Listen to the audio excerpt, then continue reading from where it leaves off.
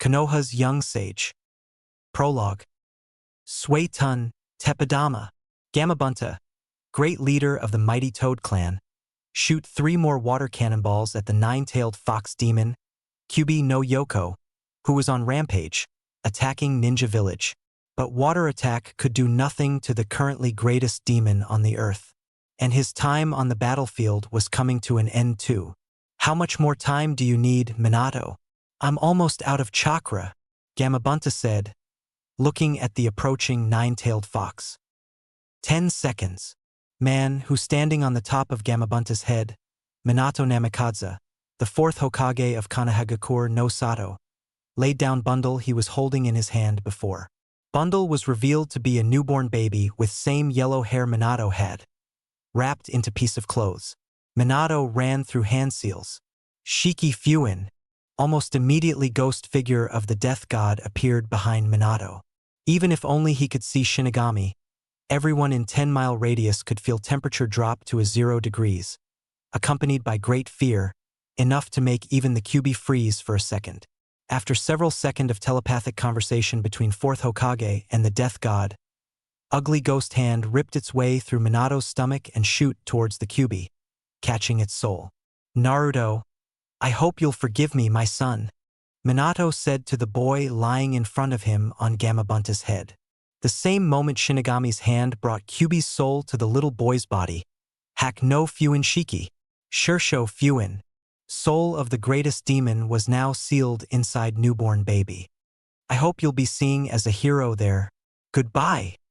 In the distance, Kyuubi's Yoki-made body disappeared. Goodbye, Minato Namikaze. It was an honor to fight alongside with you, Gamabunta said as he lowered his head. Looks like I'm done there. Then he disappeared in a giant cloud of white smoke. What the hell? Shouted Gamabunta. He was back at the Mebakuzan mountain where his clan lived. But he was not alone. Naruto was loudly crying somewhere on his head. You didn't said that we will have a guest, Buntakuin. Small-aged Toad in black cloak chuckled, but immediately went back to seriousness. Who is this little boy? His name is Naruto. Minato wished him to be Uzumaki, though I don't understand why. Fukasaku-sama, replied Toad leader. What will we do? I take it that this boy has Kyuubi no Yoko sealed inside him. Gamabunta nodded. I don't think that it would be safe for him to be at Konoha. But Fukasaku-sama, we cannot rise him, Bunta shouted. And why not? Another small ancient Toad in black cloak appeared seemingly out of nowhere. Fukasaku is right. It is not safe for him to be in Konoha right now. They might want revenge on the Kyuubi and attack or, worse, kill this little innocent tadpole. For once I agree with you, woman, Fukasaku whispered, but his wife, Shima, heard him. What did you say, old jerk? For next 10 minutes, before Naruto started crying even more loudly, Gamabunta watched 2 elders of Toad clan fighting. For years later, Shima was sitting on the stone step that led to her and Fukasaku's house, knitting while watching little Naruto playing. Ma, look what I can do, the blonde shouted, making the aged Toad look at him. When he had her attention, Naruto jumped high into the air and tried to do a backwards flip he saw Senior Toad Warrior do during their spars. Of course, young Jinchuriki lacked the skills needed to this and ended up falling into the big puddle on his back. Shima shook her head and returned to knitting as she watched him get up. I can do that. You'll see, the little blonde exclaimed. Pa! Tell her that I can do that, he asked Fukasaku, who walked into the yard Naruto and Shima were in. Tell Ma what? The Toad elder asked back, making the boy let out an angry cry from this unfairness. Anyway, Naruto-chan, I have to ask you something. This got Naruto's attention. What do you want to ask me, Pa? He asked Fukasaku. Naruto-chan, now you're old enough to start training, so I want to ask you, do you want me to train you? Toad elder saw interest in blonde's cerulean eyes. I will make you strong, Naruto-chan, I promise. Naruto jumped up and down and nodded eagerly. Of course I want, Pa, he shouted. It won't be easy though. Pa continued. I want to train. I want to be strong, the little blonde yelled. Very well, Fukasaku said. We will start tomorrow. I will tell you some rules now. When we will be training, or when we are around other humans. Bar Jiraiya-chan, you should call me Fukasaku-sensei. You're a good boy, Naruto-chan, and good boys should be respectful with their teachers. Naruto nodded, though not as eagerly as he did before. Okay. Fuka, esse, ku-sensei, the boy said. That will do, Naruto-chan. And the second rule, you shall do as I or your other teachers, shall you have any, instruct you. The little Jinchuriki nodded again. Then Fukasaku looked at his wife. When we will have lunch? Shima stopped knitting and looked up at her husband. You again lost the count of time, you old toad. Your lunch is on the table, where it was for the last 2 hours. She replied in an annoyed tone. Fukasaku nodded and jumped towards his food into the house. 7 more years later. Good morning, Naruto-chan. Fukasaku greeted his apprentice. Naruto was now 11 years old. Harsh trainings with toads he'd undergone since he was 4 made him well-built for his age. The boy wore dark khaki ninja-style pants, same color jacket. He had bandages on his wrists and several seals for weapons on hands. Good morning, Fukasaku-sensei. What will be today's lesson? I thought that time for you to come to your real home came. Naruto had puzzled expression on his face. He thought that Mebakuzen was his home for his entire life, even if he knew that his parents were Leaf Shinobi. So the following week Gamabunta will teach you everything about Kanahagakure no Sato. Hi, Fukasaku-sensei. I'll find him right now. Good. Naruto made step towards Toad Clan leader's place, but Fukasaku spoke again. Naruto, once Bunta finishes, come here. I'll accompany you to your birthplace. 8 more days later. Are you ready, Naruto-chan? Fukasaku asked, checking boy's storage seals with his belongings. As usual, Fukasaku-sensei, replied blonde boy. Let's go. As usual, Naruto was full of energy. Then get ready, we are leaving now. Fukasaku made a few hand seals and Naruto instantly felt like something of incredible power pulled him out of his place. Next second this weird feeling left him and he found himself in a cloud of white smoke. Not knowing exactly where he was, he slipped into his taijutsu battle stance. Konoha's Young Sage. Chapter 1. Konoha and Genin Exams. It was early morning in Kanahagakure no Sato, peaceful as it was for more than a decade. Yet one man was currently in the fight with every ninja's worst enemy. Yes, Sarutobi Hiruzen, 3rd Hokage, was doing paperwork. And it looked like aged Hokage was losing in the battle with those damn papers, as piles of them seemed only to grow thicker with every second passed. Suddenly he felt chakra spike near Village Hall building, the same building he was in right now. I thought that they would arrive later, but on a good side of things, I'll have extra break from this damn paperwork. White smoke from whatever dimensional jutsu Fukasaku used cleared, and Naruto found himself in the center of Big Shinobi Village, standing right in front of Hokage office building. Naruto-chan, are you going to stand there all day? Being brought back to reality, boy ran to catch up with his Toad sensei, and the duo entered the building. It seemed that Hokage was already waiting for them. As they reached Sarutobi's office without any need to wait, after knocking on the door, Fukasaku entered with Naruto following closely behind him. Good morning, Sachirobi Dano. Good morning, Fukasaku-sama, replied Hokage. I take it that the boy with you is Naruto? Both Toad and boy in question nodded. Yes, he is Naruto Uzumaki, the Toad elder said to Hokage. Good morning to you, Naruto-kun.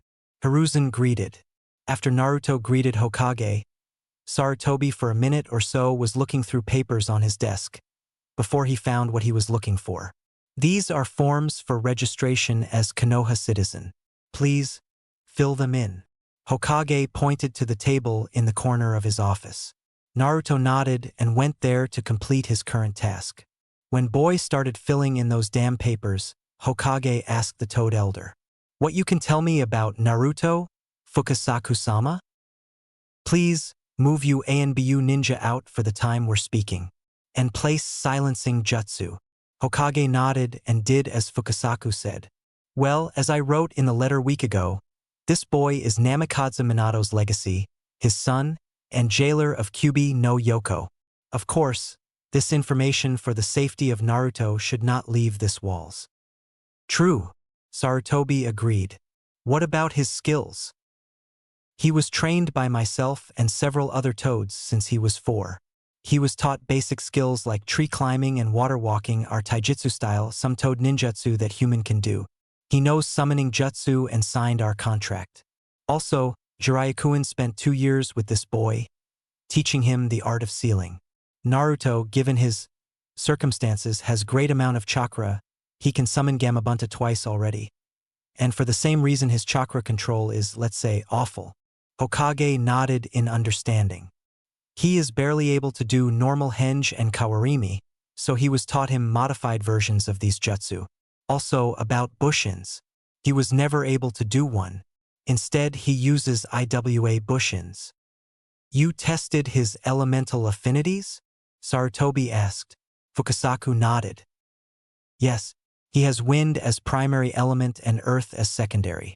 And if he uses that power, he will also have fire and maybe lava. Interesting. Has he ever used Kyubi's power before? Kyubi's Yoki gives him great regeneration and healing abilities, but I've never felt Demon's powers being used for anything else. This boy has incredible stamina, and I think that this also has something to do with Kyubi. Sarutobi nodded again, as he agreed with the Toad Elder. 1 year ago we started his sage training. Already? Hokage asked a bit more louder that he should have had. Something wrong? Naruto asked from the corner where he was filling in his forms. No, everything is all right. Sarutobi turned back to Fukasaku.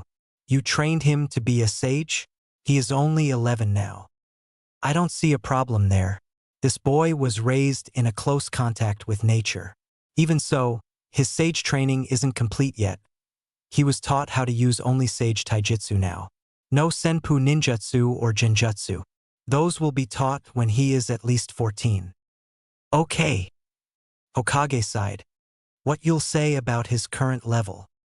He is strong enough to defeat a strong jounin in a match of brute force, and he often does unpredictable moves, but he's very straightforward and lacks actual battle experience. Spars are only spars after all, so I'll say that he is on average to high chunin level now. And does he know about his heritage?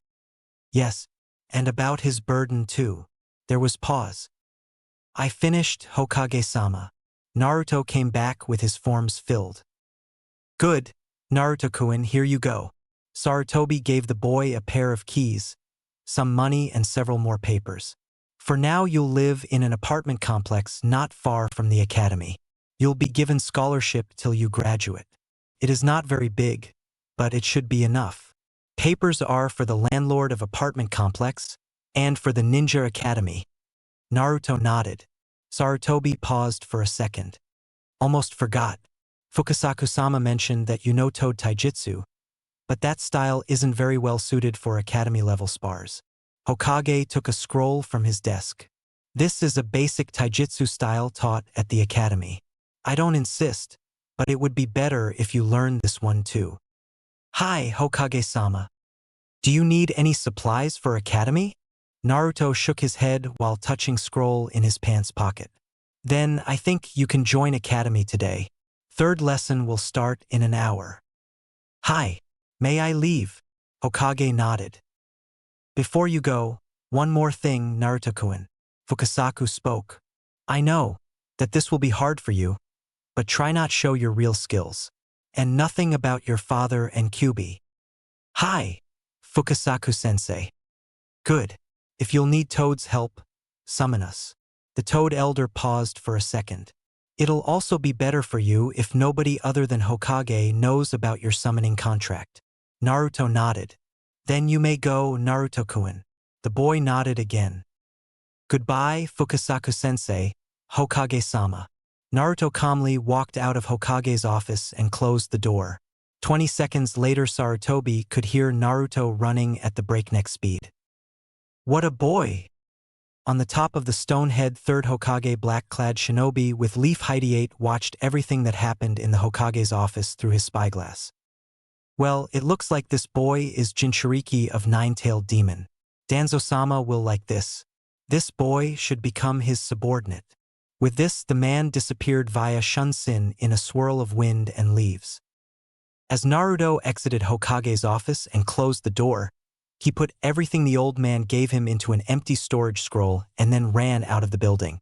The streets of Konoha were now pretty crowded, so running towards the academy was hard, but remembering his sensei's words, Naruto never jumped to the roofs.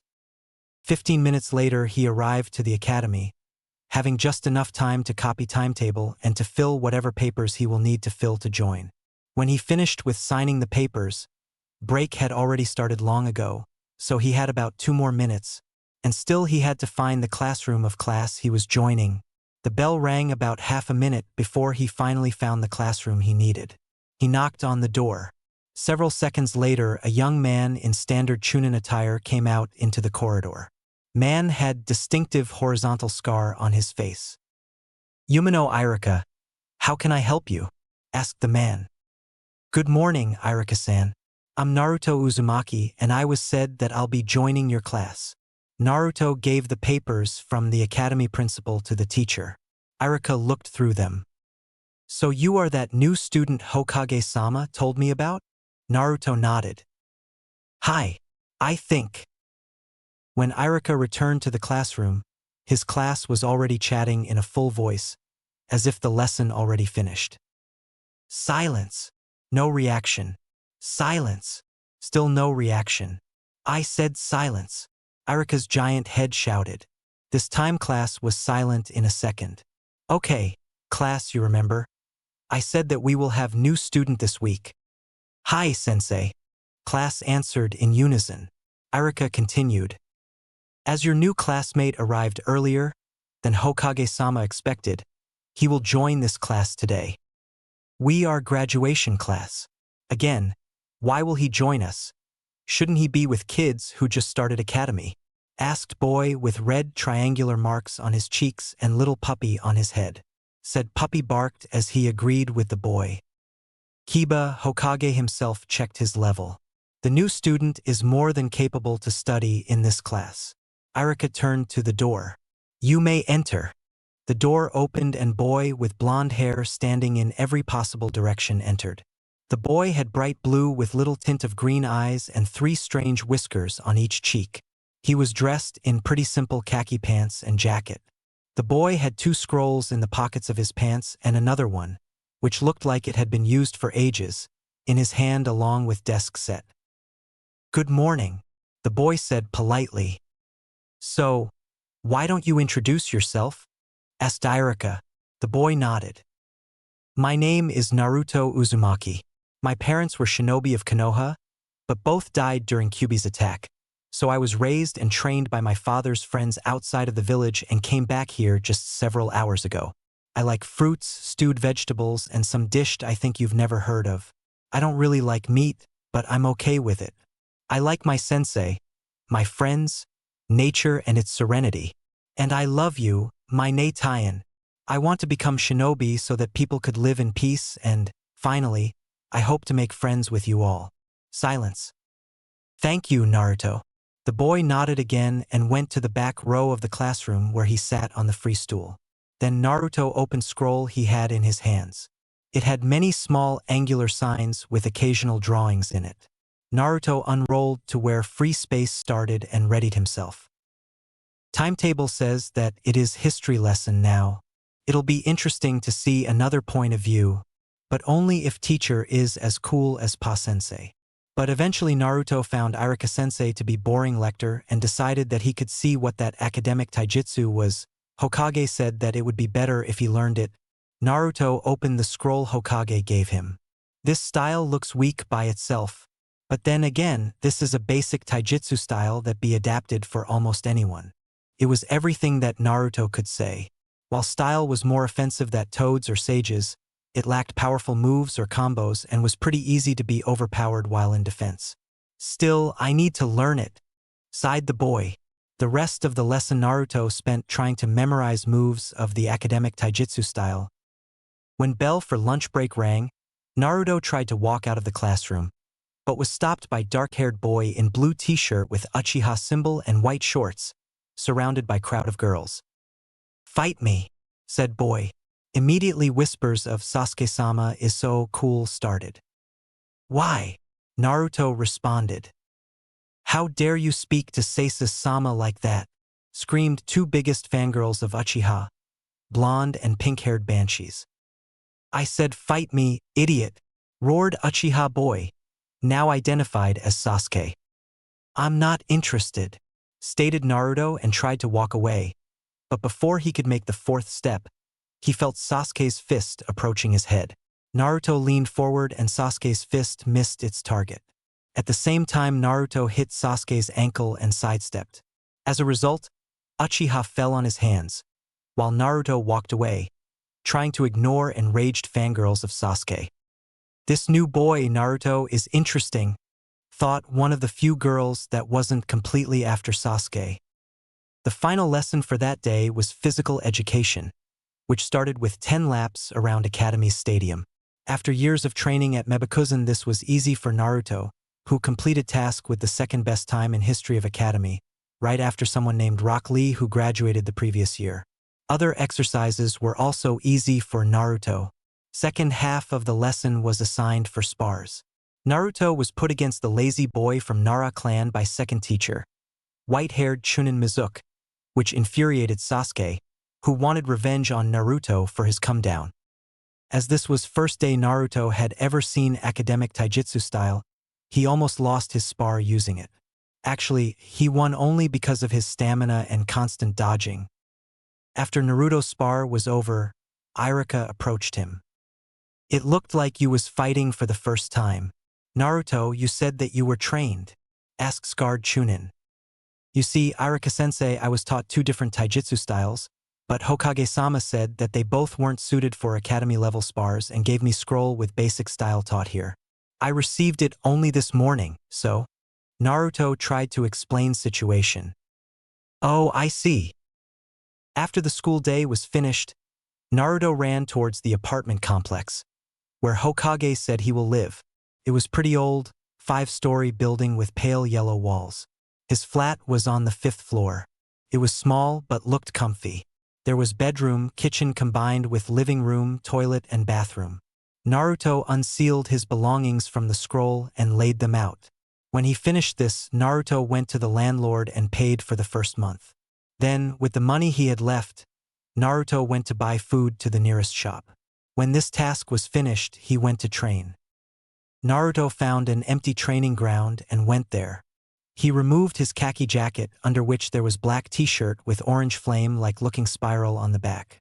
Naruto laid his jacket on the grass and concentrated. After 5 seconds, dark red outlining appeared around his eyes.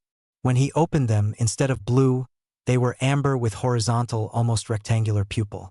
Naruto immediately felt 3 people watching him from different spots on this training ground. "Shit, they mustn't know about my sage mode yet." Closing his eyes again, boy let natural energy off his body. Outlining around his eyes disappeared and his eyes under closed eyelids turned back to normal. "I need to improve my sage taijutsu, but obviously I can't do that now. Ninjutsu are also out of question. All of them I know are not for academy students. Oh, I still need to learn academic taijutsu style." Sasuke watched Naruto learning academic taijutsu from his hiding spot. That boy could defeat him in taijutsu this morning, but during spar at the academy he looked like he didn't know any moves and now he was learning academic taijutsu style. That was interesting. From another spot, white-eyed girl from Hyuga clan was watching Naruto with her Byakugan active. At the beginning, Naruto gathered great amount of energy from outside world, which intrigued Hinata greatly, but then he suddenly released it as if he sensed her and didn't want her to know what that could do. "You are very interesting, Naruto." Lastly, one of Danzu's subordinates was spying on Naruto's training. This boy could sense me or those two children from 300 meters with those weird eyes. Impressive. This boy will definitely be good warrior under Danzasama's tutelage. With this man shined away. The second day held nothing interesting for Naruto. There were only 4 lectures. So the blonde boy continued reading the scroll about academic taijutsu. When torturing lectures finished, Naruto went to his home, grabbed lunch, and ran to distant training ground. He returned to his apartment only after sunset, and after quick shower and dinner, he went to sleep. The next day started interesting. People in the streets looked at him with suspicions, sometimes nodding or shaking their heads. Naruto sent some chakra to his ears for enchanted hearing. Well, he didn't like the results he got. I heard that this boy is demon. That guy from the bar said that he is Kyuubi reincarnated. He looks suspicious with those whisker marks, like he is a fox disguised. Well, Naruto decided that he will tell Hokage-sama about it after the school is finished. The first lesson was range practice with Iruka-sensei, who seemed to be oblivious to the rumors. Naruto had 4th score with shurikens and 6th with kunais in the class. Not brilliant, but he really didn't need more. The second lesson was ninjutsu with that white-haired Chunin Mizuki. And it was review test on Bushin Jutsu. Sasuke Uchiha. Mizuki called. Sasuke, cheered by his fangirls, created 5 clones without any problems. Earning more of Sasuke-sama is so cool. Squeaks. Okay. Chunin waited a bit. And, finally, Uzumaki Naruto. Ano-sensei, I can't use this jutsu. Can I use another type of Bushin? Naruto asked. I heard that this boy is Kyuubi reincarnated. Definitely such monster as him must die. But he can be useful for me until that. Mizuki thought. No. You failed. Whole class, well, except for sleeping Shikamaru and stoic Aburame Shino, laughed. Idiot! Yelled pink-haired Banshee. Sasuke-sama is the best, you loser. The next 2 lessons again were lectures with Iruka-sensei. But they were about first aid, something that Naruto didn't know very well, because when Jiraiya was away, he was the only human at Mebukuzan, and toads hadn't have much information about humans' medicine. After the lessons for today finished, Naruto immediately ran towards the Hokage Tower. It seemed that in past few hours citizens' attitude towards him became worse, as he was forced to dodge stones, bottles or cans, thrown at him several times. And almost everyone was speaking about him being Kyuubi reborn. Deciding not to risk encounter with Chunins at the reception downstairs, Naruto just ran past them, then upstairs until he was in front of the doors of Old Man's office. Boy knocked on the door and waited for any response. After 10 or so seconds it came. Come in. Naruto entered the Hokage's office and bowed slightly. Good afternoon, Hokage-sama. I take it that you have something important to tell me, Naruto-kun. After watching the boy for several seconds, aged Hokage stated. There is rumor spread in the village about me being Kyuubi no Yoko. I was already attacked by some villagers. Naruto reported. Well, 3 of civilian councilmen already came to me this morning demand for the execution for you. Public one, no less. Blonde boy felt like he was going to die right there. Let's say that they got less than nothing. Hokage continued. Don't be afraid. I can handle them, and I know that those rumors were anything but truth. But many villagers are stupid enough to honestly believe in this lie. Naruto sighed. What shall I do then? That will definitely be very hard. But you should ignore them, or they may just gain proof. Naruto nodded. But I'll have 2 ANBU units watching over you, just in case. Hi, Hokage-sama. And one more thing. What is it, Naruto? One of my instructors at Academy, Mizuki, acts suspiciously, like he is planning something bad. I don't know. Naruto tried to explain situation with Mizuki, but felt like he failed. He was completely loyal to Konoha before, and I have doubts that he may be planning something against village. But if he continues acting strangely, you are free to report to me, Naruto-kun. The boy once again nodded. Hi. Next 34 weeks almost eventless. Well, Naruto needed to evade villagers' attacks for finishing Yandame's work on a daily basis, and assigned A and BU weren't too much help there. At the academy, Naruto was somewhere near the bottom. He was pretty good at target practice, but with his still awful academic-style taijutsu, non-existent genjutsu casting abilities, that was of no help. And while he had his stone clones and modified henge and kawarimi, Mizuki never let him pass any test. At the theoretical part of studies things weren't much better, but mainly because Naruto never pushed himself there too hard. Irika-sensei was cold with him for the first month, but then it changed for the better, even if the scarred Chunin was often infuriated by Naruto, who wasn't listening to him. During these weeks, Hokage had a lot of to do to protect Naruto from either civilian and even some shinobi councilman who tried to execute Boy just for the fact that he was alive, or from Danzo, who tried to take Boy under his wing and create a powerful war machine for himself only. It was hard, but Sarutobi every time said to those fools that Naruto will live, and he will live like a normal ninja. So, both Irika-sensei and Hokage became something like family figures for the blonde. Although on public he still used respectful suffixes with their names, in private, yeah, they were Iraken-ai-san and Hokage-jiji. Also, there were two people from Ichiraku Ramen, whom Naruto too considered as his family. Tuchi and his daughter Ayam were almost the only people who were always nice with him and never overcharged him. Yeah, they also were a part of his surrogate family. Irika made himself a cup of tea when he heard somebody knocking on his door. Sighing, Chunin went there, leaving his cup standing on the table. When Irika left kitchen, Single Shadow slipped through vent light into his apartment, poured some medical powder into the cup, and went away through same vent light he entered before scarred Chunin returned back to kitchen. Okay, everyone, Irika-san is unwell today, so me and Becca-san will be your examiners, Mizuki said. First part of your exam is written test. Get ready. Naruto was the last one who got his test papers, and he found out that his questions were ridiculously hard. Some required Chunin or even Jounin level of knowledge, others were just impossible to know for ordinary shinobi or academy student. But then Naruto noticed that there was small breeze over his paper. Looks like they are trying to fail me with genjutsu. Even if he wasn't able to cast any illusions or was awful with detection without his Neitaian's help, Naruto could dispel them quiet efficiently. Kai! Naruto sent a pulse of chakra, and true to his theory about genjutsu, his paper changed and questions there become normal.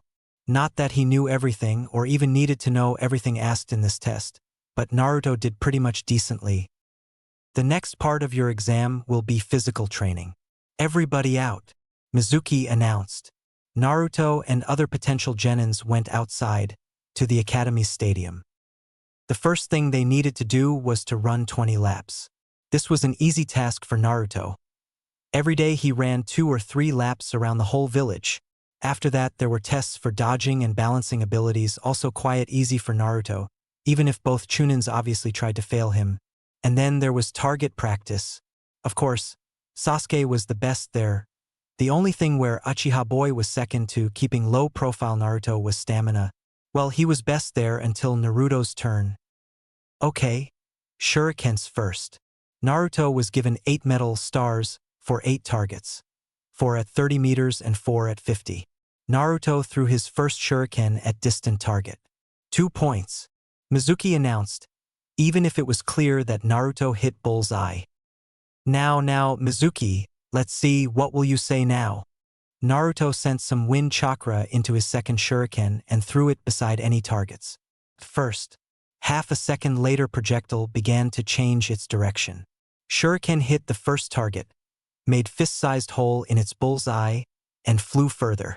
The second target also gained hole in it, giving Naruto 9 more points, before shuriken finally stopped. In the wall behind targets. Now even Mizuki could deny Naruto's points from this test. With the kunai-throwing blonde boy also used same strategy with wind chakra. After the lunch there was taijutsu part of exam. All that was needed to hold your ground against either of Chunins for 1 minute. There Naruto decided to go with defensive moves of Toad style. While Beku was stronger and more experienced, Naruto's defense was a tough thing for him even with first gates opened. Mizuki had stopwatch and tried to fail Naruto by giving other Chunin more time. But after 3 minutes it was obvious that 1 minute time limit passed, and the white-haired Chunin was forced to pass Naruto there. Next were Genjutsu and Ninjutsu parts of exam. It was simple. First you needed to detect and dispel Genjutsu. Then you needed to demonstrate 3 basic ninjutsu: Henge, Kawarimi, and Clone. Those who passed this part of exam were given their Hideatesh and declared passed. After 2 or so hours, it was finally Naruto's turn. So Naruto Genjutsu first. Try to find and dispel it. Mizuki said. Let's see how you deal with this one, demon. Naruto turned around and tried to see any sign of illusion in the room. He found none with his eyes. You have 30 seconds left. Shit. Naruto closed his eyes and reached for his Sage mode, not activating it. Now he could feel chakra cover placed over whole room, but mostly over the clock. Got it.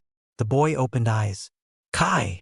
But instead of illusion disappearing from the clock, the whole room disappeared and Naruto found himself in the middle of the hell, standing right in front of giant red-furred fox with 9 tails. The fox opened its mouth and tried to swallow the blonde boy in front of it.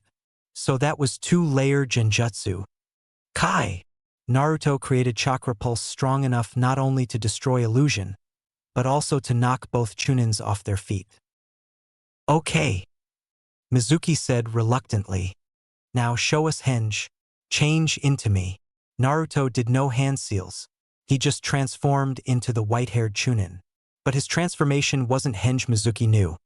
Instead of clouds of white smoke, it looked like fast-moving blue ring of chakra, reshaping boy. What was that? It wasn't Henge. The white-haired Chunin almost yelled. Why? This is Henge, just modified version which requires more chakra to create. Naruto answered. Never heard of anything like this. Where did you learn that? Beku asked. My sensei created it for me. And who was your sensei? Mizuki asked. Naruto remained quiet. Okay, Kawarimi next. Change with that chair. The Chunin pointed to the chair across the room. Naruto again did no hand seals, but performed jutsu flawlessly. If you don't count that, it again looked not completely like normal Kawarimi. And now back. Naruto again performed jutsu without any problems. And, finally, create as many clones as you can. Naruto began his hand seals for stone clone jutsu, but Mizuki stopped him. I need only simple clones. Nothing else. Sorry, but I can't do that jutsu, Naruto said. What a pity. If you could, you would pass. But as you can't, you fail. Naruto lowered his head and walked out of room. What do you think about Naruto? The Hokage asked 9 jounins in his office that were watching the exam through the crystal ball. He failed like duh. One of the jounins started, but caught Sarutobi's look that promised him a lot of pain if he finished that sentence. Naruto is much stronger than he lets on. Not looking away from his precious orange book, said silver-haired jounin known as Hatake Kakashi. This boy has a lot of potential. I think that you should pass him, Hokage-sama. But why? Another jounin asked. He couldn't even do clone. It's E-rank jutsu. How someone that weak could become shinobi of Konoha? Naruto has incredible amount of chakra. That is the reason he can't do simple jutsus. But if you saw, he was about to do B-ranked Earth-style cloning jutsu when he was stopped. The Hokage said, physical clones made of stone are much better than simple illusions. Naruto was sitting on the branch of tree near the academy building. He knew that Mizuki would do anything to fail him. True, this wasn't the reason for his current bad mood. Those fangirls of Uchiha, that was the reason. Now Naruto needed to do something to become genin. Hey Naruto. Boy looked down and saw Mizuki. I know that you are angry with me for failing you, but in rules it is said that you must perform clone jutsu and nothing else. Naruto thought that this could be his chance. But there is still one thing you can do to pass this exam. Yes. What is it? What I must do? Blonde boy asked. It is simple. You need to steal the forbidden scroll from the Hokage Tower. This is the test for your steal's abilities and on-spot thinking. Are you in? The white-haired Chunin said. So you've decided to make your move, Mizuki? Naruto thought, yes. Good. Then meet me in 4 hours in the forest near 5th Training Ground. Hi! Naruto leaped off the tree and ran towards the Hokage Tower. Now all I have to do is to wait for the scroll and then kill you, demon. Mizuki disappeared via Shunshin. Naruto entered the Hokage Tower and went straight to Sarutobi's office.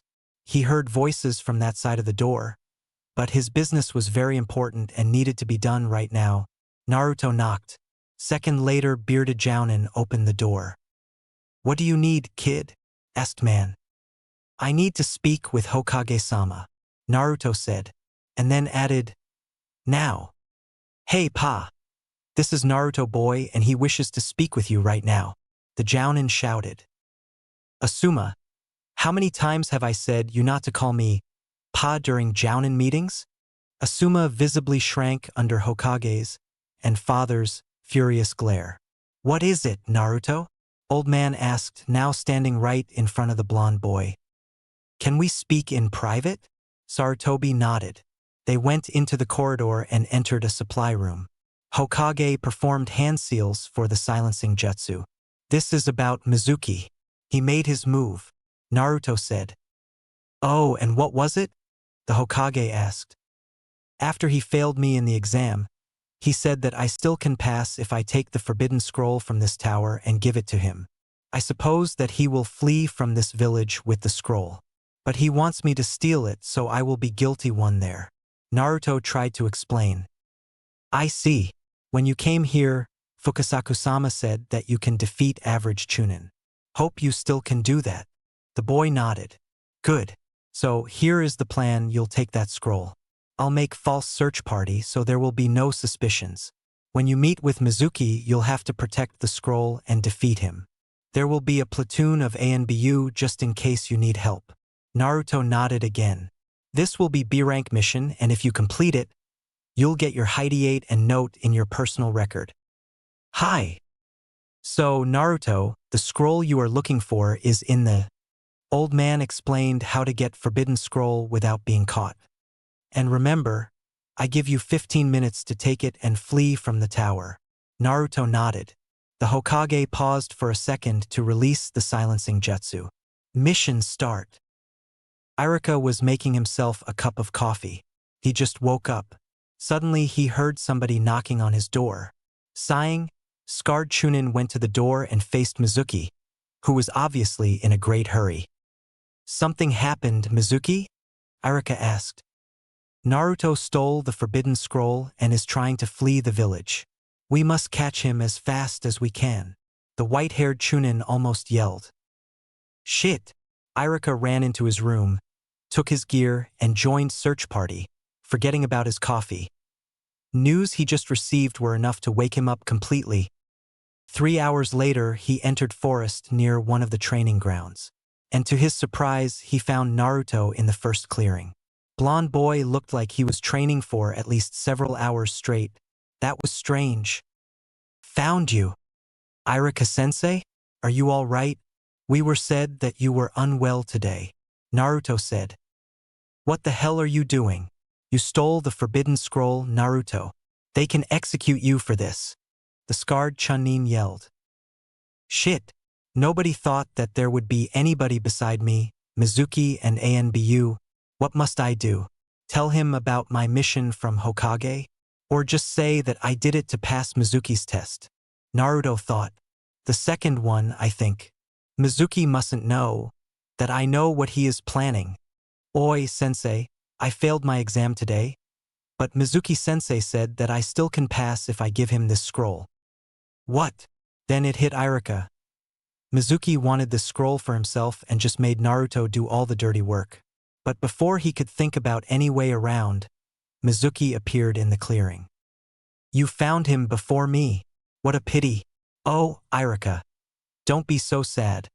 You'll be buried as a hero who tried to prevent the demon from fleeing the village with the valuable scroll. Mizuki laughed. Naruto, you brat, you know why everybody hates you. You are demon. You are the QB. Now, die, demon brat.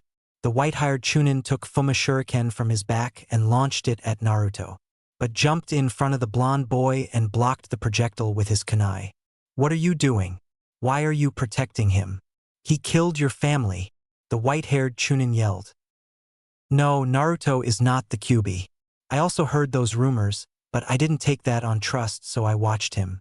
Naruto may be loud and not the best student, hell, he may be infuriating sometimes, but he is nothing like Demon. He has no hatred. He is just orphan child with a great burden to carry. Iruka replied, and as a teacher, I must protect my students with everything I have. So much the worse for you. Mizuki threw the second big shuriken and Iruka couldn't block it. He waited for pain to come, but the only thing he felt was how he hit the ground with his right side. Scarred Chunin looked up and saw Naruto where he himself was a moment ago with Fuma shuriken in the middle of his chest.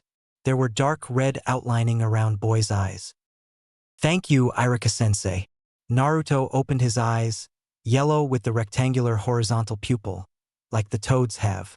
He took shuriken out of his body and dropped it on the ground. Mizuki team, you tried to kill my precious person. You'll pay for that. Like idiot like you can do anything to me. Demon scum.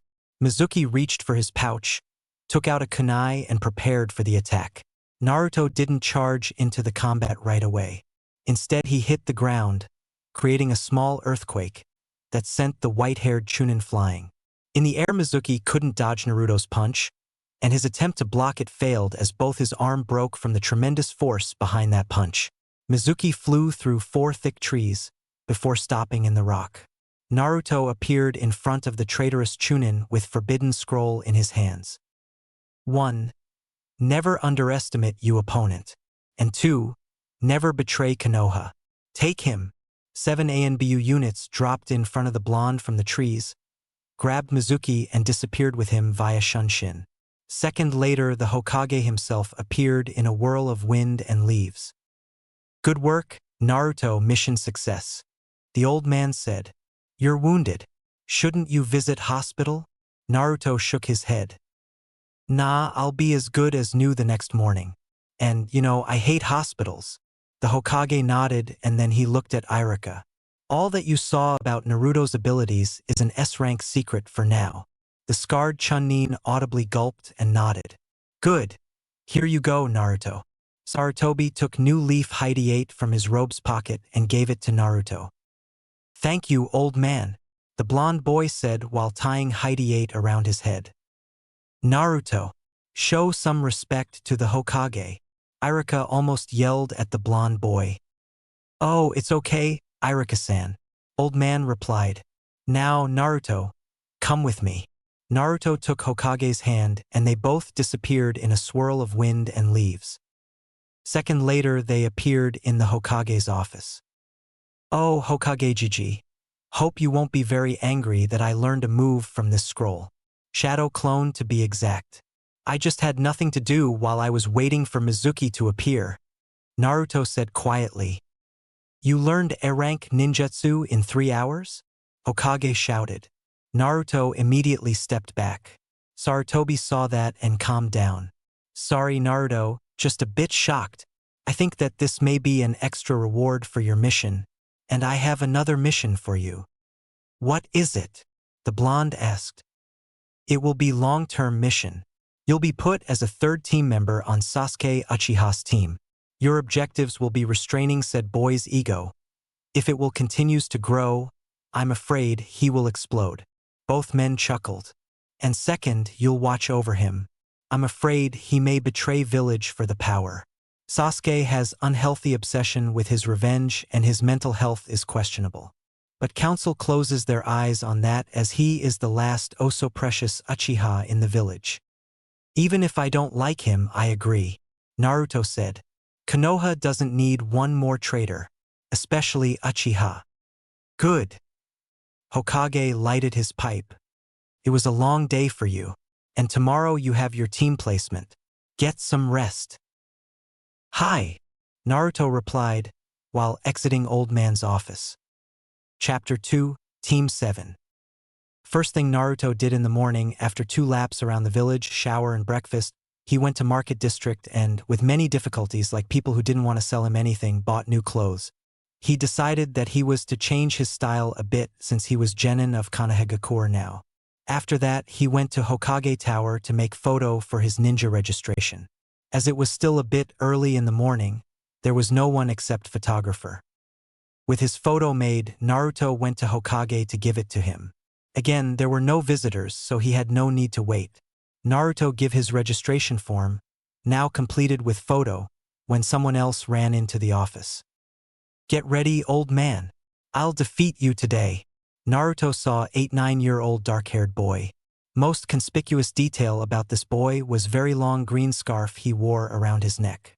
Boy tried to attack Hokage, but tripped over his own scarf and fell on the floor face first. Naruto snatched him by his collar and lifted him into the air. "You! Put me down. You know who I am," boy shouted. "I don't care who you are. You tried to attack Hokage," Naruto stated. "I'm Hokage's grandson. Put me down." Naruto looked at Sarutobi. Aged man nodded.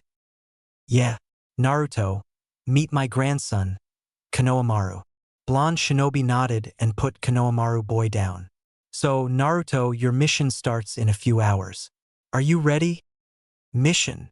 Konohamaru asked. Boy looked at his grandfather's table and saw Naruto's papers. "He is just giving you ninja registration form." "True, but he already completed B-rank mission. Naruto is much stronger than everybody thinks," Hokage said. "Here you are, honorable grandson. You again tried to attack Hokage-sama?" Panting Jounin in dark glasses entered office. Man shot glare of hatred towards Naruto, who decided that this was his time to disappear. Naruto was walking towards Academy, and somebody was following him using awful camouflage. Parallelepipedal stone, made from old cardboard. Deciding that he had enough, Naruto stopped and in a single movement of his foot sent stone, flying leaving camouflageless Konohamaru on the ground. "What do you want from me?" he asked younger boy. "Grandpa said you are strong. Teach me something cool," Konohamaru asked. "Well, why do you want to defeat old man and take his place?" Naruto asked in response. "Everybody sees me as honorable grandson, but I want them to see me for who I am, not who I'm related to," younger boy almost shouted. That is a good reason. But are you ready to be Hokage?" Konohamaru looked at Naruto, not understanding what older boy meant. "I mean, Hokage must be strong, 'cause he needs this strength to protect everyone in the village. He is responsible for everyone, and if he makes mistake, people may be hurt or killed, and Hokage would be the reason. If you aren't ready to be responsible for everyone there, you shouldn't be Hokage." Konohamaru thought about tea and became a bit sad. "But as I said, your reason for power is good enough, so I'll teach you something." Younger boy's face lit up. They turned from the street and entered park and found secluded clearing. "Here we are. I'll teach you modified henge. It doesn't create smoke clouds and is a bit more stable than usual, but requires more chakra. This will be D-rank jutsu, not E, like normal. Ah! In this version you can make minor changes without doing jutsu over." Naruto did hand signs slowly enough and blue ring rose from his feet, changing him into perfect replica of Hokage. When you do this jutsu, you need to have clear picture of whom or what you want to transform into, just like it is normal henge. Konohamaru nodded and did hand signs Naruto showed him. First attempt, of course, could be counted as a failure. Hokage's grandson looked like something, only distantly resembling human. Hour and 15 minutes later, Konohamaru was finally able to do modified henge normally. Naruto looked at son and suddenly remembered something. "Sorry, but need to hurry. I have team placement in 10 minutes. Naruto ran from the park. When he entered village streets, he immediately jumped to the roof and ran there to reach Academy faster. Naruto entered Academy when he had only 2 minutes left. He entered classroom and took his usual place, when he was greeted by Sakura. "Why you came here, idiot? Only those who passed exams can be here," pink-haired Banshee yelled. Naruto checked if he was deaf now. When he was sure he wasn't, he answered, "If you stop bitching and take better look at me, you'll find the reason," Naruto said, pointing to Hyde on his head. "Where did you, loser, steal that?" Blonde boy put his hands on his ass, so Sakura's screams weren't hurting them. "You should go to its owner now and give it back." "Silence," Iruka yelled, saving Naruto from further torture. "Thank you. We are here today for your team placement." But what is Naruto doing here? He stole somebody's Hyde. There's no stopping for Sakura. Sakura. Hokage personally passed Naruto, so if you question his decision, ask him. If there are no more questions, let's start. Iruka-sensei read list of teams along with their future sensei. Team 7, Sasuke Uchiha. Silent HN was heard from Sasuke. Haruno Sakura. Pink-haired girl yelled, "Yes, take that, Ino pig." Naruto had to use all his will not to yell "No." Sakura, be quiet. Last member of Team 7 will be Uzumaki Naruto. This time Sakura yelled, "No." Your sensei will be Hatake Kakashi. Team 8. Naruto wasn't listening to Iruka-sensei anymore. He took his scroll with jutsu and began reading. 2.5 hours later, only Team 7 was there in the classroom. All other teams already met their senseis.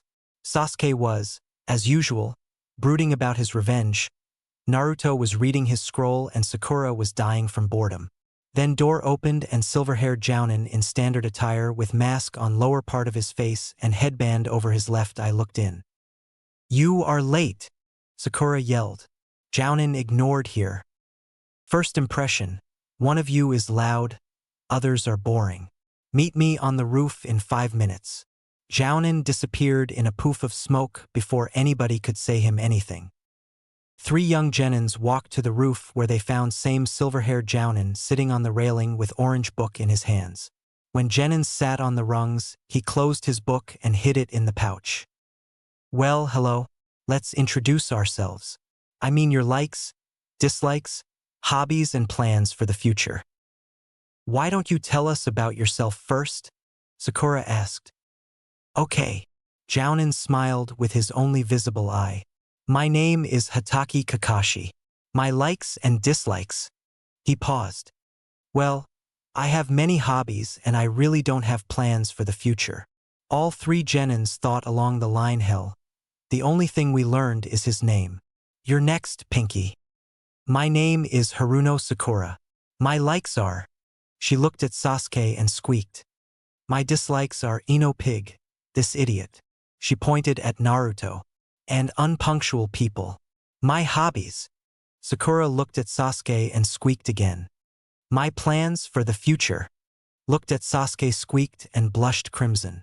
Uchiha boy shivered. "Fangirl," Kakashi thought. "Blonde, you are next." "My name is Uzumaki Naruto. My likes are nature and its serenity, my senseis, my friend and precious people. I like training and tasty food. And love you, Natayan. My dislikes are traitors, those who hate others without knowing them or a good reason to do so. My plans for the future, I don't really know yet, but I want peace for everyone. Or at least for as many people as possible." Kakashi nodded.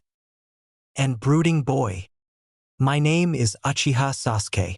I have few likes and many dislikes. I don't have hobbies. My plans for the future, no, ambition is to kill certain man and revive my clan." Uchiha boy ignored Sasuke-sama is so cool from Sakura. "Avenger, his fangirl and pacifist. I have interesting team this year." "Okay. For today you are free, but tomorrow at 6 o'clock at 3rd training ground you'll have your real genin test." "What? We are genins already," Sakura yelled. "No. Academy test is only to see if you're capable to be genin of Konohagakure. Your sensei, me, will decide if you'll become active duty genin. Remember, there is 66% of failure in this test. And a piece of advice for you, don't have breakfast if you don't want to puke. Bye." Kakashi disappeared in a whirl of wind and leaves. Naruto was the last one, save for Kakashi, of course, to arrive at training ground number 3. He was greeted by tummy rumblings from Sakura and Sasuke. It was 5:57 in the morning, and they waited for Kakashi. Sasuke was brooding. Sakura was thinking about the ways to go on a date with Sasuke. Naruto was reading his scroll. "Yo!" Kakashi, who had big backpack, greeted. "You are late," Naruto and Sakura shouted. "Well, it was almost 9 now." "Sorry. Black cat crossed my road, so I had to walk long way to avoid bad luck."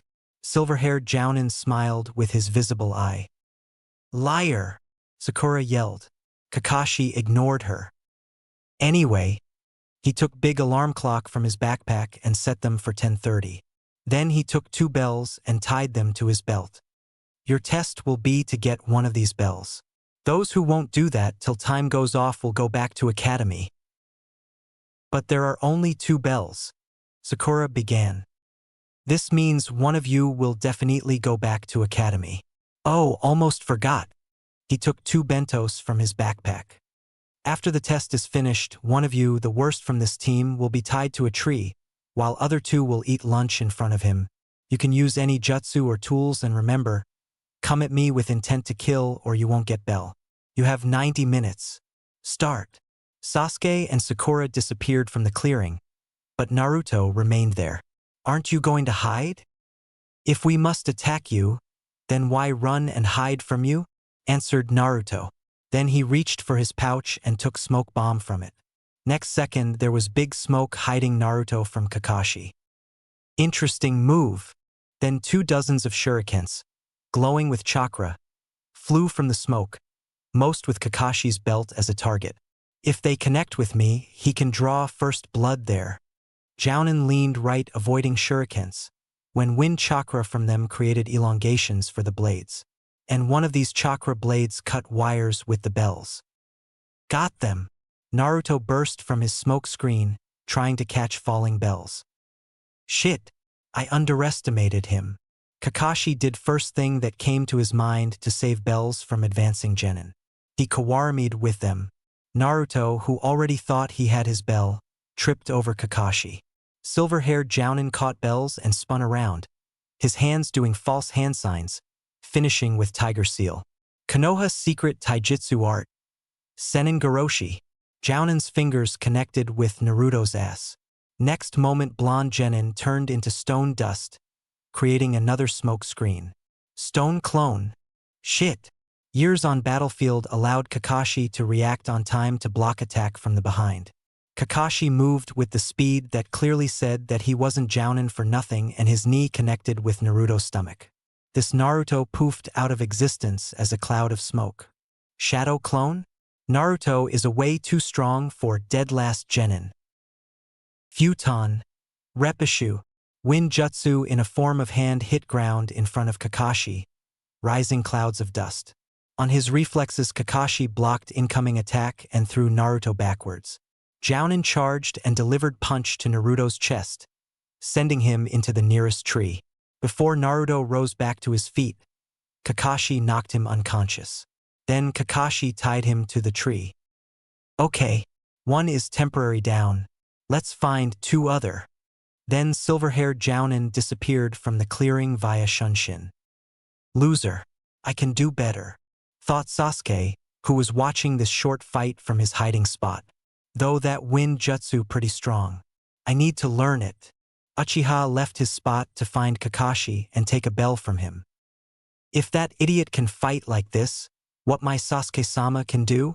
thought Sakura, who also saw Naruto fighting Kakashi. Naruto regained conscious from the loud scream that echoed through the forest on the training ground. As he was tied to the tree, he couldn't do anything himself. Without doing any hand signs, Naruto summoned Stone Clone that untied him, before returning back to the ground where it rose from. Now free, blonde genin ran towards the place from where scream came from. There he found unconscious Sakura lying in the middle of small clearing. It looked like she was knocked out with some type of genjutsu. Naruto lugged her to the trees and sent small impulse of his chakra to her to disrupt illusion. Sakura opened her eyes, saw Naruto and screamed again. She hit blonde with all her might, sending him into the tree on the opposite side of the clearing. Why did you do that? Why did you kill Sasuke-sama? She yelled, advancing to Naruto. What are you talking about? Naruto could not understand what was going on. I never saw him since this test started. Liar! Sakura continued advancing, preparing to turn Naruto into bloody pulp. Don't lie to me. You killed him so that you'll have his bell. Deciding that the best Sakura was unconscious Sakura, Naruto moved faster than she thought he could, and knocked her unconscious. 20 minutes after Naruto found Kakashi again. This time Jounin had his orange book in front of his face. Both bells were still with him. Seeing that Naruto found him, Kakashi put his book into the pouch and got ready for attack. Doton Doryuden. Naruto, after doing Hotosinks, slammed his hands to the ground and large mud-made dragon head rose. It opened mouth and began shooting mud projectiles to Kakashi, who did everything to avoid being hit, at the same time advancing towards Naruto. This time Blonde was able to block Jounin's punch, but his jutsu was disrupted and he himself flew into the tree. You know, you are too active. You need some rest. Kakashi threw something and in the next second Naruto was tied to the tree with wire. Metal wire. And lightning that started in Kakashi's free hand made Naruto nervous. If any of us can't get that damn bell on his own, then we must attack together or what? Jounin nodded. Raitun Huharu. Kakashi sent electric current through wire and knocked Naruto unconscious again. Naruto regained conscious only to her alarm clock ringing. Their time was over. He slowly walked towards the clearing they started this test from. He was the last one to enter clearing, so he wasn't killed by Sakura on spot, but still was throwing dark glares at him. Kakashi appeared in front of 3 genins in a whirl of wind and leaves. Seeing as none of you could get one of these bells, Jounin pointed to 2 bells on his belt. You all fail this test. He saw 3 genins hung their heads. But I'm in a good mood today, so you'll have another chance, but rules will be tougher. Now you'll 30 minutes to get some rest. Naruto will be tied, 'cause he was tied to the trees twice today. Kakashi smiled with his visible eye. After he tied Naruto to the tree, he gave bentos to Sasuke and Sakura. You two can eat, but don't give anything to Naruto or don't free him, or you won't another chance to get the bell. With this silver-haired Jounin disappeared via Shushin. Sasuke-sama could touch bells. Idiot could cut them from Kakashi's belt. So if they work together, they'll have bells for Sasuke-sama and me. And Idiot will go the place where he must be, Academy, Sakura thought. But if Naruto is hungry, he will be useless. If I make those 2 to distract Kakashi, I'll get both bells for myself and will be free from the deadweight.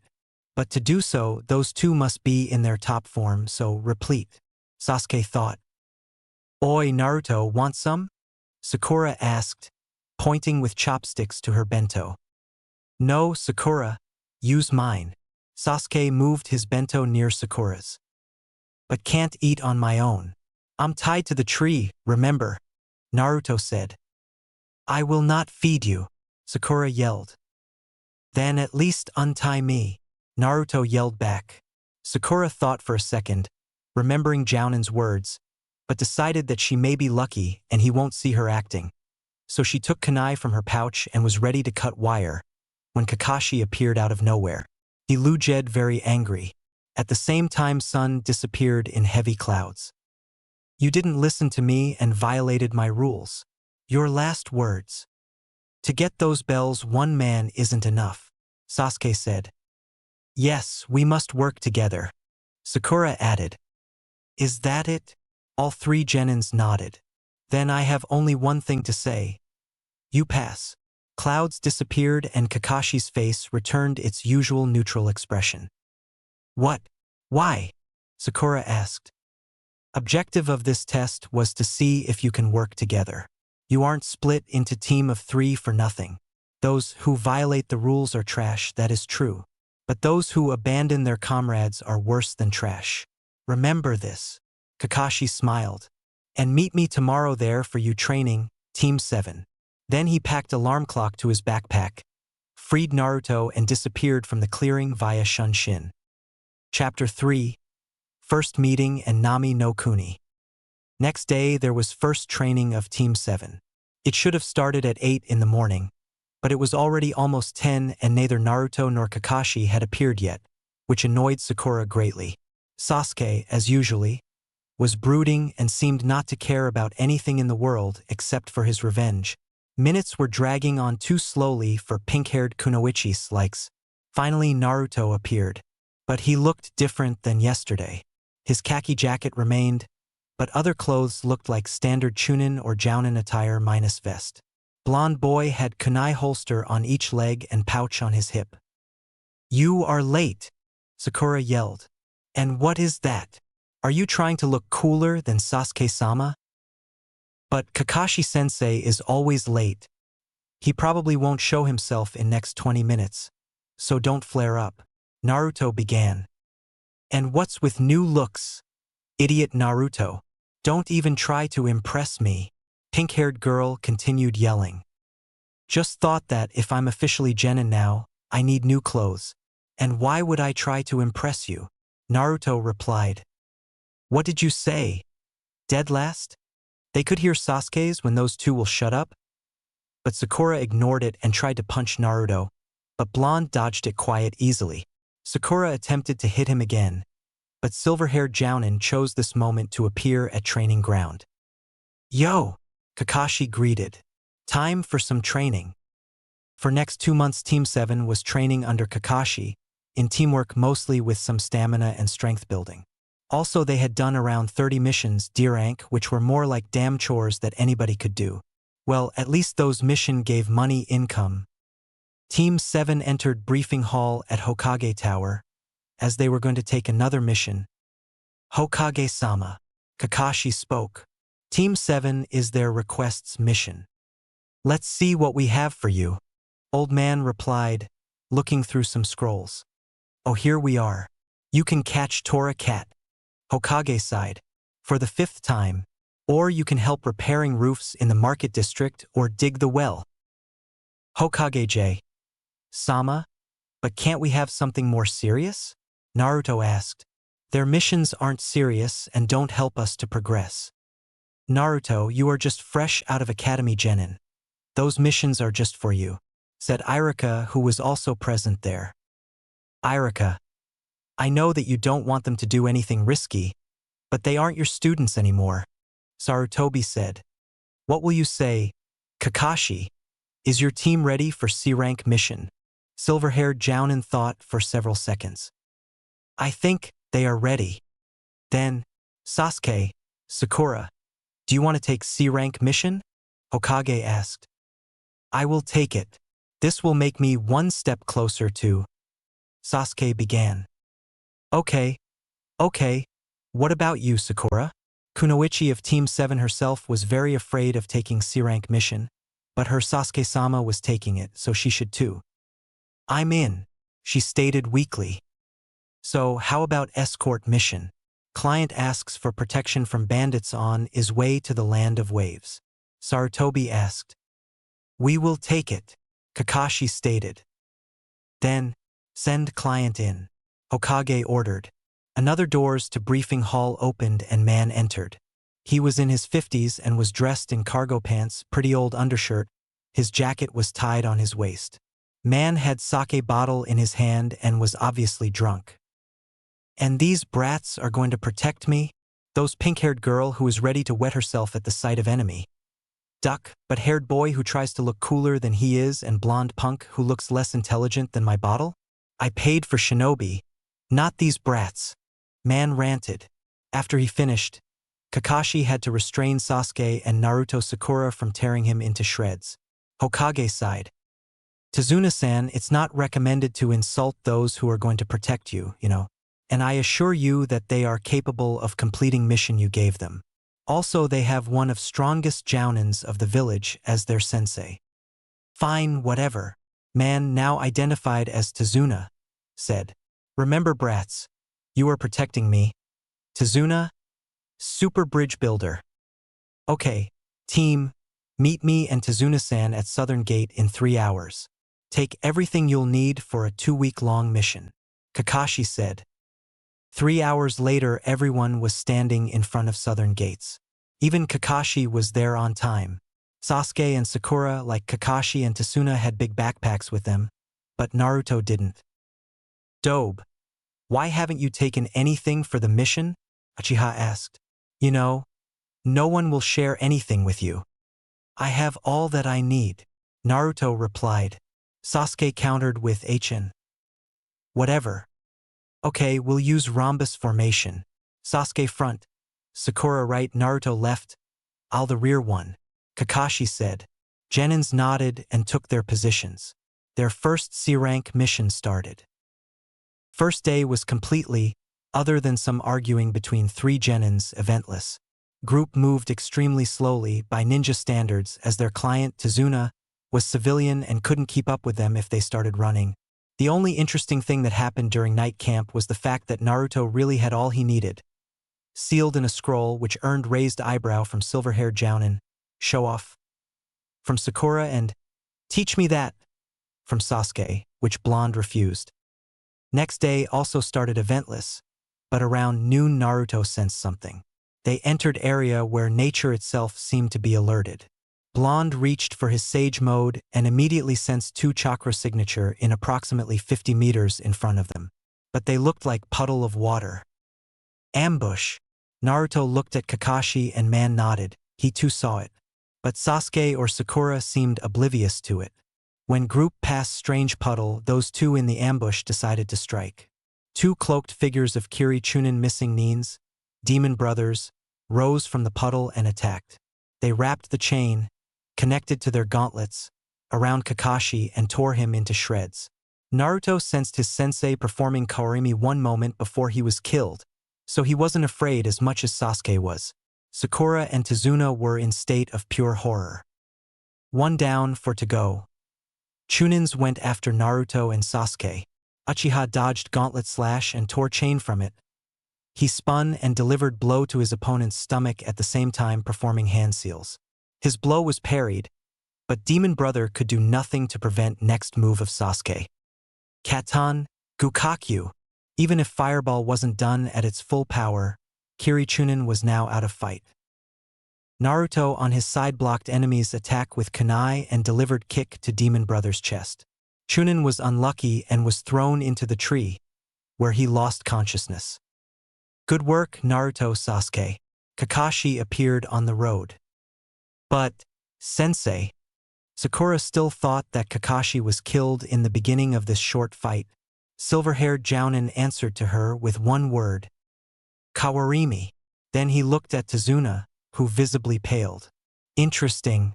Those were after you, it seems, care to explain. Bridge Builder paled even more, but explained situation. Wave Country was very poor because of Gato's monopoly, and Great Bridge Tazuna was building was the only chance to save country. But Gato hired thugs, samurai, and even missing means to stop Tazua from completing the bridge.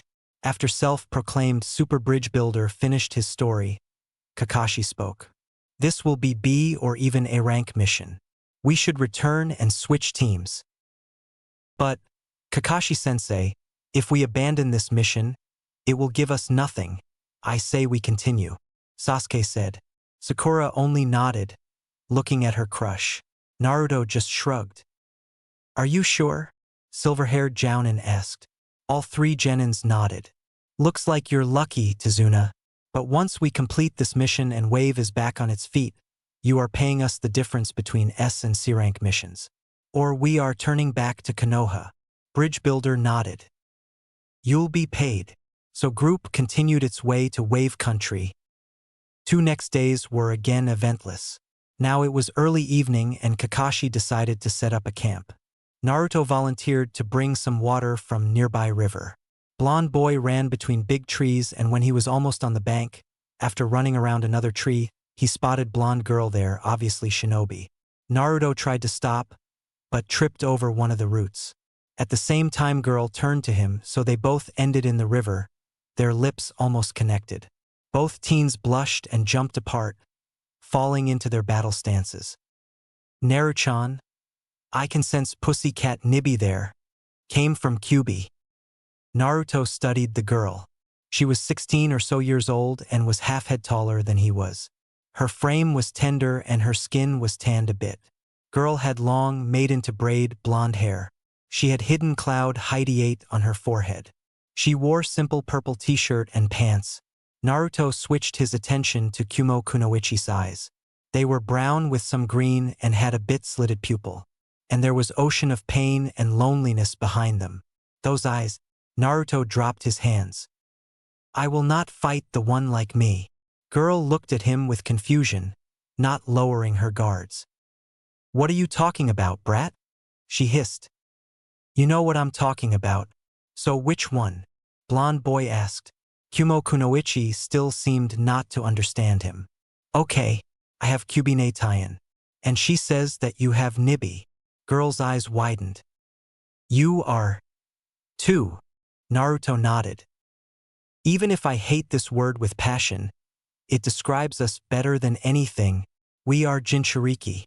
Kumo Kunoichi forgot that second ago she was ready to kill this boy and came close to him, touching his cheek with her fingers like not believing that he was real. Still, you seem to be a bit different. Maybe. I spent only last year with humans.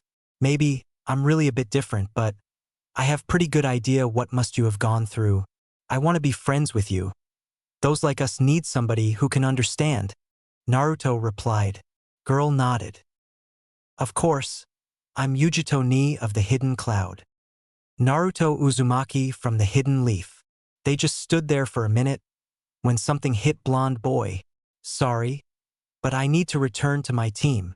Yujito nodded and leaped away. Goodbye, Naruto, she said before disappearing in the forest. Bye, Naruto replied.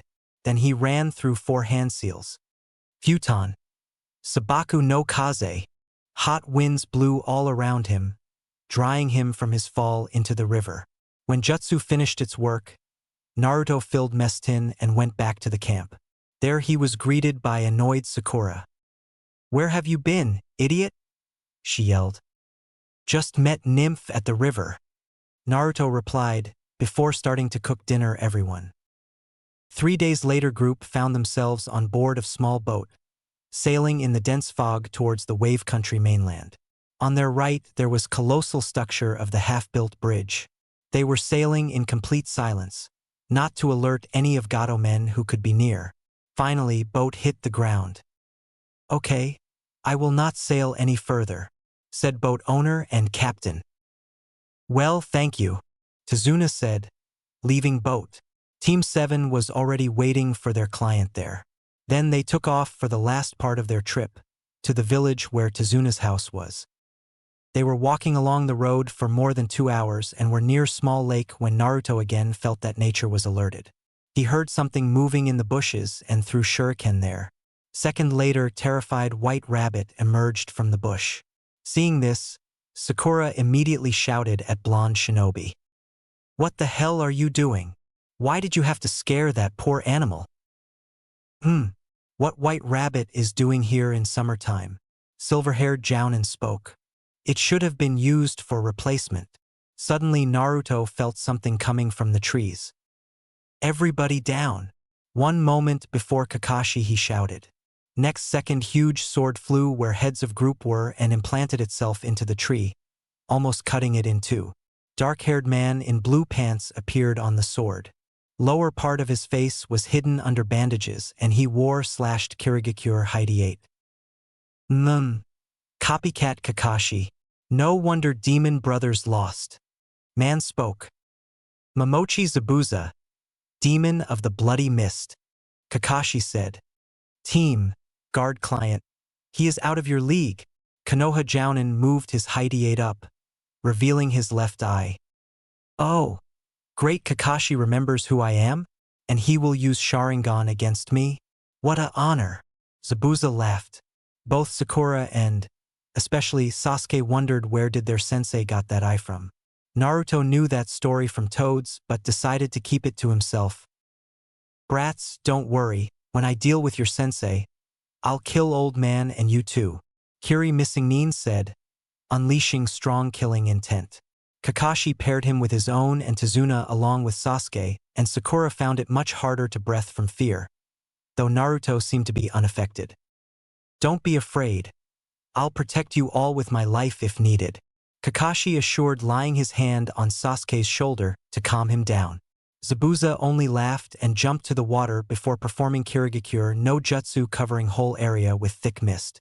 Genins immediately took triangular formation around Tazuna to protect him. 8 choices. It seemed that mist itself was speaking. Naruto stood there completely still, collecting nature's energy for his sage mode. Liver, lungs, spine, clavicle vein, neck vein, brain, kidneys, heart. Which one should I choose? Finally activating sage mode, Naruto felt Zabuza, or at least his clone, judging by chakra amount between him, Sasuke, and Tazuna, ready to cut all 3 of them in 2.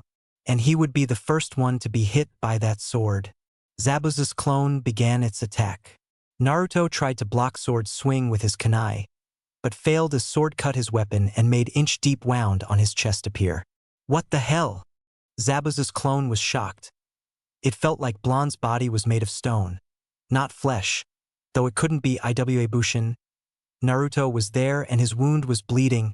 Naruto, using clone's shock, delivered sage-powered hit to its abdominal, making it dissipate into the water. Wound on Blonde's chest started healing at inhuman rate. Naruto concentrated hard, sensing everything around. There were 2 more Mizu Bushins of Zabuza ready to attack. Real Zabuza was currently busy fighting with Kakashi-sensei. Naruto also sensed someone hiding in the forest and watching this fight. Futon. Sabaku no Kaze, with sage powers, Justu was 30 or so times stronger, blowing mist off from whole clearing and lake. Using moment mist disappearance as a distraction, Naruto turned off sage mode. No one should know about it yet.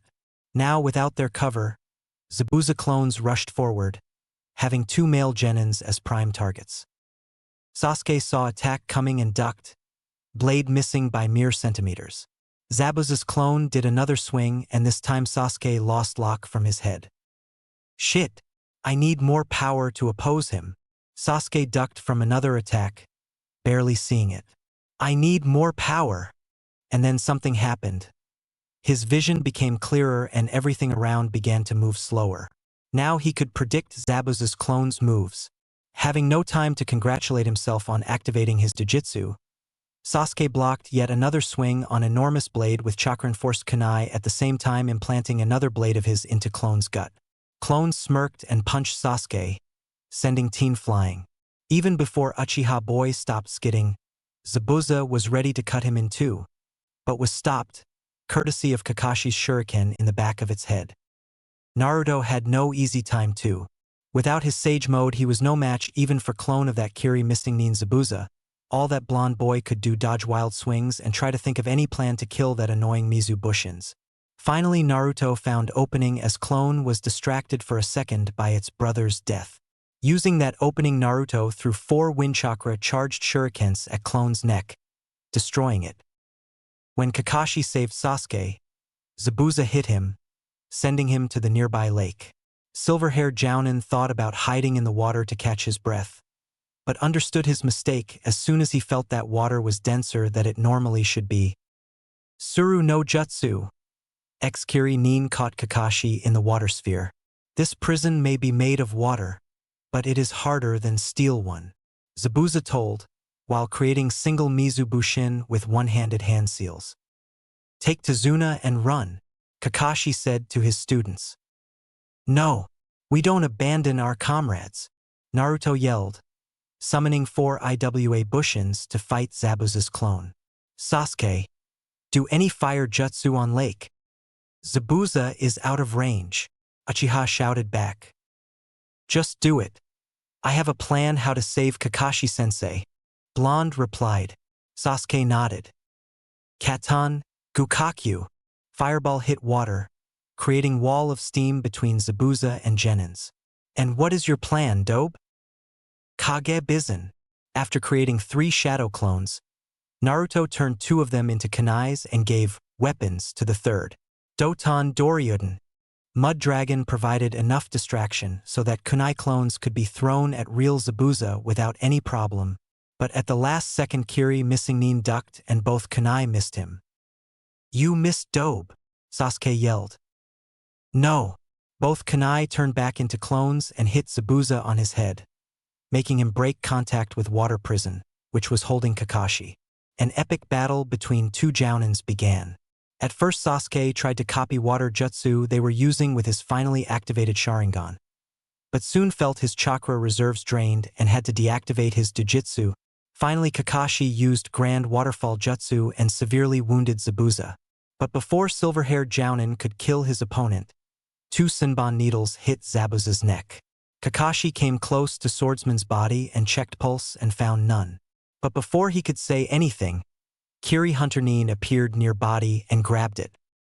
"Thank you, Konoha Ninja, for helping to kill this man. I was pursuing him for several weeks. Now I'll destroy his body." With that mysterious ninja, who sounded to be around 17, disappeared with Zabuza's body via Shunshin. Kakashi, seeing that there was no peril for his team and their client there, allowed himself to pass from chakra exhaustion. Chapter 3, First Meeting and Nami no Kuni, Part 2. When Team 7 and Tazuna finally reached Bridge Builder's house, they were greeted by his daughter, Tsunami. After quick and in time made dinner, all three Genins almost immediately dropped off to sleep in the rooms they were settled in. Next morning they summoned by Kakashi. Man was still looking pretty bad from his chakra exhaustion, but what he said to them was much worse. "I'm afraid Zabuza is still alive." Sakura and Sasuke looked thunderstruck. Naruto was a bit calmer, but only a bit. But how, sensei? He was hit on his neck. No one can survive something like that." Pink-haired Kunoichi finally blurted out. "You remember, what was Zabuza hit with?" Silver-haired Jounin asked. "Senbon needles," Naruto said. "Yes, if aimed correctly, these needles can put one in near-death state. But to recover from that, one will need at least 1 week of time." Kakashi sat on his futon. "We have to get stronger in this week." An BU member appeared in Sarutobi's office. "Hokage-sama, we were finally able to get a trace of the one who spread rumors about Kyuubi in the village. It was done by one of Danzo's men," operative said. "Anything that could be used against Danzo for fomentation of disturbance?" Old man asked. "Unfortunately, only several eyewitnesses." "Too bad." Hokage sighed. "Continue investigation, please." "As you wish, Hokage-sama." An BU disappeared from Sarutobi's office via Shunshin. "So, what are you going to teach us, sensei?" Sakura asked. All three Genins and their sensei were standing in the clearing of the nearby forest. Though Kakashi was using crutches, as he was still weak from his battle with Zabuza. "I'm going to teach you tree climbing." "What kind of training is that?" Sakura shouted. "Well, listen until the end. In this exercise you will climb a tree without using your hands." Silver-haired Jounin finished. "How is that possible?" Team 7's Kunoichi asked. "Like this, sensei?" Naruto asked while jumping between two trees, till he reached Thick Branch, where he stopped and was now standing head over heels on it. Two other Genins as well as Kakashi were shocked, though because of different reasons. Sakura and Sasuke because they thought this was impossible, while their sensei because Naruto already had obtained this skill. "Oh, Naruto, you already know tree climbing? Why don't you teach it to you teammates then?" Kakashi heard Blonde muttering something like "lazy sensei" under his breath, but ignored. Young Jinchuriki jumped down from the branch and landed near Sakura and Sasuke. "I still don't see how this will help us become stronger." "Dobe, where do you know how to do this from?" Pink-haired Kunoichi and Uchiha Avenger asked almost at the same time. "Sakura, this training has 2 points. First, it will allow you to use any solid surface as a pivot. And second, this will increase your chakra control, and better chakra control means less chakra usage for jutsus, while the jutsus may become more effective." Naruto explained. "And Sasuke, My sensei taught it to me when I was 6 or so. Seeing as brooding boy wanted to demand something, blonde Jinchuriki continued. He won't teach you. Your name is nothing for him. And I was trained only because it was my father's last wish. My father and sensei were comrades and good friends. Then Naruto remembered one more thing. He saw Sasuke's activated Jujutsu during that fight with Zabuza. And forget about using your Sharingan eyes. Even if your mind will know what to do, your body won't be able to do that. You need to learn this through hard work. Seeing angered Sasuke, Naruto decided to do one last blow to other boys' pride. I also have a training to do. I'll leave a clone to teach you. But if you destroy it before it explains you how to do tree climbing, you'll have to figure that on your own. Blonde summoned single Kage Bizun and then walked away to another clearing. Kakashi, who watched his subordinates interact, only sighed and shook his head. He will never understand these kids. In the evening, Team 7 was finally able to meet with the last inhabitant of Tezuna's house, bridge builder's grandson Inari. That 7-year-old boy ran into dining room when Kakashi and trio of his students, along with Tsunami and Tezuna, were having dinner. "Oh, Inari-kun. Meet great ninjas who protected me," old man called. "They are going to die," boy stated, looking at 4 shinobi in the room. "And why is that?" Naruto yelled back. Kakashi was too into reading his precious orange book to answer. Sasuke too remained quiet as he was thinking about his revenge, and Sakura was too shocked by the statement. "No one can oppose Gato," was Inari's reply. "Yeah, and Sasuke over there can laugh." Tezuna and Kakashi chuckled, while Uchiha Boy decided that Naruto wasn't worthy of his reaction this time. "What was that for?" Blonde Boy was rubbing bump on his head from Sakura's hit. "Don't insult Sasuke-sama," pink-haired Kunoichi yelled at her blonde teammate. "Oh, shut up," Naruto responded. "If you want to live, run away," Inari said, before running away from the room. "What's with him?" Konoha's Jinchuriki asked. Tezuna sighed. "Well, it is a long story," and he told about village's hero Kaiza, who became father figure to Inari, and about what Gato did to that man. "I'll go talk with him," Naruto stated after Tezuna finished telling the story. Without waiting for others to say anything, he went out of the room and reached for his sage mode.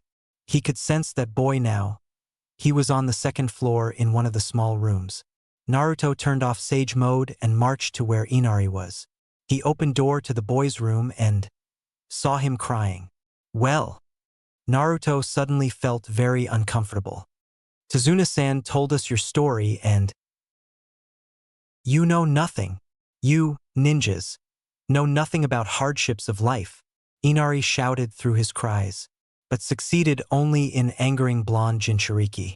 Naruto, in a blink of an eye, was in front of younger boy, pinning him to the wall. "So I know nothing? Let me tell you part of my story." Naruto took a deep breath to calm down and let Inari free. "Unlike you, I have no real family. Hell, I can count with my fingers those from Konoha, who don't hate me simply for who I am. And this is not all. I spent in Konoha only 1 year, and there were at least 59 assassination attempts. They tried to kill me 59 times. And that are only those attempts that I know about." Inari looked at Naruto, not really believing in older boy's story. "And tell you what, I too didn't have harshest life." Naruto paused. "Tezuna said you don't believe in heroes anymore. Well, if everyone will sit and cry like you do, there won't be any heroes. One isn't born as a hero. One can only become a hero." "But," Inari tried to say something, but Naruto didn't let him. "What but? Nothing will happen if won't do something. Think about it." And Naruto left the room. Young Jinchuriki still felt anger boiling in him, so he decided to blow some steam with training, and it didn't matter that it was 9 in the evening already.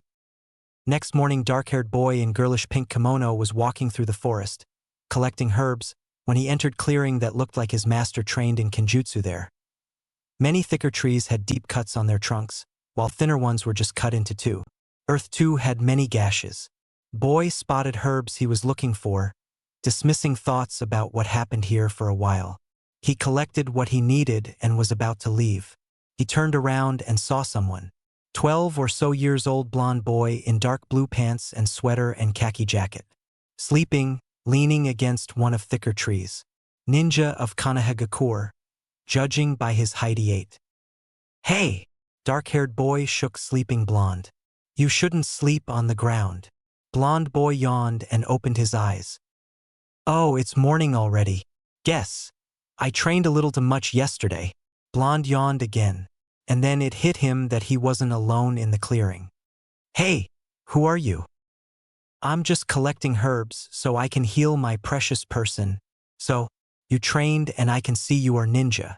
But what are you fighting for? Herbalist boy asked.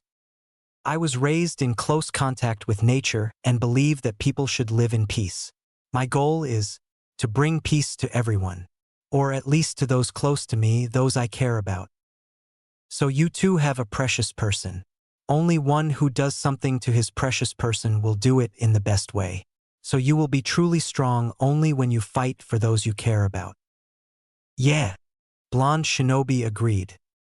By the way, I'm Haku. Naruto Uzumaki. Sorry, but I have to go to prepare medicine, Haku said, going away from Naruto. By the way, aren't you Hunter Nin who took Zabuza's body? Blonde suddenly asked. Haku didn't show fear that struck him with other boys' question, just shock, but he was sweating on the inside. Is he a censor type? Or was it just a blind guess? No, he lied. Good.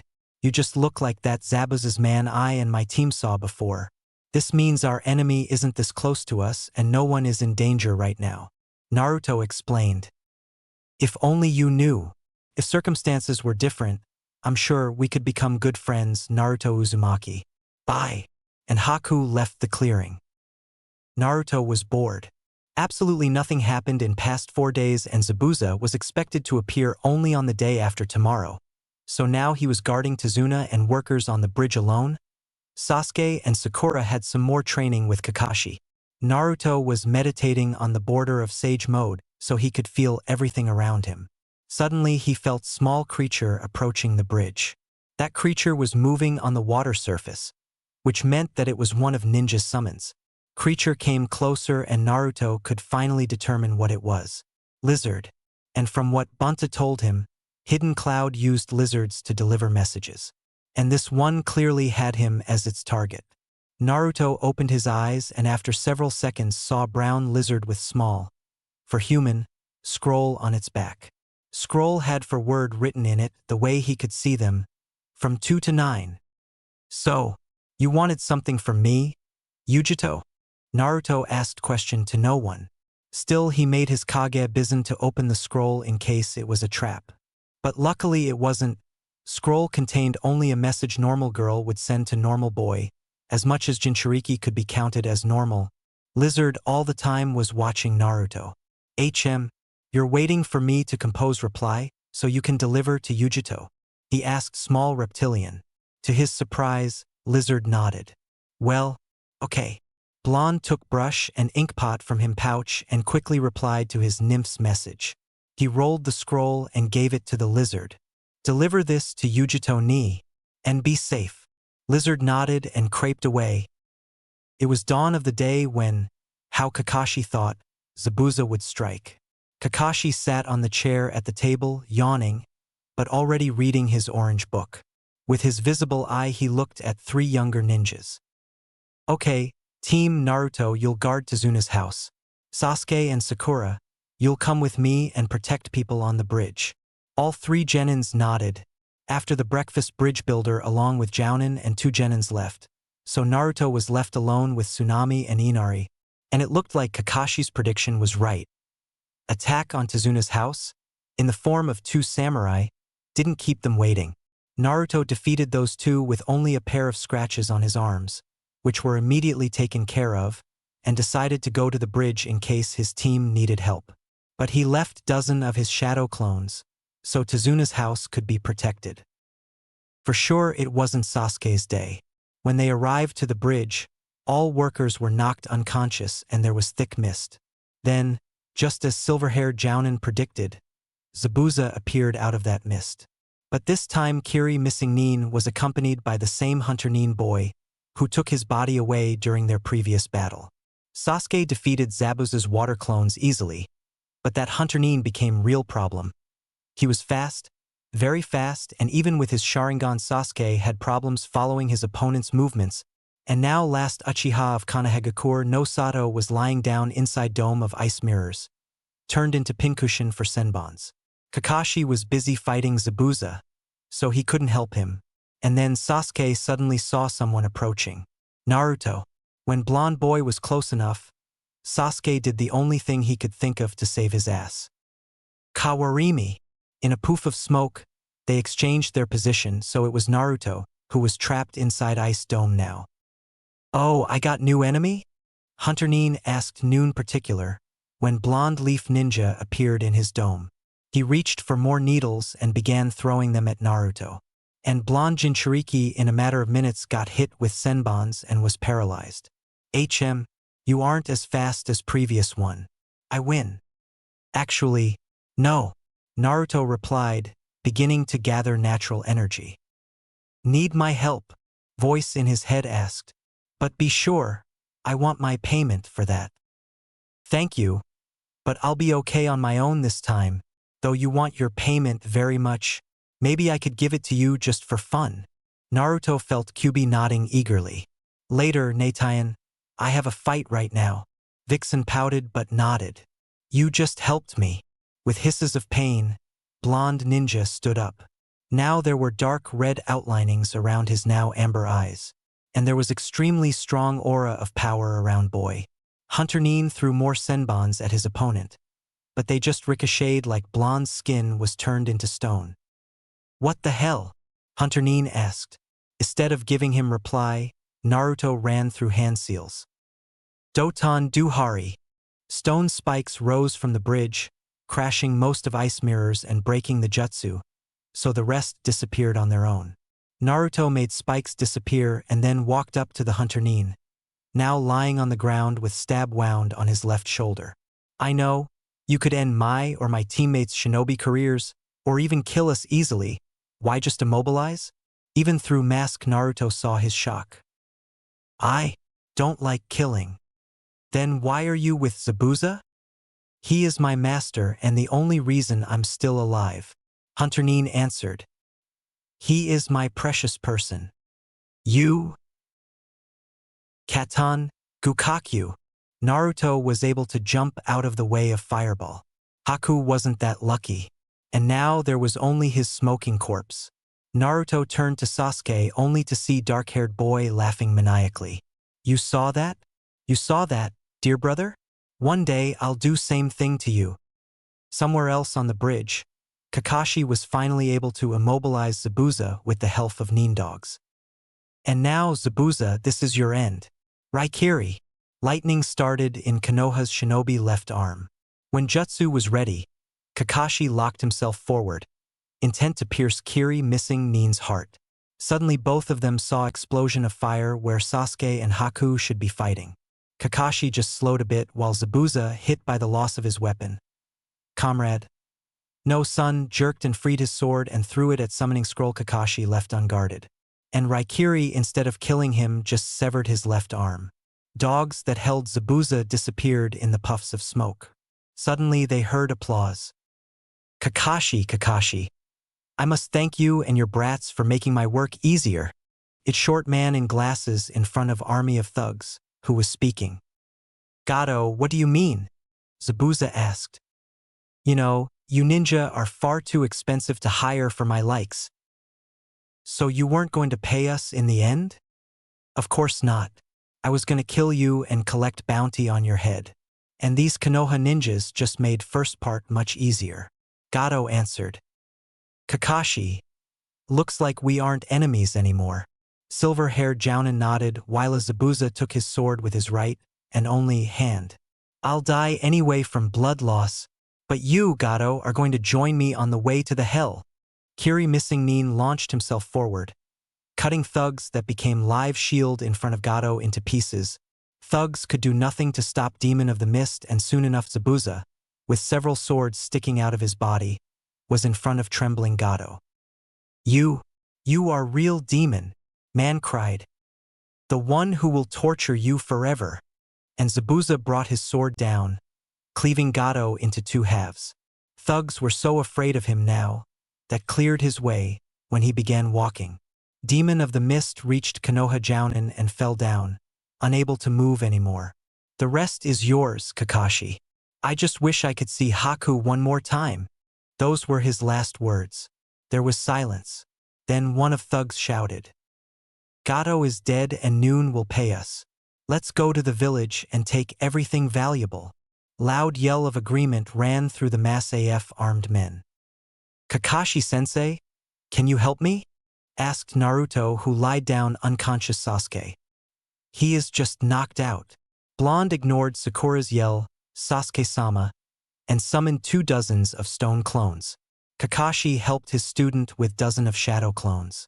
But thugs still decided to attack, only to stop when an arrow pierced leg of one of men. You wanted to rob our village? How about going through us first? One man yelled. Ninjas turned to see half of the village, armed with scythes, hammers, spades, knives, frying pans, and Inari with a crossbow in the front row. Yes, go away and never return to the wave. Naruto ran through hand seals. Doton, Doryuden. Large mud dragon rose from the bridge, and thugs began running for their lives. When everyone was safe, Naruto came up to Inari. I see you stopped crying. Good work, little hero. Week later, bridge was finished and Team 7 was leaving. Whole village was seeing them home. When four shinobi became dots on the horizon, someone asked, how will we name the bridge? What about Great Bridge of Hope? Another man suggested. Maybe Great Naruto Bridge then? Tazuna suggested jokingly, but reaction of crowd surprised him. Yeah, why not? He gave us hope. He is the hero, people shouted. Then it will be Great Naruto Bridge. Let it bring luck and prosperity to the wave. Chapter 4. Not a Safe Waterfall. Two figures in dark blue cloaks with hoods were walking through night misty forest. One of the figures had big backpack with him. Both figures stopped when ninja patrol run in about 100 meters from of them. Luckily for figures, they weren't seen, so they continued walking towards their destination. Several minutes later, they stopped at the muddy bank of the river. This place is good, said figure with backpack. Moonlight reflected from his round glasses. Stay on guard while I execute the plan. Hi! Second figure nodded, summoning two white blades from his sleeves. First figure put his backpack on the ground and opened it, revealing 4 big brown eggs.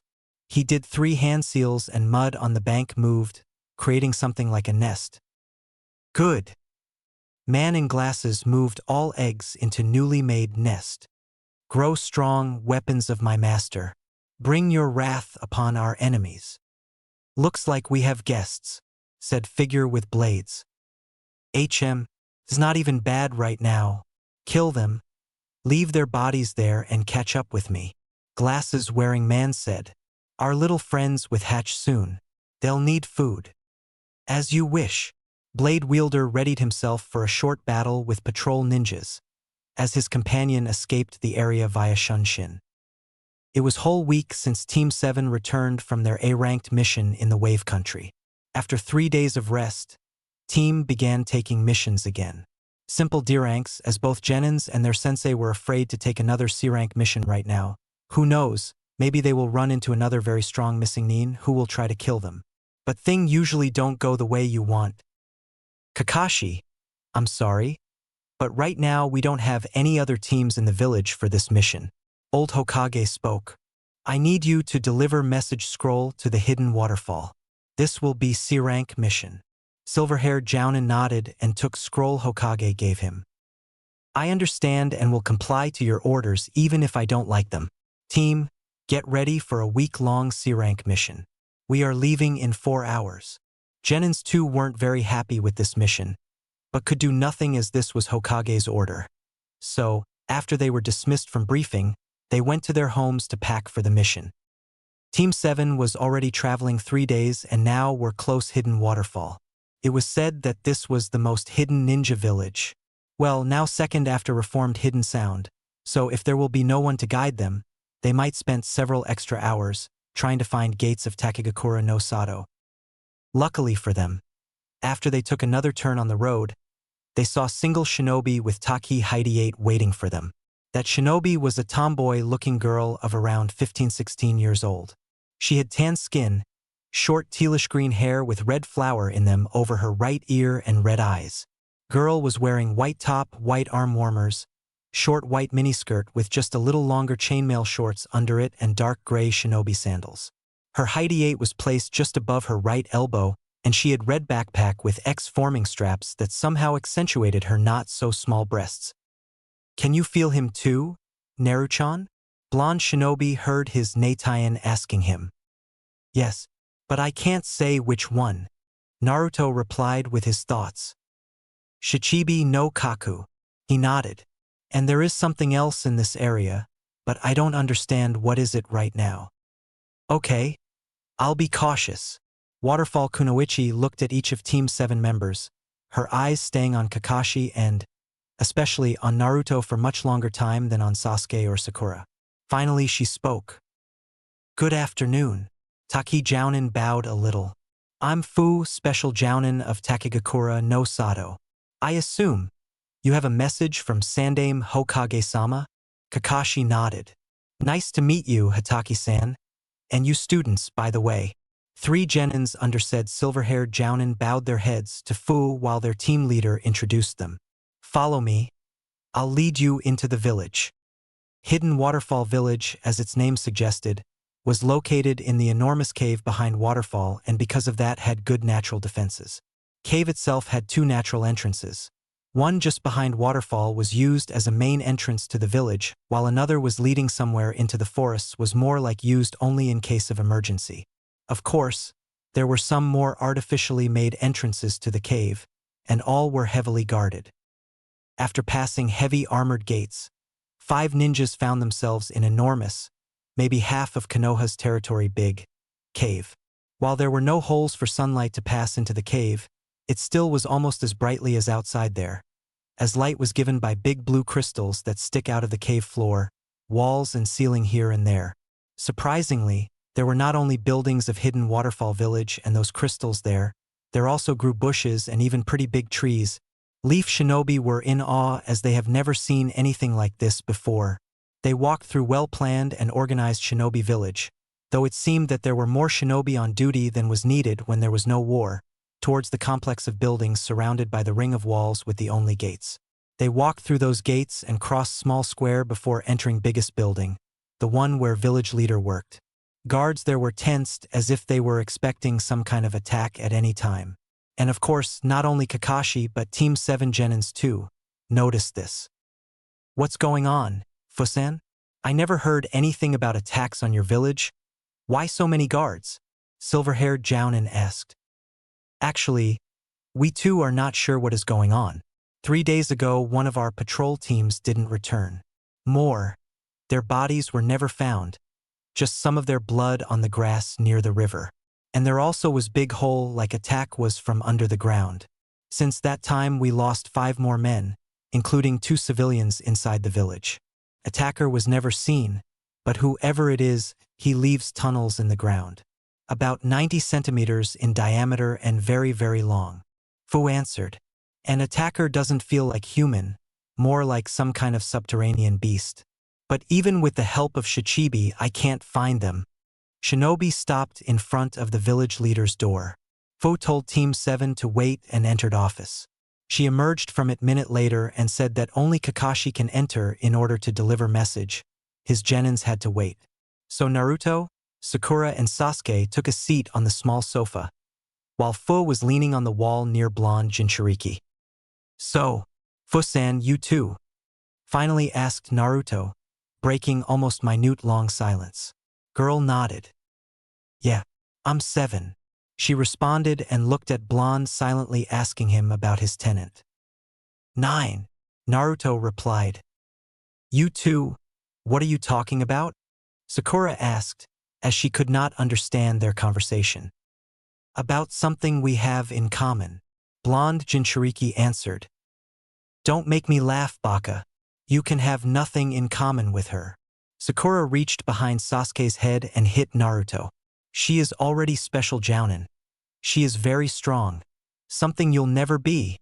Naruto ignored his teammate like Fu did it. Yeah, Fu.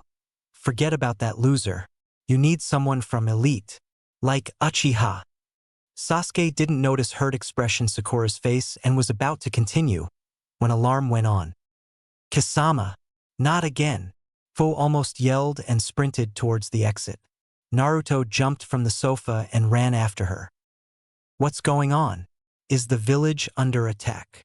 He asked, at the same time using small mirror to look back. The rest of his team, Kakashi included, were running after them, along with unknown man of about 50 years old in spruce brown clothes, Takegakura no Sato leader, Naruto presumed. Yeah, another one of those attacks from under the ground. Fu answered. For minutes later 6 shinobi were standing in the center of small park near broken bench. There was some fresh blood and, of course, big hole in the ground. Fu pressed both her hands to the ground and sent chakra wave. Judging by the change of her emotions, she didn't find what she was looking for. Again too late. Attacker is outside my range, she said. Let me try. Maybe I'll be able to sense them, Naruto said. Baka, she is Jounin. You can't be better than she is even in your dreams. Sakura yelled, but was ignored by Fu. How far you can sense? Special Jounin of Hidden Waterfall asked. About 1.5 kilometers, blonde Genin answered. Fu nodded and Naruto sat in meditative pose. After 5 seconds red outlining appeared around his closed eyes. Naruto entered his sage mode and began searching for anything suspicious, other than a wide network of underground tunnels. Then he found it almost out of his range. It was creature, relatively short and thick worm-like, something that was moving at a good speed through one of tunnels. And Naruto didn't like this creature. He turned off his sage mode and opened his eyes. Found something? Fu asked. Blonde Jinchuriki nodded. It's worm-like creature, about 7 meters long and almost meter thick. Can move very fast under the ground. I'd say it can win a sprint against most Genins. He paused. I was lucky. It went out of my range a second later. I sensed it, and there is network of tunnels under and around the village, created by that monster. Anything else? Village leader asked. That monster was moving in the direction of the swamp 4 kilometers from here. I'd say that it might have some kind of nest there. Plus I'd say, judging by the number of tunnels, there is more than one monster. Naruto answered. Not good, not good. Takegakura no Sato leader sighed. Thank you, Naruto-san. He turned to Kakashi. I'd like to borrow your student, Hataki-san. He is much better at sensing than any of my ninja and he will provide great help in redeeming the village. It's A rank, bordering S rank mission and will be paid accordingly. You and your other students may stay at the hotel or join the hunt. If he is willing to help us, of course. I will help them, Naruto finally said. Kakashi nodded. Sasuke Sakura, what do you want? Stay in the village or join the hunt? Silver-haired Jounin asked. I'll join. There is no way that the Dobe is somewhere better than I am. If he can do that, I can too. Uchiha boy told his sensei, who just sighed at this. I don't want to be near those monsters. I'll stay at the hotel, Kunoichi of Team 7 said.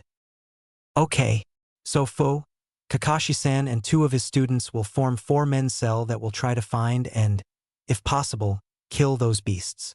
Village leader said. You can start the hunt immediately? He asked. All 4 ninja nodded. Then I'll summon other teams to provide your backup. Go. And the hunt started. For shinobi arrived to the small field near the swamp where, as Naruto though, worms may have their nest. Blonde Jinchuriki sat on the ground and called forth his sage mode. His guess was correct and those monsters were there. 3 were almost under them, 70 meters under the ground, and 1 more was in almost kilometer from their position in the forest. 3, Things there. One in about kilometer at 4 o'clock. Naruto reported. Is there someone with Earth affinity? He asked then. I have it. Why? Fu answered. Kakashi and Sasuke remained silent. Good. Fu, you'll help me. I will need you to create hardest stone possible as the walls and the floor for the pit I'm about to create. Naruto explained. Kakashi-sensei, try Katan or Raiton attacks on monsters when you see them. Sasuke team, use you fire techniques. I'll try my Futon and Doton Jutsu arsenal against them. Why will I do as you say, Dobe? Sasuke said irately, his Sharingan activated, while Kakashi nodded, thinking about Naruto's plan. Good plan, Naruto. I approve. Sasuke, you will do what he says. It's an order. Okay. Naruto sensed worms approaching them. They are coming. Ready? He put both his hands on the ground and Fu mirrored his actions. Doton, Kisi. They yelled in unison. 20 meters deep and 100 meters wide pit with stone walls appeared with 3 dirty brown creatures on the bottom. Worms, which immediately tried to run from this pit but weren't very successful with penetrating its walls. Attack! Naruto yelled. Katan, Gukakyu. Both Kakashi and Sasuke sent fireballs at Beast. Fireballs successfully hit their targets. But when fire died down, worms were almost unharmed and already broke through stone walls. Even enforced by Fu's chakra, ninjas saw only their tails. Shit! Taki's special Jounin hissed. These creatures have no eyes, means they use other senses to move around and attack. Hearing or smelling most probably, or they can sense heat. Silver-haired Jounin noted. Also, they have very hard beak, and their muscles are very strong. If that thing catches you, it won't be pretty. Jump! Naruto yelled. They are attacking. All 4 ninja jumped into the air. They saw worms appear where they stood second ago. One of the beasts opened its mouth, which apparently had 3 jaws with teeth-like spikes, and send 3 thick snake-like tongues after Kakashi. Naruto used this to send 2 kunai into its mouth. One with explosive tag, other with unfamiliar seal. Creatures' tongues, surprisingly, had their own mouths and tried to bite Kakashi's leg. But Jounin cut them with Chidori, spraying yellowish-orange stinky liquid, before they could harm him. No one saw a smile on Sasuke's face as he copied the jutsu. Worm howled from pain, but before it could hide under the ground, Naruto activated seals. Monster trashed in agony as his internals were ripped by vacuum seal, and then was torn into pieces by explosive tag, covering the ground with its blood and flesh. Naruto felt his sage powers leave him, but even his normal sense range, 300 meters, would be enough for now. 1 down, 3 to go.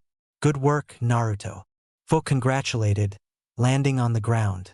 But next moment her face changed into the one of pure fear. She flashed through hand seals. Doton Tetsukawa. Her skin turned rusty gray and became very hard.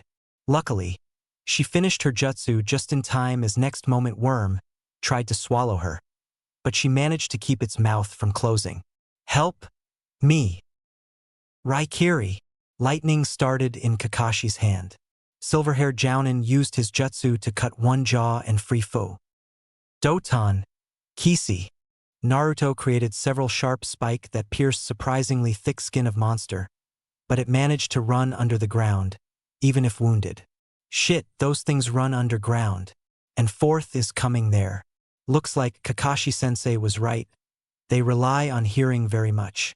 For more waterfall, Shinobi, Jounin, and 3 Chunin jumped into the battlefield.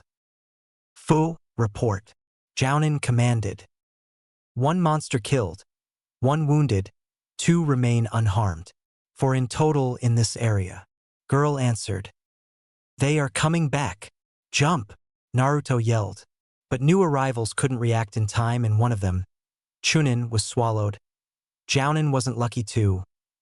Worm bit off his lower body and man would die from blood loss in less than 1 minute. Blonde Jinchuriki sent wind chakra sickle-shaped blade at beasts, but it left only inch-deep wounds on them. Creatures again hid under the ground. Suddenly Jawless Worm tried to attack Sasuke, but with the help of his Sharingan Uchiha Boy could react in time. Katan, Hausenka, group of small fireballs hit monster's mouth and gullet, while Sasuke tried to sidestep. He actually partially succeeded, and trashing from pain beast only broke his arm before burrowing again. Sasuke, you are wounded, leave, Kakashi said. Seeing that said boy didn't want to do so, silver-haired Jounin used his power of team leader and ordered him to leave. Sasuke was forced to comply. Jump! Naruto yelled again.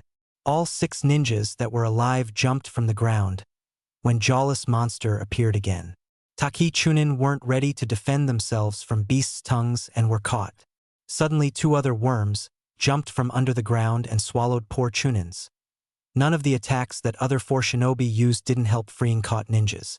The best that they could do now, send as much explosive tags as possible into the mouth of Jawless Worm. Beast burrowed under the ground, and then there was an explosion. 2 down, 2 to go. And we already lost 4 men in this battle, Fu said sadly. Looks like these monsters can attack in groups. We must be twice as cautious then, Kakashi noted. Where are they? He asked then. 2 that are alive are regrouping and will attack soon, Blonde Jinchuriki answered. 3 shinobi left used this small pause to find any ideas how to deal with these monsters. So far none of the attacks that hit them from outside wasn't effective. These worms were real monsters. They are coming, Naruto warned. They jumped away from their position as 2 beasts attacked. Doton, Kisi, both Naruto and Fu yelled, catching one of worms in the stone prison. Raikiri, Kakashi plunged lightning blade through creature's skin. Then he took off his hand and pushed ball of explosive tags into the wound. After jumping back, silver-haired Jounin activated tags, and beast exploded, covering everything around with its disgusting blood and flesh. Shit! Fu yelled as she sensed attack that Naruto couldn't dodge. Last worm jumped from under the ground and swallowed Blonde Jinchuriki. But before it could burrow completely, its body spasmed and then was cut into 2. But no one saw what cut it, only Naruto sealing something on his left wrist. Futon Repushu, Blonde yelled, sending attack into Beast's belly and killing it. He looked awful. His clothes were torn into shreds. There were many bite marks on his body, and he was covered in thick, stinky, yellowish blown blood of the monster. I'd give anything for a Loong hot shower right now, he sighed. 3 kilometers from the battlefield, man in dark blue cloak with hood was sitting on the tree, watching battle through his binoculars. When the battle ended, he sighed and adjusted his round glasses. Our little friends were killed. What a pity. My lord won't be happy with this. After all, they were his favorite experiment in biology. He jumped on the ground. Well, anyway, I have to report him the results. 3 days later, Team 7 was leaving once again peaceful hidden waterfall. Those 4 beasts were the only ones. Sasuke's arm was healed, but Sakura still acted like he was disabled, which irritated Uchiha Boy greatly. Village leader and several Taki shinobi, including Fu, were seeing Team 7 home. Kakashi received S-rank mission payment for his and his team's help in saving the village. Leaf ninjas bid farewell and headed home. Suddenly Fu ran after them and hugged Naruto from behind and whispered in his ear, "Be safe, Blondie. I'd like to work with you again." And she kissed him on the cheek, which made Kakashi giggle perversely and Sakura irately groaned. Sasuke showed no reaction. Chapter 5. Chunin Exams. Writing Test. So, Naruto-kun, how is Sasuke doing so far? Asked Sandaime Hokage. He finally managed to find some time to ask Naruto about how his long-term mission was going on. Blonde Jinchuriki thought for several seconds before answering. He seems to be too obsessed with fighting strong opponents, humans or not, till they are either dead or admit his superiority. During mission to the Wave Country, he killed Haku, though the boy was no danger to him or anybody else anymore. Naruto paused for a second.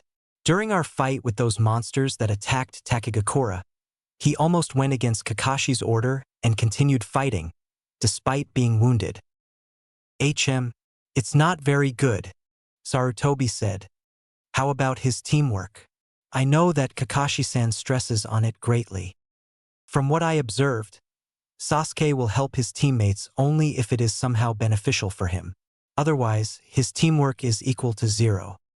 I see, Hokage sighed. I hoped that placing him on a team will help him to grow into what true shinobi must be, but looks like we may have second Orochimaru coming. I don't think that we should act now. Maybe there is still a chance that he will turn out to be good boy, but we'll need to observe him closer from now on. You will continue your mission without any changes for now, Naruto-kun. And thank you for your work. Hi, Hokage-jiji. I shall do what is in my powers to protect what my father gave his life for. Naruto replied. It's nice to hear that, Hiruzen said. By the way, I was given some information about who blew your cover and made your connection with QB wide known. Looks like Old War Hawk Danzo have a hand in this. He, I think, wants to turn you into his personal weapon. Don't worry though. I will do whatever is in my power to protect you from this fate. Right now, I don't have enough information to have a solid proof that Danzo exposed you, but my ANBU are looking for more right now. Thank you, Hokage-jiji. Blonde Jinchuriki said. I assume that this will be all? Hokage nodded. Yes, you can go now. Dismissed. Naruto nodded and left Old Man's office. Sarutobi looked at Twilight Konoha through the window and sighed, lighting his pipe. I'm too old for all this. Next morning, 3 genins of Team 7 were waiting for their sensei to appear. Sasuke was brooding under a tree about how he will kill Itachi. Sakura was thinking about some new ways go make last Uchiha go on a date with her.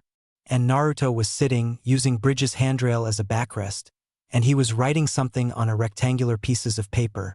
Sasuke lifted his gaze in hope that Kakashi will appear. No such luck. But instead he saw what his blonde teammate was doing and it interested him. When he saw what exactly Naruto was drawing, Uchiha boy was a bit shocked. You know how to do explosive tags, Dobe? Who taught you this? Answer me. Naruto looked up at Sasuke. Why should I? He immediately regretted saying this. How dare you? Sasuke-sama asked you a question and you must answer. Pink-haired, Banshee yelled. Deciding that he won't survive another yell today, Blonde Genin finally answered Sasuke's question. Okay. Naruto sighed. Jiraiya-sensei gave me several scroll about Fuinjutsu when I was younger. And when he had time, he showed me several seals. Jiraiya? That Jiraiya? Jiraiya of the Sannin? Asked Sasuke, a bit surprised. Naruto only nodded. This made brooding Uchiha explode. Why would one of the Sannin spend his time with the Dobe like you? He must have been training someone form elite. Me! Naruto saw Sannin in question approach the bridge where Team 7 was and decided to play a prank on Sasuke. He inserted his index finger in his ear like he had something in it that was hampering his hearing. Sorry, I couldn't hear you. Can you repeat? I said why would Jiraiya teach such a lowly excuse of? Sasuke felt a heavy hand being placed on his shoulder. Ninja when there is someone from elite. Like me. So, you think that my godson is a lowly excuse of ninja, said a deep voice. Looking up, Sasuke saw Toad Sage Jiraiya, and Sannin didn't look pleased. Hermit picked explosive tag that Naruto just drew and examined it. Looks like you are already mastered intensified explosive seal. You are truly going to be master of seals. Teach me, Sasuke shouted. Jiraiya took thinking pose. You have a drive to learn, that's good, but you offended not only to my godson, but also to my student. Let's make a deal. If you can land a solid hit on me, the one that I can't block or dodge in 5 minutes, I'll think about teaching you jutsu or two. Jiraiya saw shocked expression on Naruto's face and winked him, showing that he won't allow Sasuke to become his student. Prepare to teach me. Uchiha boy tried to hit Jiraiya, but older shinobi easily avoided being hit and jumped back, putting some distance between them. Sasuke ran towards the Sannin, unleashing barrage of hits and punches, but Jiraiya easily dodged all of them. Sasuke jumped back and produced windmill shuriken from his pouch. He threw the weapon at the Sannin. Kage shuriken? Impressive. Jiraiya's hair moved, seemingly on their own, forming something like a spiked wall in front of him, effectively blocking both shurikens from. But it won't work against my Hari Jaizu, Sannin said as his hair returned to their normal shape. Sasuke roared and flashed through hand seals. Katan, Gukakyu. He launched big fireball at Jiraiya, who lazily unrolled small scroll that somehow appeared in his hands. Scroll already contained pretty complex seal drawn. Fuka Howen. Toad Hermit sent his chakra to activate the seal. Ghosty vapor appeared from the seal and after encompassing the fire of Sasuke's jutsu, returned back. Without waiting, Jiraiya flashed through 4 hand seals. Fuka Howen, Kai. Sealed fireball shot back at Sasuke from the scroll. Sui Tun. Sewer Yuden. Last Uchiha of the Hidden Leaf summoned small water dragon from the nearby river, the one that was running under their meeting spot bridge. Water dragon looked weak and was barely 7 meters long, yet it was enough to stop fireball. Why I can't do this jutsu like Kakashi or Zabuza? Why mine is so small and weak? Yelled frustrated Sasuke. Maybe you just don't have water affinity?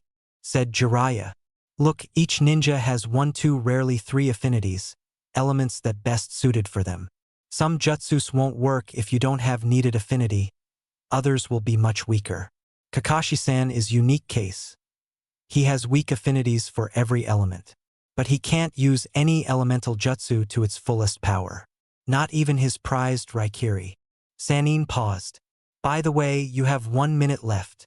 Sasuke roared and once again ran towards older shinobi, intent to land a hit on him using every taijutsu combo he knew. But, of course, it didn't work, as Toad Hermit dodged all hits and punches without any problems. Sasuke was about to try to hit Sannin again, but Jiraiya simply dropped from his sight, even with his 2 Tomode Sharingan activated, only to reappear behind him a moment later and place something on his back. Time's up, older ninja said and activated weak shock seal he just placed on Sasuke's back. You were toying with me. I demand rematch and you will fight seriously this time, shouted Uchiha. Don't overestimate yourself, Jiraiya replied. If I fought seriously with you, you'd be dead 3 seconds into the fight. Sannin walked towards Naruto and produced small scroll seemingly out of nowhere. And seeing that you failed to land a hit on me, I won't teach you anything. Naruto, this is scroll with advanced seals you asked me to give you. Naruto nodded. Thank you, Jiraiya-sensei. Naruto pocketed the scroll. Okay, good. Sorry, but I have to go now. My research is waiting. And Toad Sage Jiraiya shunshined away. The Kurenai led Team 8, Hyuga Hinata, Inuzuka Kiba, Aburame Shino, under the name of Yuhi Kurenai. I nominate them to take Chunin selection exam, said red-eyed female Jounin. Sandaime Hokage nodded. Okay. Anybody else want to nominate Genin team to take the exam? He asked. Oh, by the way, is Kakashi-san late again? Sorry, I got on the road of life. Am I late? Said familiar voice of silver-haired Jounin. No, you're just on time, Asuma said sarcastically. Kakashi seemed to ignore man's voice's tone. Good. The Kakashi-led Team 7, Uchiha Sasuke, Uzumaki Naruto, Haruno Sakura, under the name of Hatake Kakashi. I nominate them to take Chunin selection exam. Sarutobi nodded. I take that this is all? Everybody nodded and Hokage proceeded to fill the Chunin exam application forms for Team 7 with Genin's names. When this was finished, his assistants gave filled application forms to Genin's Jounin senseis. Good. Everyone dismissed. Sandaime said, when every last one of Jounins that nominated their team received application forms for their students. Naruto finished 3 more explosive tags before Kakashi decided to grace his team with his presence. Yo, said masked Jounin, appearing in a swirl of wind and leaves. You are late, Kakashi-sensei, Sakura yelled. Lost on the road of life? Asked Naruto eyeing his sensei. Actually, Silver-haired Jounin produced 3 papers from his pouch. I nominated you 3 to take Chunin selection exam. These are application forms. You want to take part in the exam? Fill the form and bring it to the academy, room 301 on next Monday before 9 in the morning. Kakashi gave application forms to his students. Okay, this is all for today. Bye-bye. And he disappeared via Shunshin. Naruto looked at his application form. What do you think, Neitayan, should I take this exam? I know that I'm fairly strong, but who knows what can happen during the exam. But still, I want to be promoted. I don't want to do the stupid D-rank chores. He thought. I think that you should try. Kyubi responded from her part of boy's subconscious. Her Jinchuriki nodded. Naruto was aimlessly walking through the street of Konoha. He already filled his Chunin exam application in, and with no mission or team training, he hadn't many things to do. Of course, he always could go train on his own, but right now blonde Jinchuriki didn't feel like doing so. Suddenly, an idea struck him. He walked towards the nearest park and found secluded area. He fished out an empty message scroll for his pouch and quickly wrote a message to Yujito, saying that he will take Chunin exams. When Naruto finished writing, he bit his thumb and flashed through hand seals. Kuchios! In a cloud of white smoke, small orange Toad appeared. Hi, Kichi! Toad nodded. Hello, Naruto-kun. What do you want? Gamakichi asked.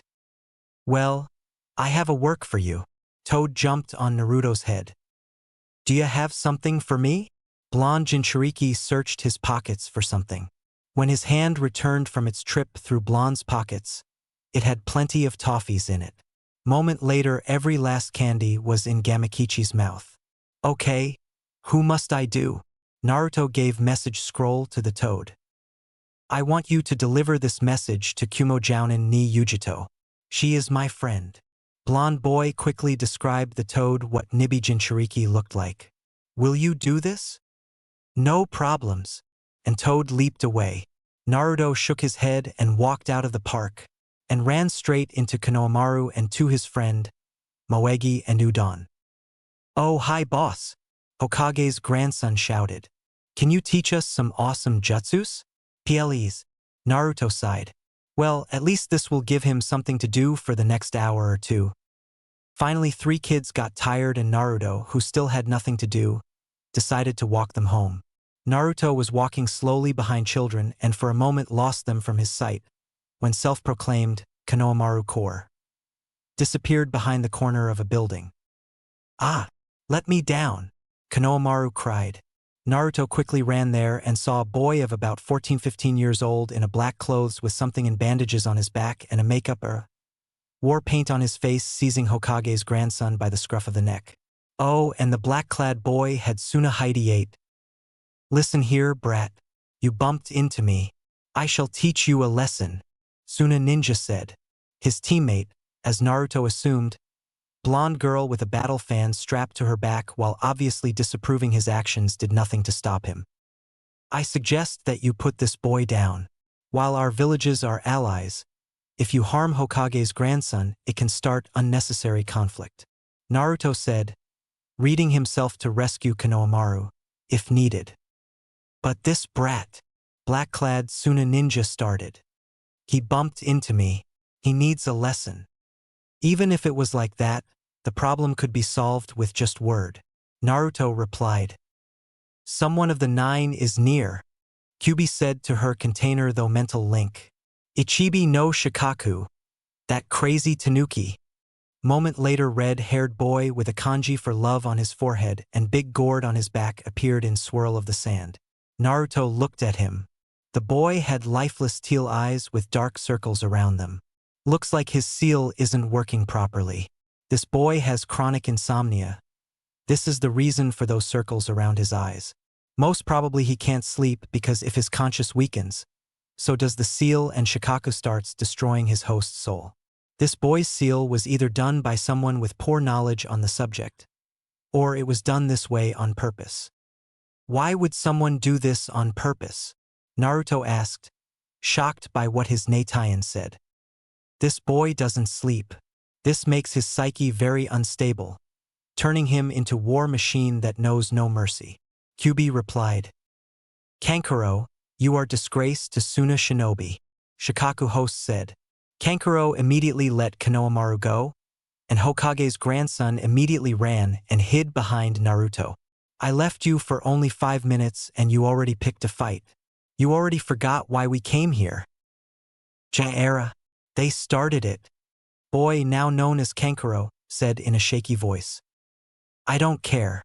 Next time I'll kill you. Gaara said in a tone like he was talking about the weather. Kankuro paled. Why yes. Ichibi Jinchuriki turned to Naruto. I'm sorry for any trouble my brainless teammate caused. Blonde Konoha Genin nodded.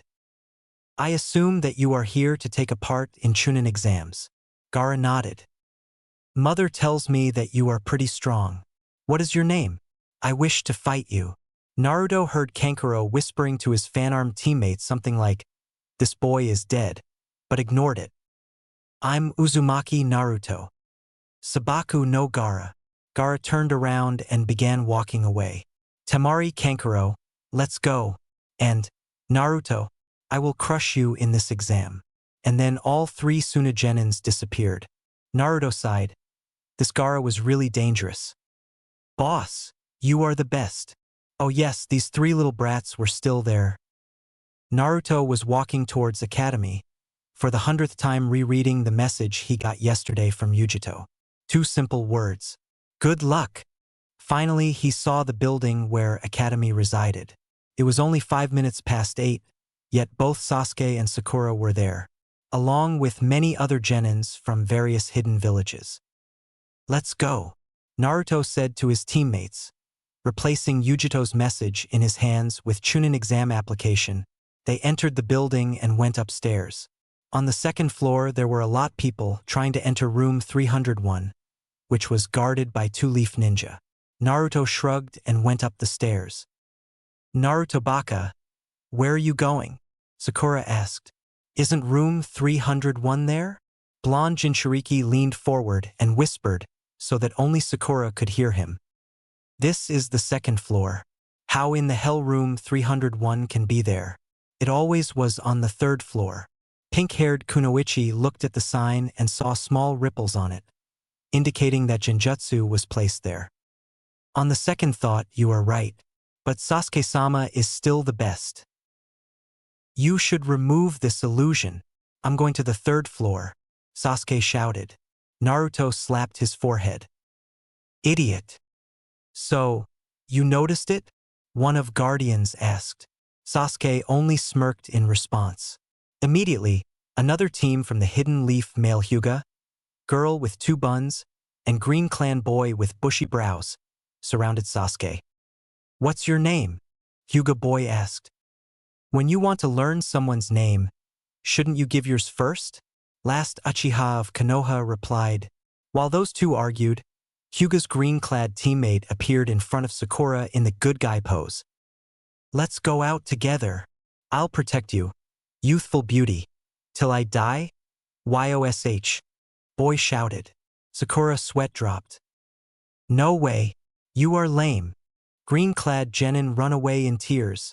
Naruto coughed. Sakura, Sasuke, let's go. We don't have all day, you know. They agreed. Several minutes later, when Team 7 was crossing Big Hall, green-clad genin that they met before jumped in front of them. He pointed at Sasuke. I am youthful noble green beast Rock Lee, and I want to fight you. Uchiha Sasuke. I want to fight someone from Genius Clan and test my youthful abilities. YOSH. Rock Lee shouted. If you are not interested in me, let me pass then, Naruto said, walking towards the door on the other side of the hall. Rock Lee nodded, showing that he won't stop him. Sakura wanted to follow Naruto, just to as far from this strange boy as she could, but decided to stay and see what her Sasuke-sama can do against him. It's about the time for you 2 to show up, Kakashi said while, of course, reading his precious Ika book. Naruto, quiet bored, stood by his side, silver-haired jounin at his students. Sakura had a big bump on her head.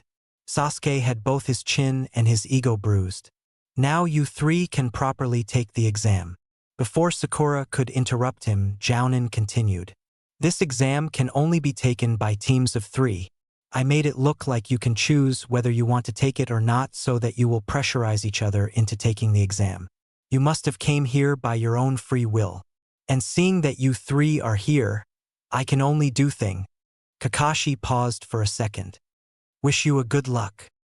Thank you, sensei, Naruto said. Let's go.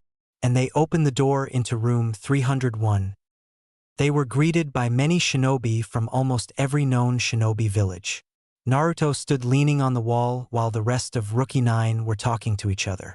No, of course, Naruto had several friends among them, but he just didn't feel like talking right now.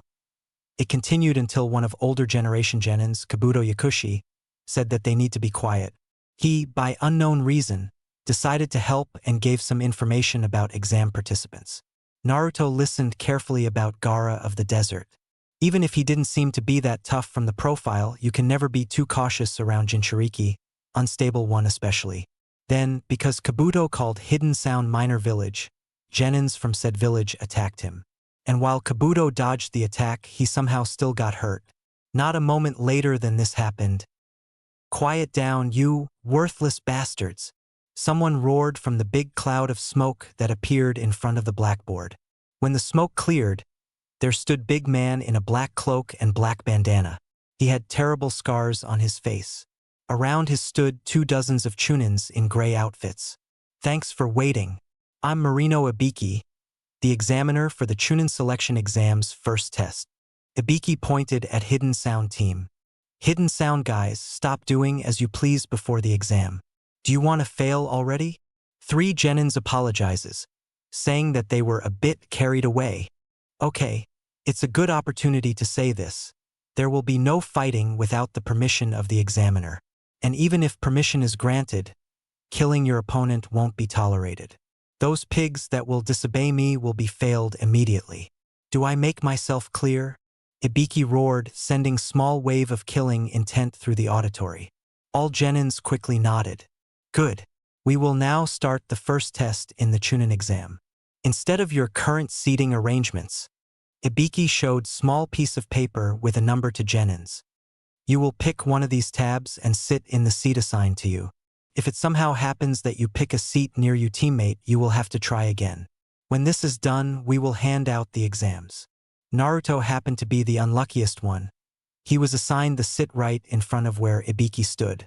When everyone sat on their assigned seats, Chunins gave them exam papers. Okay, everyone have an exam paper? One of Chunins asked.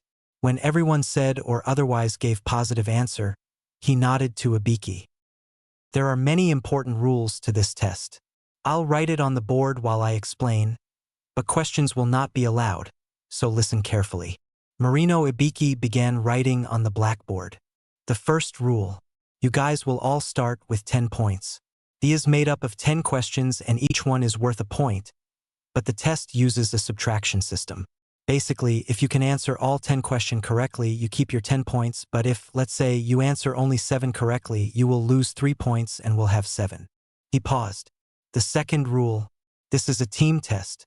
Whether you pass or not will be determined by the combined score of your teammates. So, each team will compete to see how many points they can hold on to from initial team total of 30. At this point, Sakura tried to ask a question about why this is a team test, but was quickly shut up, never receiving the answer she wanted. The third rule is that during the exam, anyone caught by the testing officers doing sneaky activities, namely cheating, will have 2 points subtracted for every offense. So there will be some who will lose all their points and ask to leave. We have our eyes on you guys, one of Chunin examiners said. Realize that the pathetic ones that get caught cheating will be destroying themselves. As shinobi trying to achieve the level of Chunin, be proud ninjas. Ibiki paused again. And the final rule. Those that lose all their initial points during the test and those that don't answer any questions correctly will be failed, along with their 2 teammates. We are doomed. Almost every genin at the auditory had this thought. Exam will last exactly 1 hour. Begin! Ibiki roared. Naruto looked at his paper. Questions there were very hard. Hell, not every jounin could answer all 9 of them correctly. Then blonde Jinchuriki thought about the rules. Something doesn't add up here. Reaching for his sage mode, but not activating it, Naruto counted genins in auditory. 155. The number isn't aliquot to 3. There are 2 extra men. They are either to watch over us, or they are the ones that have all answers and the purpose of the test is to cheat without being caught. It's like information gathering mission. Okay, judging from the rules, I think second guess is right. They want us to cheat. This means I only need to find the guy who has at least one answer correctly. Tough luck, brat. Ibiki asked right into Naruto's ear, snapping him out of his thoughts. Want to quit right now? Kyuubi Jinchuriki shook his head, saying no. However, Ibiki unintentionally helped Naruto. While the blonde was shaking his head, he noticed that the guy on his right had already 2 questions done. Too fast to think that he didn't know answers beforehand. Using his sensor abilities, Naruto memorized what that guy wrote for the 3rd question and then wrote the summary as his own answer. After doing the same for 3 more questions, Naruto thought that this was enough. 20 more minutes passed. During this time, at least 14 teams were failed. Naruto's guess about the real purpose of this test was confirmed when he saw Bun Girl from before using well-hidden mirrors to copy answer from one of AIM participants. There were 15 minutes left. This meant Ibiki laughed in an evil manner. We've gotten rid of the trash, so we'll now start the 10th question. Now, before we get to it, I'd like to go over the added rules for this question. Almost every genin in the auditory groaned. When Suna Ninja, Kankuro returned from the toilet, Ibiki remarked about his good timing and his doll playing. Then he returned to the business. These are the rules of desperation. Some genins visibly paled. First, for this 10th question you must decide whether you will take it or not. Choose. What happens if we decide not to answer?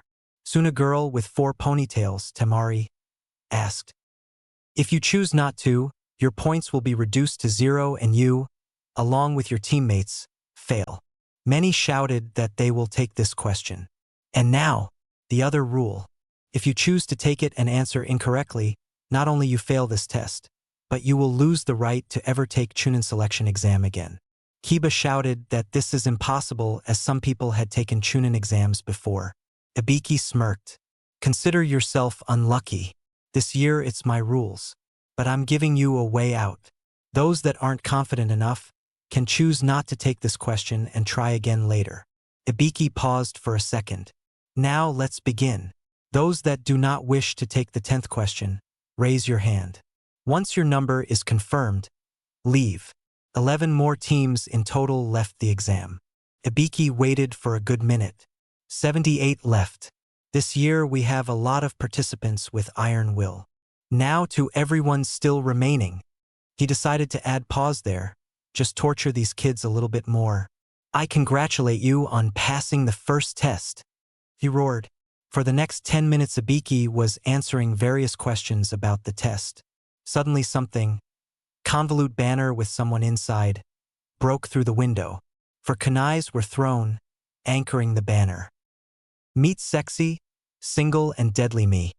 The proctor for the 2nd test, Anko Mitarashi, purple-haired woman, dressed in a brown trench coat, chainmail bodysuit, brown miniskirt and nothing more. There is no time to be celebrating. Now let's go. Follow me. Every genin in auditory groaned but complied. Chapter 6. Chunin Exams. Ruins. 79 shinobi, 26 genin teams and 1 Anko Mitarashi, stopped in front of rather big gates with all imaginable signs saying that area behind those gates was dangerous. They could see metallic fence going far in both directions with more similar gates. Behind that fence one could see young, but still intimidatingly big, forest and old ramshackle buildings or their ruins. About 3 dozens of Chunin proctors, part of them from the first test, appeared by Anko's side. Well, kiddies, welcome to the ANBU training ground number 47, also known as Ruins.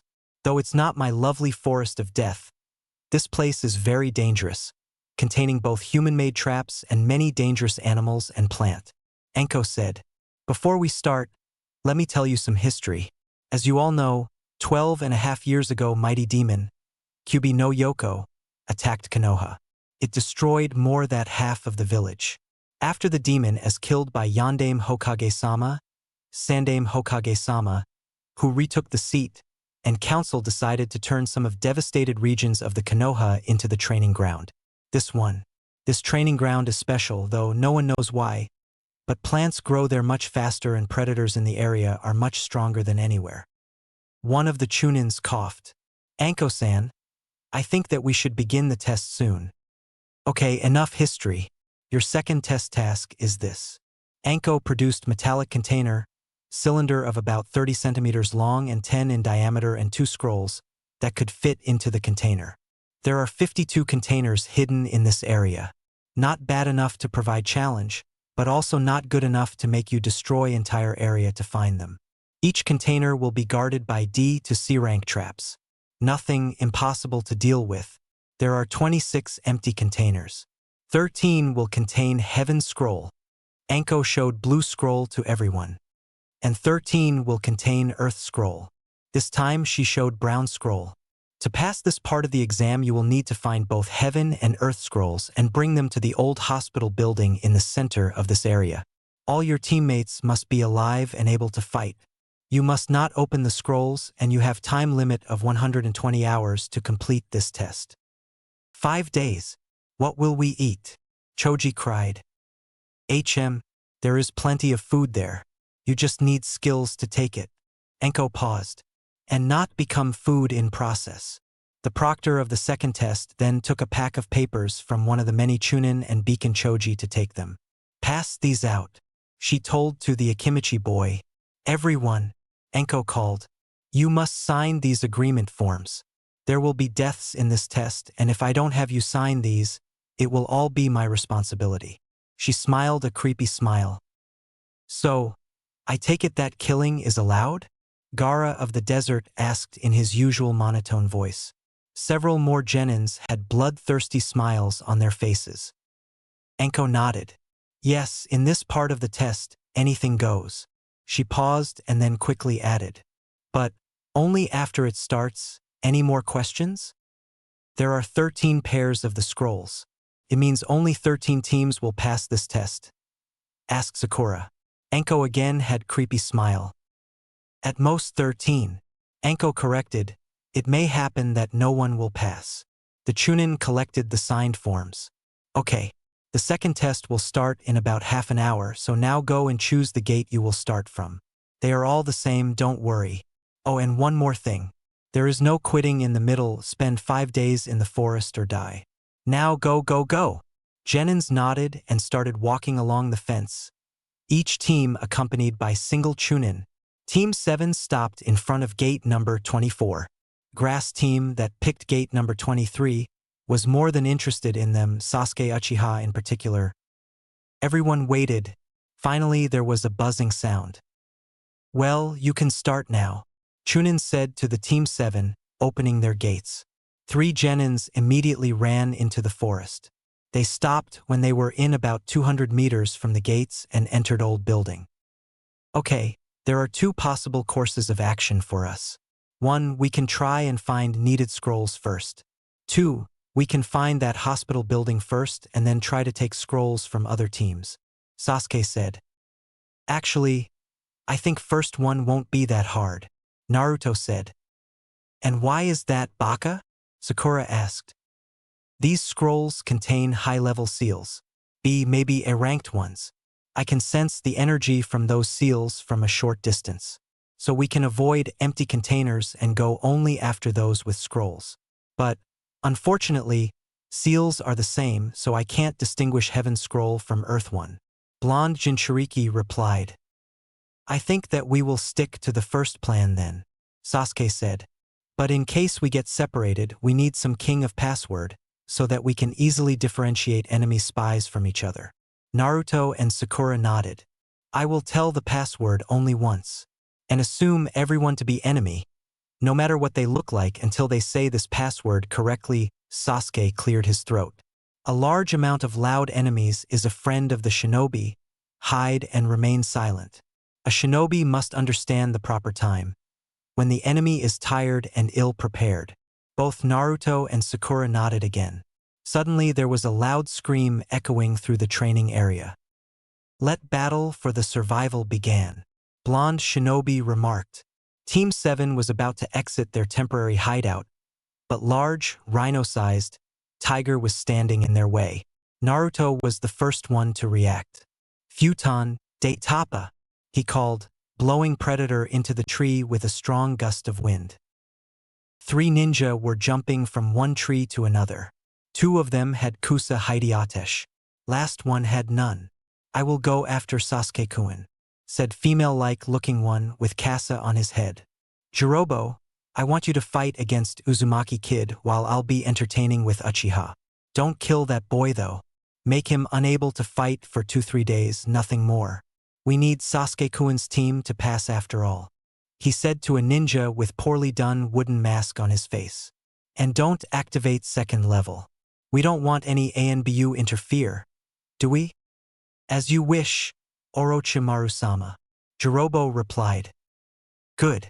And you, Karen, will look out for anyone who can put a crimp into my plans, Orochimaru said to the other shinobi, girl of about 15 with red hair and no hideate.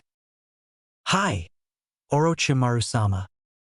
They were already 4 hours in this terrible place, but Naruto was yet to sense any hidden scrolls. In these 4 hours, they already had to fight different predators ranging from tigers to meat-eating plants and giant centipedes 10 times. Currently, they were approaching yet another ruin, half-destroyed 2-story building. There is one scroll, Naruto suddenly said. Then he summoned Shadow Clone to delouse any traps inside. 12 seconds later, he got memories of being stabbed by many kunai. Cautiously, Team 7 entered ruins. First room was clear. With his Sharingan activated, Sasuke peeked into the next room. There were many kunai jabbed into the floor and walls. In the far end of the room, there was cherished container with the scroll. Naruto summoned another Shadow Clone to retrieve the container. Clone approached metallic cylinder and took it into its hands, only to hear hissing sound of activated explosive tag. Clone threw the container into Sasuke's hands before explosion ended its existence. Heaven Scroll, the Uchiha boy said after he opened the container. This means we only need to find Earth One now. Sasuke pocketed the scroll and team exited this ruins, only to have Naruto blown away by the futon. Daitapa Jutsu, only several times more powerful than the one blonde genin used on that poor tiger. Sasuke spun around and saw attacker female-like looking grass ninja with big kusa on his head emerge from the root of particularly big tree. Kukuku, how are you doing? Sasuke-kun, grass ninja asked, bringing his right hand's index finger to his left eye, showing amber iris with slitted pupils and unleashing killing intent that only Jounin should be able to unleash. Naruto regained conscious. His head and his back were aching, and he was lying under the tree with decent human-shaped dent on its trunk. You are pretty tough. Only 1 minute unconscious from such a blow. Looks like I'll finally be able to play with someone for long enough, someone said. Blonde Jinchuriki immediately jumped back and prepared himself to fight. His opponent was a large man, partly bald, with 3 big locks of orange hair on his head. He was holding pretty thick and hard wooden facial mask in his hand. Then he broke the mask with one hand without visibly straining himself at all. Who are you? Naruto asked. You don't have to know my name, Jirobo answered, before charging at Naruto. Despite his size, he was fast. Still, Naruto managed to dodge Jirobo's hit, only to stare with shock at large dent in the trunk of the tree that appeared under man's fist. Without his sage mode, Naruto had to avoid being hit by this man. Doton, Doryu Dango. Jirobo tore up a big stone from the ground and threw it at Naruto. Doton, Doryu Katsu. Naruto touched the giant boulder with one finger, sending tons of his chakra into it, and split in two with him in the middle, unharmed. So you are taijutsu and earth-style ninjutsu user? Blonde asked. This should have been an interesting fight, but unfortunately I have no time to fight you. Naruto flashed through hand seals. Futon Atsugai. Doton, Doryu Heki. Jirobo raised a mud wall to protect himself from wind-based ninjutsu his opponent used.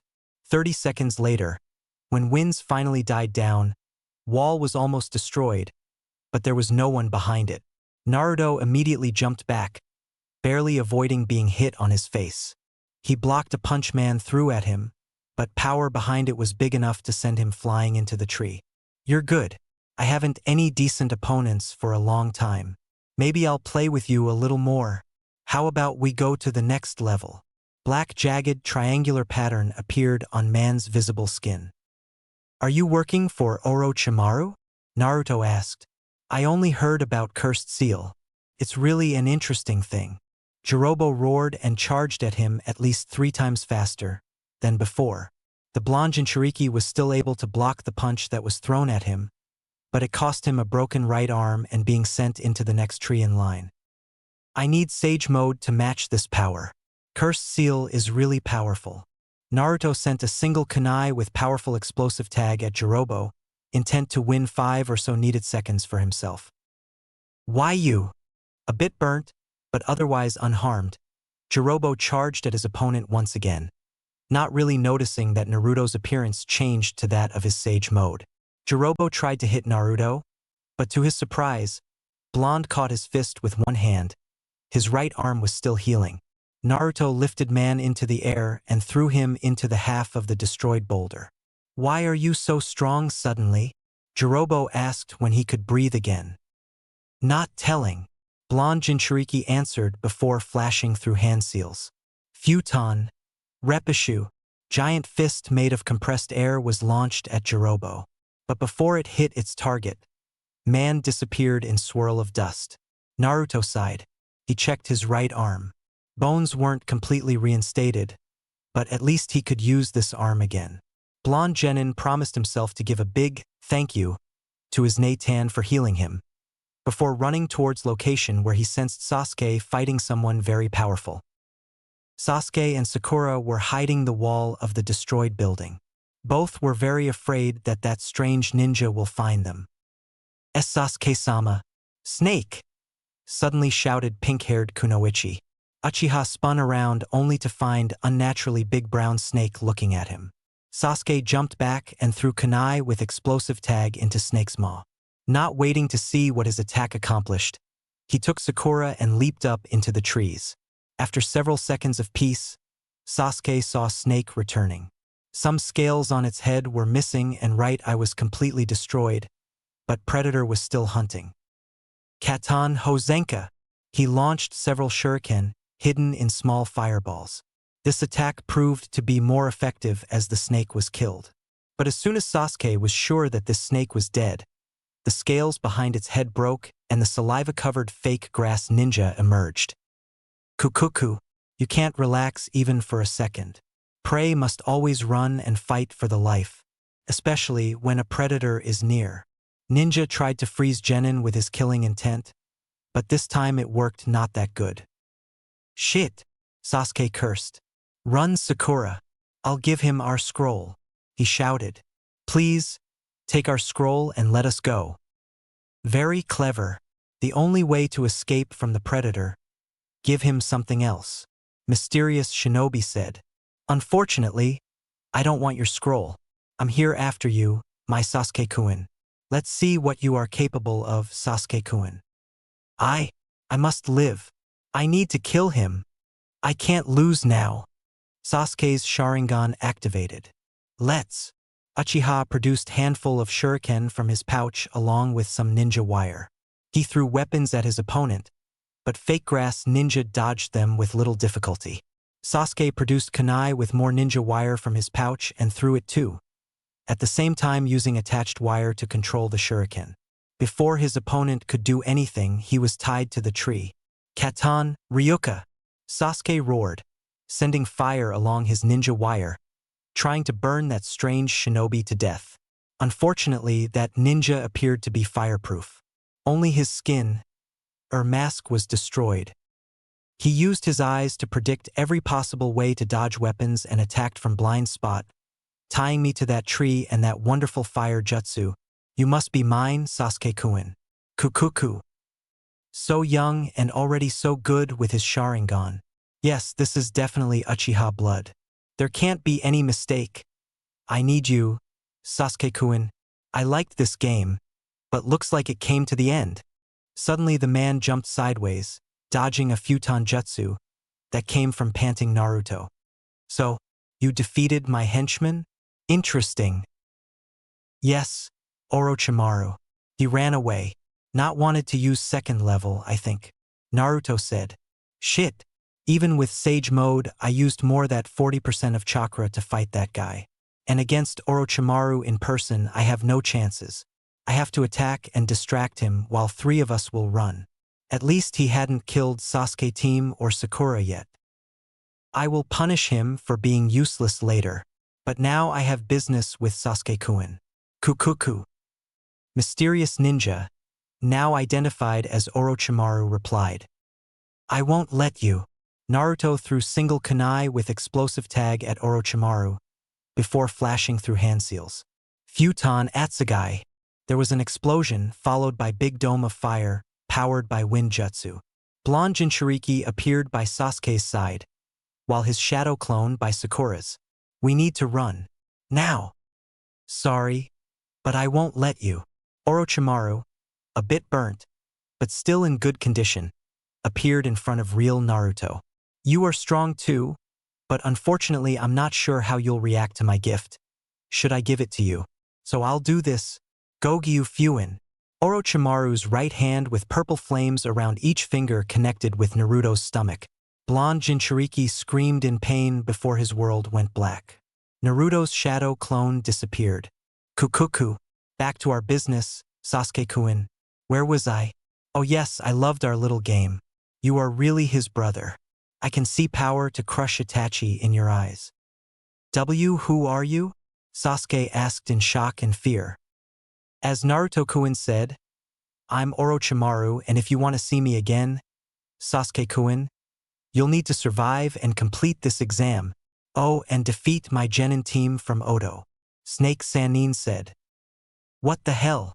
Why would I want to see you again? Uchiha boy shouted. I can give you power, Sasuke-kun. Orochimaru ran through hand seals. With 6 sound his neck elongated, and before Sasuke could do anything, Sannin bit his neck. Juin Jutsu. Orochimaru's neck reverted to its normal length. Sasuke-kun will look for me. He will look for power.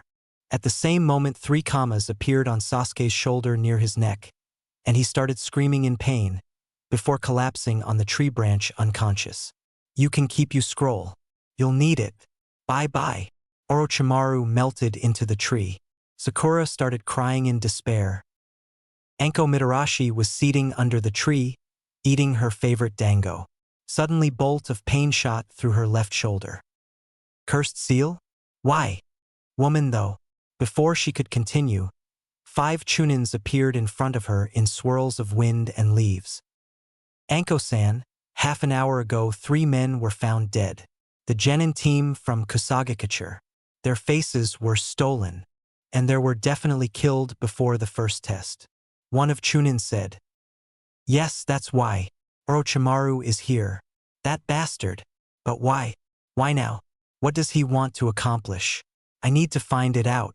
And kill him if I can. Call the ANBU. S-rank missing Nin Orochimaru is here. I will go after him now. Anko yelled. The chunin saluted and disappeared via Shunshin. Anko herself threw her stick with dango away and ran into the training ground. She had a missing Nin to kill. Somewhere in the training area teammate came across dispirited sight. 3 bodies of AIM genin, crushed. There were several hundreds of Senbon needles, lying on the ground, for empty umbrellas and several other weapons as well as lots of blood on surrounding trees and ruins. Several small predators were already using them as their food. What happened there? Hinata asked. Someone literally crushed these genin. Shino said in his usual emotionless tone. We must be much more careful if we don't want to end like them. Kiba's dog. Akamaru whimpered in agreement. Let's pray we won't run into whoever did this. Inuzuka boy said. 4 kilometers from this location, Tsunetrio entered Old Hospital. Naruto woke up. He was lying on the pile of old leaves in dark room in one of old buildings scattered through the training area. His head was aching terribly, as was his stomach, and his Kubinatan was suspiciously quiet. Blonde tried to ask her something, but failed. Then somebody moaned in pain on his left. Looking there, he saw Sasuke. Uchiha's body was shivering as if he had high temperature, and wet shreds of clothing on his forehead only confirmed this theory. And then Naruto remembered, they fought Orochimaru. This means Naruto removed top part of his clothing and tried to summon some chakra. It was much harder than usually. First his father's seal appeared on his stomach. Then another seal appeared around first one. As I thought, Gogyu Fuin. Naruto stopped summoning his chakra and both seals faded. Just in time so that Sakura, who brought some food, didn't see anything. You woke up, Baka? She asked. For how long was I unconscious? Blonde Jinchuriki asked. 16 hours, you Baka. This means it's about noon of the second day. Good. We still have some time. Naruto paused for a second. I need you help, he stated. And why is that? Was pink-haired Kunoichi's reply. We are team first. But, you see, that freak we fought, Orochimaru, used Gogyu Fuin on me, and right now I'm weaker than academy student. You won't be able to protect us both. We don't know when Sasuke will wake up. Find scrolls and bring us to that hospital building to finish this test. Sakura sighed. And how can I help you? As an answer, Blonde Jinchuriki produced the scroll Jiraiya gave him week ago from his pouch and opened it on the big and pretty complex seal. This is Gogyu Kaien. Naruto then fished ink well and brush out of his pouch. You will draw the seal on my stomach and activate it. This will remove Orochimaru's seal, and I'll be able to protect us until Sasuke wakes up. Sakura nodded. Just don't do any mistakes, or results can be unpredictable. And, by the way, if you memorize the seal, one day you may impress Sasuke and he will go on a date with you. This was stimulus good enough for pink-haired Kunoichi to work very hard on drawing the seal. Half an hour later she finished.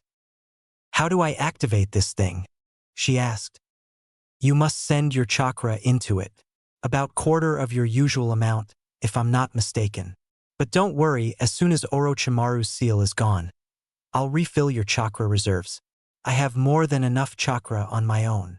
Naruto replied. Well, at least while I slept, my reserves were refilled almost completely.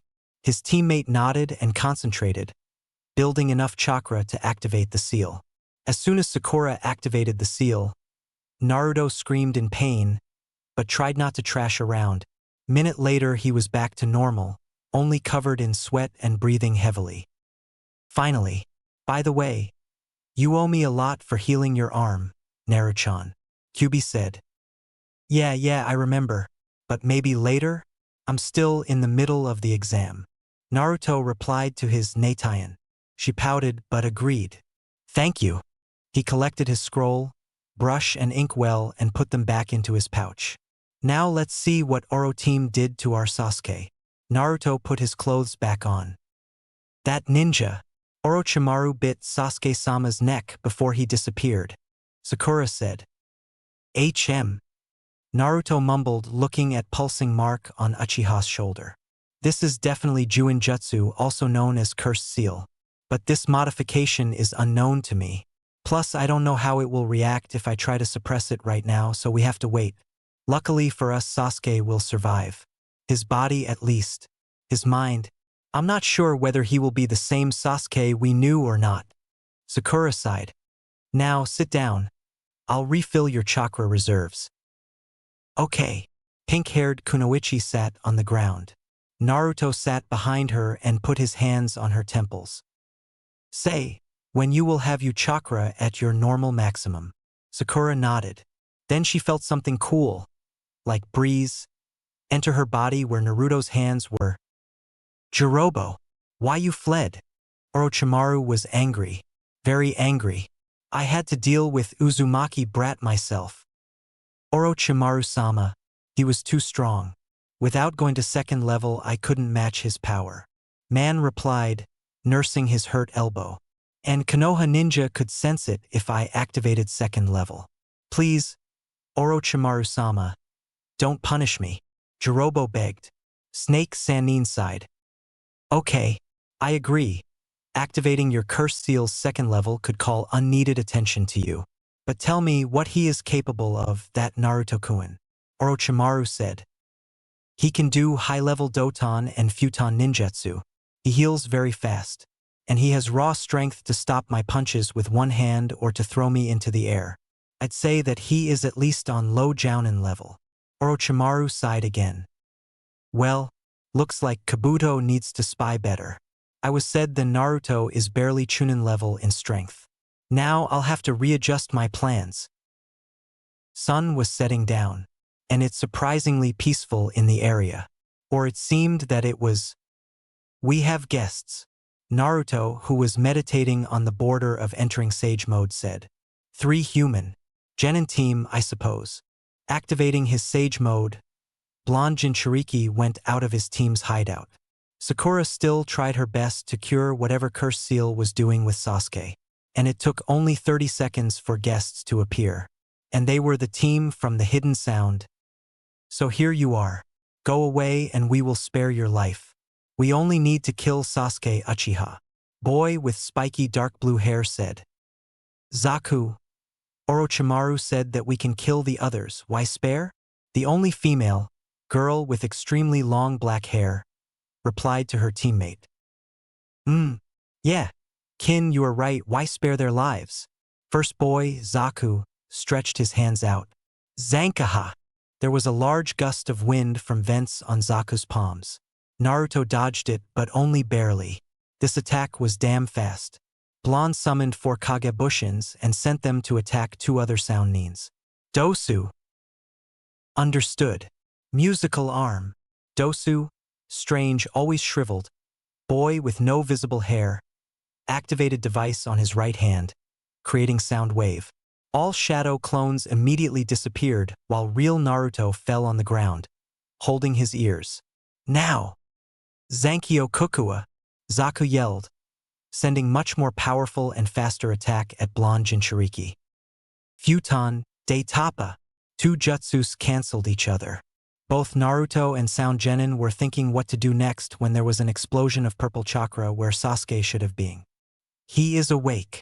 True to Blonde's words, Uchiha appeared in the battlefield. He was surrounded by purple evil aura. His eyes held bloodlust in them, and his body was covered with flame-like black patterns. Sasuke Uchiha. I'll kill you for Orochimaru-sama, Zaku yelled. Zankyo Kukua. Naruto and Sasuke jumped out of the jutsu's way. Sasuke turned his gaze to his teammate. You wait. They will die first. And he disappeared, reappearing in front of Zaku. Sound Genin reacted immediately, firing Zankaha from point blank. Sasuke somehow dodged this attack, jumping back and right. Katan, Goryuka. Uchiha exhaled dragon-shaped fireball at Dosu. Zaku destroyed it using his Zankyo Kukua, only to be attacked by Katan Hozenka Jutsu. Zankaha. Zaku blew away fire, only to find that there were shurikens, hidden in small fireballs.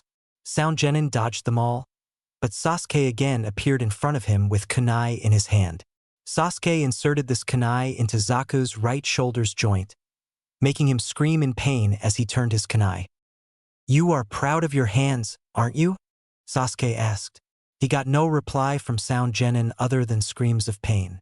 Say goodbye to them. Placing his right foot on Zaku's stomach, Sasuke ripped Boy's right arm, spraying blood on the ground. Before Uchiha could do anything else, Dosu attacked him with sound waves, making Konoha Genin do several steps back and fall on one knee. Nothing more.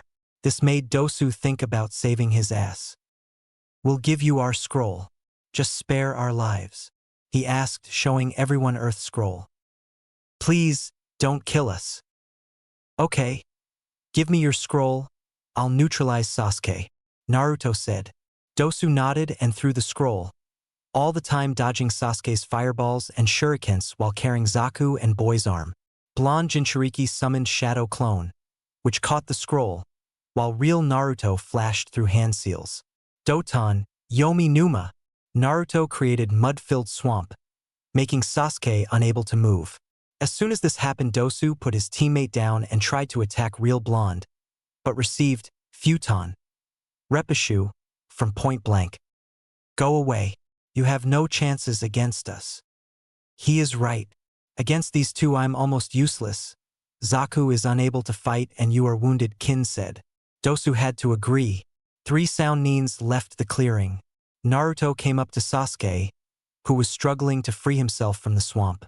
Seeing that Cursed Seal was in complete control over Boy's mind, Naruto hit the base of his neck, rendering Sasuke unconscious.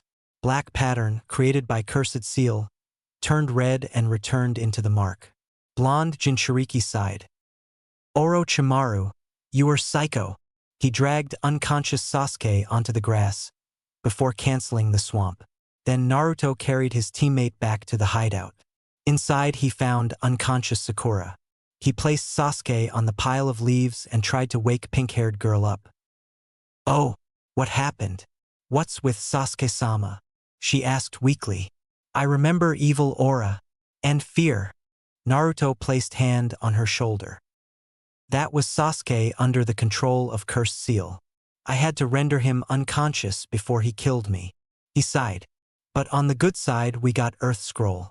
Now I'll seal Sasuke's mark and as soon as he wakes up normal, we will complete this test. Blonde Jinchuriki came up to Sasuke and removed his t-shirt. Too bad. I don't know any strong seals to keep Juinjutsu at bay. But at least I can protect his mind from Orochimaru's seals' effects. Naruto produced Jiraiya's scroll about seals, inkwell and brush from his pouch. Then he cut his finger with kunai and let several drops of his blood fall into the ink. After that he started drawing very complex array of signs around Sasuke's mark, from time to time checking his work with the scroll. Took him more than 1 hour to finish the seal. Naruto set the brush aside and started molding needed amount of chakra to activate his seals. Kairaka Maru Fuin. He sent all that chakra into his seal. All those symbols he drew started shrinking, moving until they formed 2 circles of tiny runes around Cursed Seal. At least this will keep his head clear until we reach that hospital building, Naruto said, before lying down by Sasuke's side. He was damn tired. Sakura, guard us. I need to rest. Pink-haired girl nodded. Sasuke woke up just before the dawn. He groaned, feeling his head and left shoulder aching. What happened? He asked Naruto, who was currently meditating, being on guard. Sakura was sleeping not far from him. You were attacked by S-rank missing Nin Orochimaru. He placed Cursed Seal on you and fled. You were unconscious for about 22 hours. Then you woke up with Seal controlling your mind. You almost killed Sound Genins and threatened to kill me. Sound Team gave us their Earth Scroll and ran away, while I neutralized, albeit temporary, your seal. Blonde Jinchuriki answered. Glad you are back. So we have both scrolls now. Wake Sakura up. Sasuke nuded at his pink-haired teammate. We need to complete this test. After Sakura was woken up, Team 7 headed straight to the old hospital building. Soon forest with rare ramshackle buildings and ruins was replaced with desolated streets of Dead City. 3 genins were walking through one of those streets when Naruto suddenly stopped them. What's up, Dobe? Sasuke asked. Ambush, Naruto replied, fishing tag with strange seal out of his pouch. Seal looked like combination of storage and explosive ones with delaying seal. Blonde attached this tag to one of his kunais and activated it. He threw kunai with the tag into the window of building on their right. 5 seconds later there were cries of pain coming from that window. What was that? Uchiha asked. My special seal. 7 seconds after activation it fires 100 spikes with paralytic poison in every direction. Naruto explained. And how did you know that there was ambush? Sakura asked. I'm sensor, remember? Was the answer she got. Anyway, they are no threat for next several hours. Let's go. Finally, at noon of the 3rd day, Team 7 reached Old Hospital, located roughly in the center of training area number 47, and Naruto again stopped his teammates before they could enter the building. Why again? Sakura asked irritably. Naruto pointed at very thin wire forced inch above the floor inside. Iwa Bushin, blonde Jinchuriki whispered, while 3 stone clones rose from the ground. Then he casted henge over clones, making them look like they were real Team 7, and sent them in. Clones, of course, activated the trap and were hit by barrage of kunais and 3 Kusagakura Genins second later. But before that trio could understand that they were fooled, Naruto and Sasuke knocked them out. Naruto, Sasuke and Sakura went through second doors and found themselves in big room with no visible exits and big mosaic on the wall. What shall we do now? Sakura asked. I think that it's the time we open the scrolls. Naruto replied. Baka! They said that we must not open them. Pink-haired girl yelled at her teammate. But we already completed second test and not every team has sensor-type ninjas like the Dobe. Means there must be other way to continue. And the only idea how these scrolls Uchiha boy said. Blonde Jinchuriki nodded. I agree. Let's open them. Naruto and Sasuke produced earth and heaven scrolls from their pouches and opened them. There was explosion of smoke and 1 Umino Irika appeared in the room. Long time no see, guys, Academy teacher said. Congratulations. You are the 4th team to complete this test by now. Irika gestured Team 7 to follow him. I'll show you living quarters. He opened hidden door and walked trough, closing it when Team 7 entered. Follow me. Irika-sensei, Naruto said. I and Sasuke need to see Kakashi-sensei. It's of grave importance. Scarred Chunin nodded. Okay. I'll tell him to visit you as soon as I see him. Team 7 was given one of hospital rooms as their living quarters until second test is finished. The room itself wasn't very big and looked like it had no renovations since Kyuubi's attack. There were 3 hard beds with night tables, separated from each other by paper screens. While neither of 3 genins liked their room, it was still better than sleeping outside. Naruto and Sasuke waited 3 hours for their sensei to appear. Yo! Silver-haired Jounin said, appearing in a swirl of wind and leaves. Irika-san said that you had some important news. Blonde Jinchuriki nodded. We ran into Orochimaru during the test. Kakashi turned the page of his orange book. Anko-san ran into him too. She also said something about someone being marked. Yes, Sasuke was marked with cursed seal. Naruto said, I sealed it with Kairaka Marufuyun, but it's only temporary solution for the problem. For 1-2 weeks at best. Sasuke's cursed seal is very powerful. I see.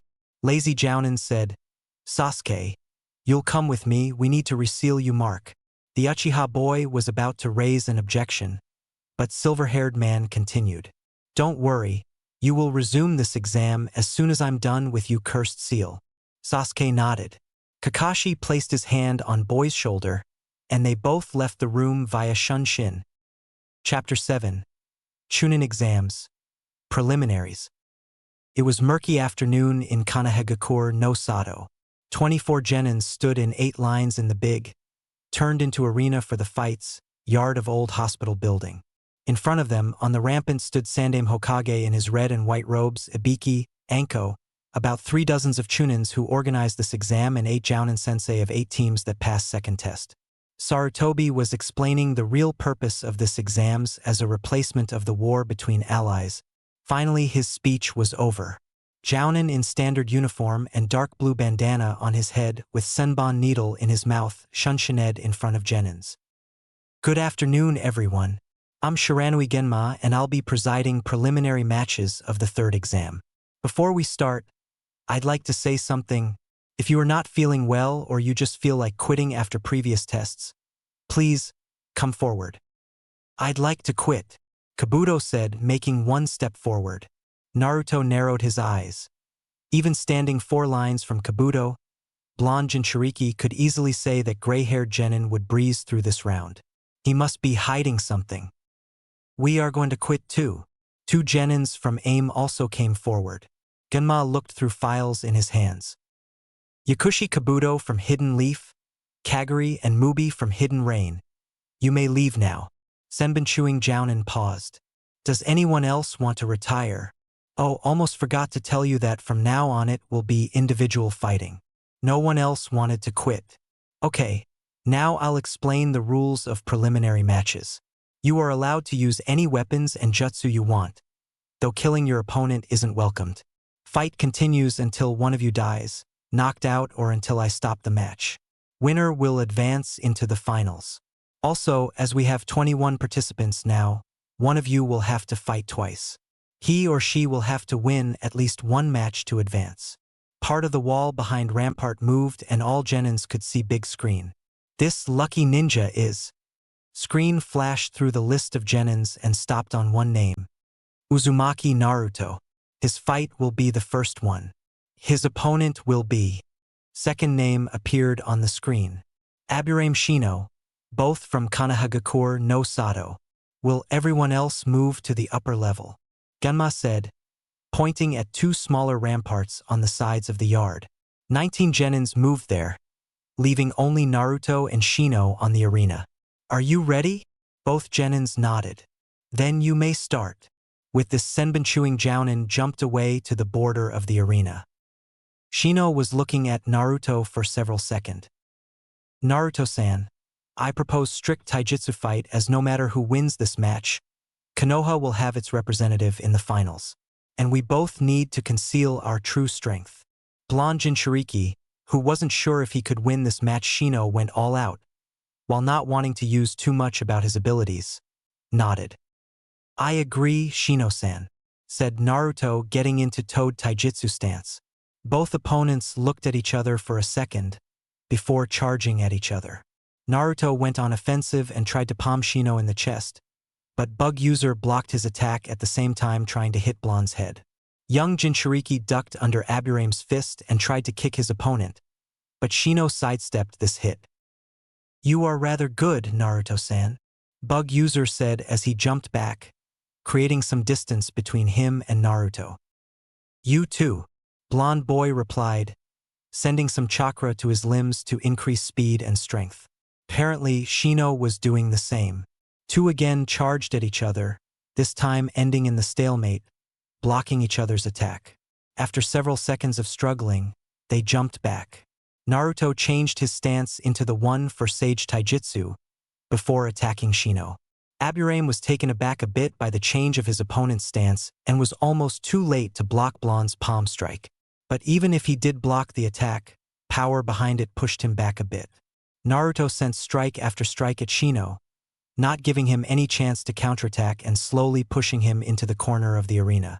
Bug User understood Naruto's plan and bent backwards, dodging Blonde's strike instead of blocking it, kicked Naruto's knee, and then implanted his fist into young Jinchuriki's gut.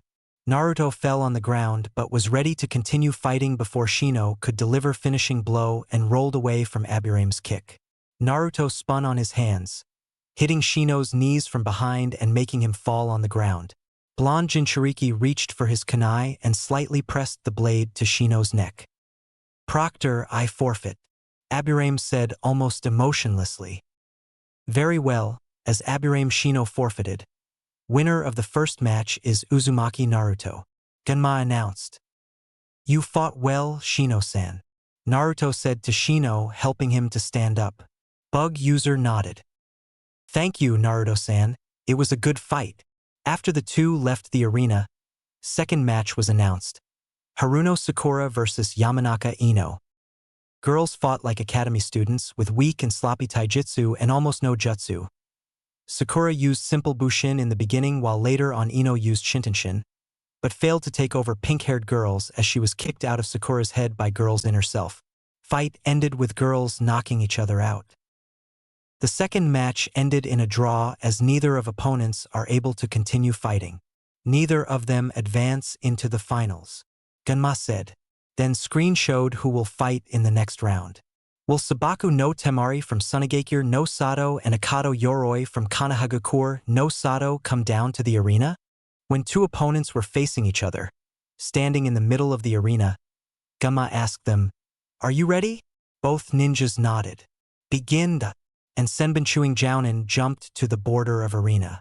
Tamari too jumped back, putting some distance between herself and Yoroi. This means that you are long-ranged fighter. Too bad for you, her opponent said, while strange blue aura appeared around his right hand. Then he charged at her, aiming for her head with his right hand. But when he was mere 2 meters from Sand Kunoichi, she drew her fan from her back and rammed it into Yoroi's stomach. Yes, you were right, I'm long-ranged fighter, but that doesn't mean that I'm weak when it comes to fighting in a short-ranged combat. Tamari told to her opponent, who was just lifting up his head after that ramming attack. Bitch! Yoroi cursed. Tamari jumped into the air and opened her fan. Futon. Kamaitachi. Suna Kunoichi launched concussive winds at her opponent, and when these winds hit Yoroi, small tornado appeared, lifting unfortunate Genin into the air and cutting him. When winds died down, unconscious and cut in all possible ways, Yoroi fell on the ground. Genma came up to him and checked his vitals. As Akato Yoroi is unable to continue fighting, winner of the 3rd match by knockout is Sabaku no Temari. Temari walked back to her team onto the rampart, while her opponents was carried away by medical ninjas. Screen showed next 2 opponents. Okay. The 4th match of the preliminaries will be Tenten versus Uzumaki Naruto, both from Kanahagakure no Sato. Tenten, girl in dark pink Chinese-style blouse and dark green pants with her hair made into 2 buns, walked down to the arena, while Naruto used simple Doton Jutsu to melt into the wall behind him and raise from the ground 3 meters from Tenten on the arena. After both opponents confirmed that they were ready, Proctor started the fight and moved to his spot on the border of the arena. Unlike Shino, I will go all out on you. Hope, you don't mind, Naruto? Tenten asked. Blonde Jinchuriki just shrugged. No problems there, he replied, shifting into Toad Taijutsu stance, while Kunoichi he had to fight jumped back to put some distance between them. As soon as her legs touched the ground, Tenten produced 4 Senbon needles from her pouch and threw them at Naruto. Blonde Genin tried to dodge projectiles but failed as 2 of them drove in his forearm and the crook of his neck, making him fell on the ground. Tenten walked to him with kunai in both her hands. Forfeit, she ordered. I never give up, was Naruto's reply. Too bad for you, Kunoichi said, stabbing his stomach. But instead of blood, there was only dust. Blonde Genin's body itself turned into cracked stone for several seconds, before falling apart. Tenten looked around for the real Naruto but couldn't find him. Suddenly she heard silent steps from behind and spun around, just in time to block Blonde's kunai with her own. So you used stone clone? Girl asked. Well, you said that you'll go all out on me. I just thought that I too can show some power, Naruto replied with a grin, before jumping back and throwing the kunai at Tenten. Kunoichi dodged it and threw her own kunai at young Jinchuriki.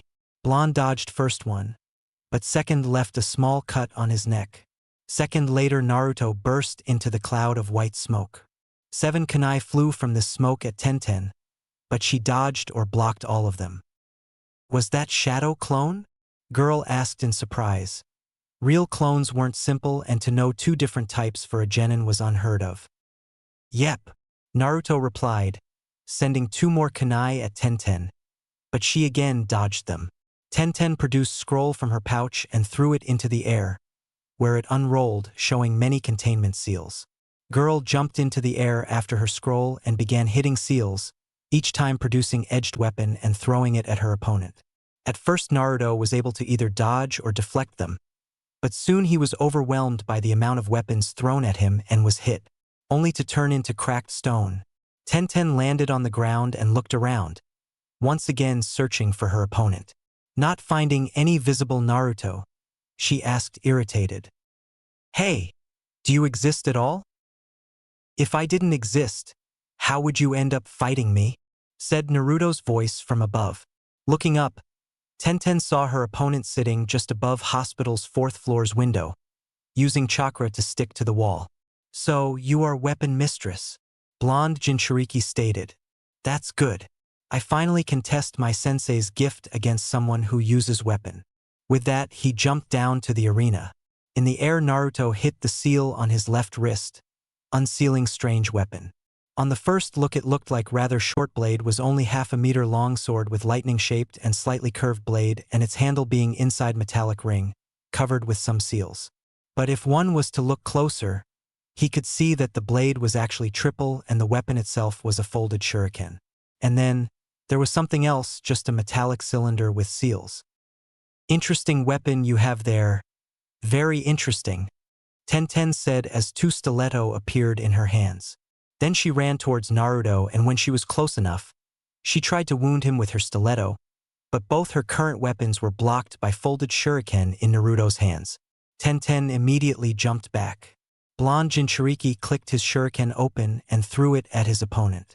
Kunoichi dodged it, but she was proven wrong when shuriken changed its direction and came at her again.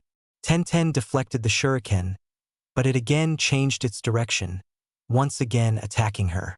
Kunoichi looked closer and saw a very thin blue string of chakra between shuriken and metallic cylinder in Naruto's left hand.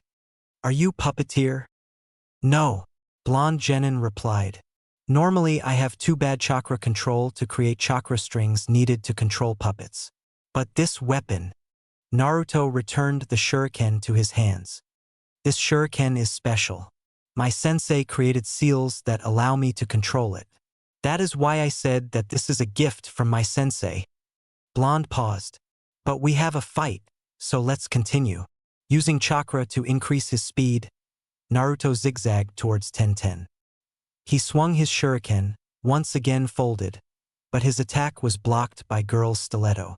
Suddenly young Jinchuriki turned his weapon around, so the sharp edge of folded shuriken was facing away from Tenten. Feeling that something was about to happen, Kunoichi moved right. At the same time, Naruto clicked his shuriken open. You almost got me there, Tenten commented. And what about now? Said Naruto's voice from beneath, and he girl felt a grip on both of her legs. Naruto with shuriken appeared in front of her, pointing the tip of one of the shuriken's blades to her throat. Do you want to win this match? He asked. Tenten looked dumbfounded. I already passed preliminaries. I don't have to win this match too, Naruto explained. No, Kunoichi replied. I clearly lost, so I don't have the right to advance. Proctor, I forfeit, she called. As Tenten forfeited, winner of the fourth match is Uzumaki Naruto, Genma announced, and Blonde Jinchuriki's clone disappeared in a poof of smoke. Naruto, can I see your shuriken, please? Tenten asked with puppy eyes. Naruto looked at her, then at his shuriken and back at the girl. Finally he sighed. Okay. And two left the arena, chatting about Naruto's shuriken and all sharp, edgy and pointy objects in the world. Somewhere on the rampart one Sasuke Uchiha was raging. Naruto fought 2 matches yet he hadn't shown any jutsu worth copying. Though that shuriken was good. Maybe he will be able to make the dobe give it to him. The 5th match was Sabaku no Gaara of Suna versus Rock Lee. While green-clad Genin went all out and beyond to win this match, he even opened 5 inner gates and used Lotus technique twice, but this wasn't enough to defeat Ichibi Jinchuriki and his Sanjutsu, though Lee became first person ever to wound Gaara. In the end, only interference of Lee's sensei Madogai, also green-clad and with bushy eyebrows, saved Lee from being turned into bloody sand. Gaara, of course, was angry that his prey was taken from him, but could do nothing about it right now as Konoha Jounins that were here could end his existence for real. After Rock Lee was carried away by medical ninja, 6th match was called. Will Akimichi Choji from Konohagakure no Sato and Sabaku no Kankuro from Sunagakure no Sato come down to the arena? Gunma asked. After Big Boned Boy of the Leaf Village and Gaara's teammate in black clothes with bundle on his back came down and confirmed that they were ready to fight, Senbunchuing Jounin told them to start and jumped to his spot at the border of the arena. Baika no Jutsu, Nakuden Sensha, Choji immediately called, his body becoming almost spherical, his limbs and going into, thus making the boy turn into big heavy ball. Kankuro put bandaged something on the ground and produced 2 kunai. Choji rolled towards his opponent, intent to win his match with the first attack. and Sunanin couldn't stop his advancing mass and was sent flying into the wall. But he stopped in the midair, something falling down from his body. Everybody looked at the arena and saw that the real Kankuro was there, while what Choji hit was just a puppet. "Karasu, attack," Suna Puppeteer said, making his puppet shoot small ball that turned into violet smoke when it hit the ground. And Choji was in that smoke. Leaf Genin rolled out of the smoke, but then there was poof of smoke and he fell on the ground unconscious, reverted to his normal size and shape. "What was that?"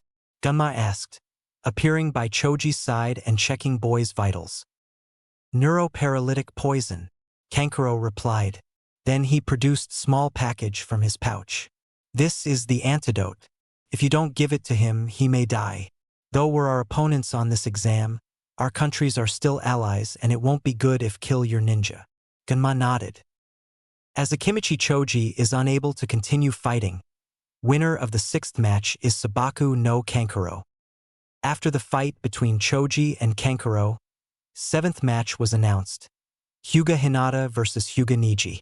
Both cousins displayed good skills in Juken Hyuga family taijutsu style, but Niji was better and seriously injured Hinata. But despite that, and speeches about her misery from Niji, Hinata stood up and continued fighting. She got another serious injury soon, but again stood up and continued fighting. This made Niji very angry and he hit his cousin's heart. Then he tried to kill her, but he was stopped by Gunma, Guy, Asuma and Kurenai. Niji ranted about unfair everyone was towards Hyuga branch family members. Well, he ranted until Naruto appeared in front of him and slapped him. "I know about Hyuga clan. You have all rights in the world to hate them, but you have no rights to hate Hinata. I know her for a bit more than a year, but it was enough for me. Hinata will never do, nor she ever did anything bad to you. But you still tried to kill her. For this I shall make you pay," Naruto yelled. "You don't understand a thing," Niji yelled back. "You two, stop this now," Genma said in a tone that made both Genins freeze. "You can solve this after, but right now we do have an exam. Go back to your places." Genins nodded and walked away. "I will make you pay for what you did to Hinata," Naruto said before they parted for different sections of the rampart. "Like you can do that, loser," Niji hissed back before regaining his stoic and aristocratic self. "Ahem." Genma looked at the screen. "Okay. The 8th match will be between Tsurugi Misumo from Kanahagakure no Sato and Kinyuta Dosu from Otogakure no Sato. Will both participants come down to the arena?" When two Genins were standing in front of each other, Senbunchuing Jounin asked them, like he asked every pair of opponents before, "Are you ready?" Both nodded. "Begin." "This will be easy," Dosu yelled as he charged towards Misumo. Sound Genin tried to hit his opponent with his musical arm and render him unconscious, but Misumo wasn't that weak and caught Dosu's arm. Faster than Sound Nin could process it, his opponent rapped him. "What the fuck? In order to gather information, my body has been altered to be able to fit in any place. But this also allows me to deal with weaklings like you without breaking a sweat. Give up or I'll kill you." Misumo started to squeeze the hell out of Dosu, but Sound Genin wasn't going to lose this match. "Eat this." He finally reached for the device on his right arm and activated it, creating very strong ultrasound waves. Misumo's glasses broke and he himself was disoriented. This allowed Dosu to escape from his opponent's grip and kick Misumo in the neck, knocking him off. Genma appeared by Misumo's side and checked Boy's vitals. He was still alive, but with that kick chances that he will be able to continue being ninja were slim. As Tsurugi Misumo is unconscious and unable to continue fighting, winner of the 8th match is Kinyuta Dosu, Proctor announced. Medic Nins carried Misumo away and screen again showed two names. This time these names were Inazuka Kiba and Abumi Zaku. Opponents came down to the arena, Kiba accompanied by his partner Akamaru. As soon as Gunma let them start the match, Zaku stretched his left hand out and pointed it at Kiba. Zankaha! He sent a strong gust of wind at Inazuka Boy, but both Kiba and Akamaru, who was up to now sitting on Kiba's head, dodged the attack. Zaku sent another Zankaha at his opponents, but they again dodged it. Sound Genin hissed in frustration.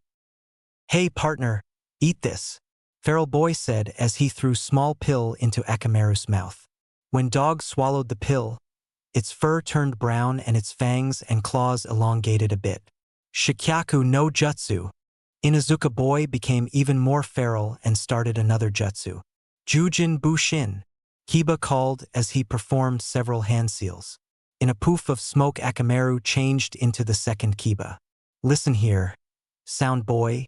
Give up now or we will beat you into a bloody pulp," both Kibas roared, though Zaku seemed unfazed by this. "You? Beat me? Don't make me laugh." He stretched his hand towards his opponenza once again. Zankaha! But his attack was easily evaded. "I warned you," Kiba roared. Gatsuga! He and Akamaru started spinning and turned into two gray tornadoes, quickly advancing towards Zaku. Sound Genin stretched now both his arms.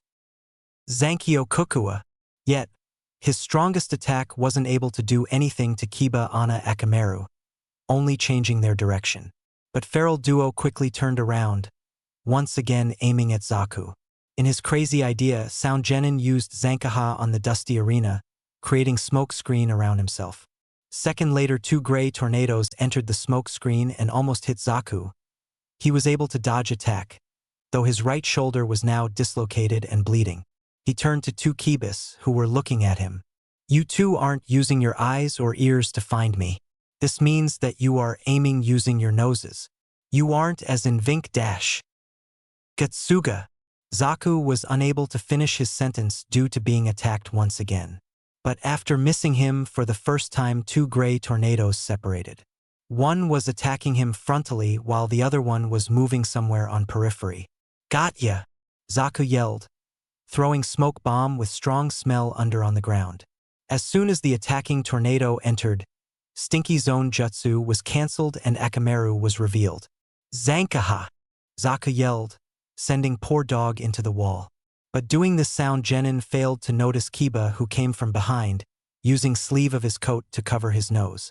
With one strong hit to the neck, Inuzuka Boy rendered his opponent unconscious. Then he came up to his partner dog while Genma announced him as a winner of the 9th match. "Akamaru, I'm so sorry that I made you do this, but hey, we won the match."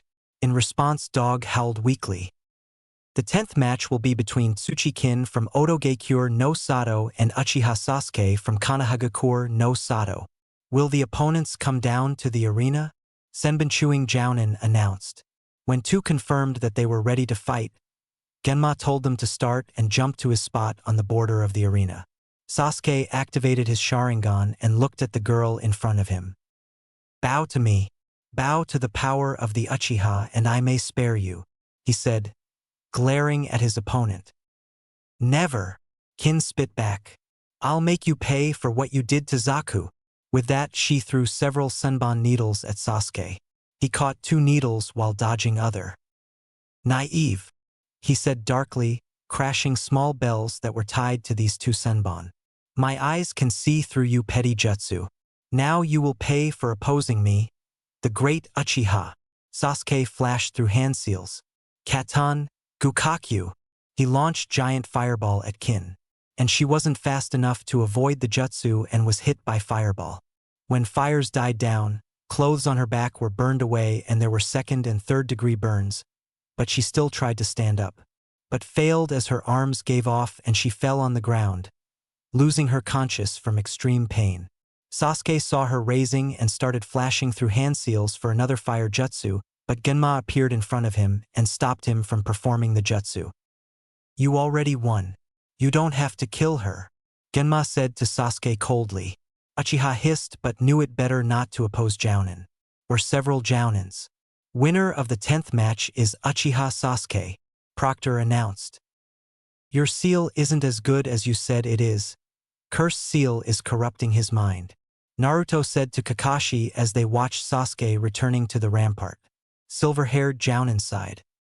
"Yeah, looks like. Maybe I did a big mistake when I removed your seal." He paused. "Maybe you can place it once again?" Copycat Ninja asked. I don't think that Sasuke will allow this. And if we put it without his permission, it may make things worse than they are now. He may start fighting against our seals. Blonde Jinchuriki replied. That would be the worst case. Kakashi agreed. I think that it would be better if you try to make him change himself by his own will. Though it will be very hard task. Naruto suggested and Masked Jounin nodded. Oh, and I hope you won't mind if I'll be gone from the village until finals? Old Man Hokage is okay with it. Kakashi again nodded. Hey, what are you talking about? Sasuke asked them demandingly. Two ninja looked at each other and then replied in unison. Nothing interesting. Okay, and now we will have the last match. Will Oboro from Amigekure no Sato and Nara Shikamaru come to the arena? Genma announced. As soon as the match started, Oboro created about 30 Haze clones, who tried to wear Shikamaru out. Troublesome. Lazy Genin muttered. Kage main no jutsu. His shadow became alive and went after Oboro's, splitting into more than 30 flows, each trying to capture different target. And in the swarm of clones, Shikamaru managed to catch the real one. As soon as this happened, all clones disappeared on their own accord. You are really troublesome, Nara Air muttered, breathing heavily. Then just give up and go home, you lazy ass, Oboro shouted. If I do so, Mom will be reprimanding me. That is even more troublesome than fighting you. Shikamaru replied and started running diagonally towards the wall, Oboro copying his moves. What the fuck is this? This is shadow imitation technique, Nara Boy replied, releasing his jutsu just before Oboro hit the wall. Surprised, Ninja couldn't stop himself in time and hit the wall hard, knocking himself off. Genma appeared by his side.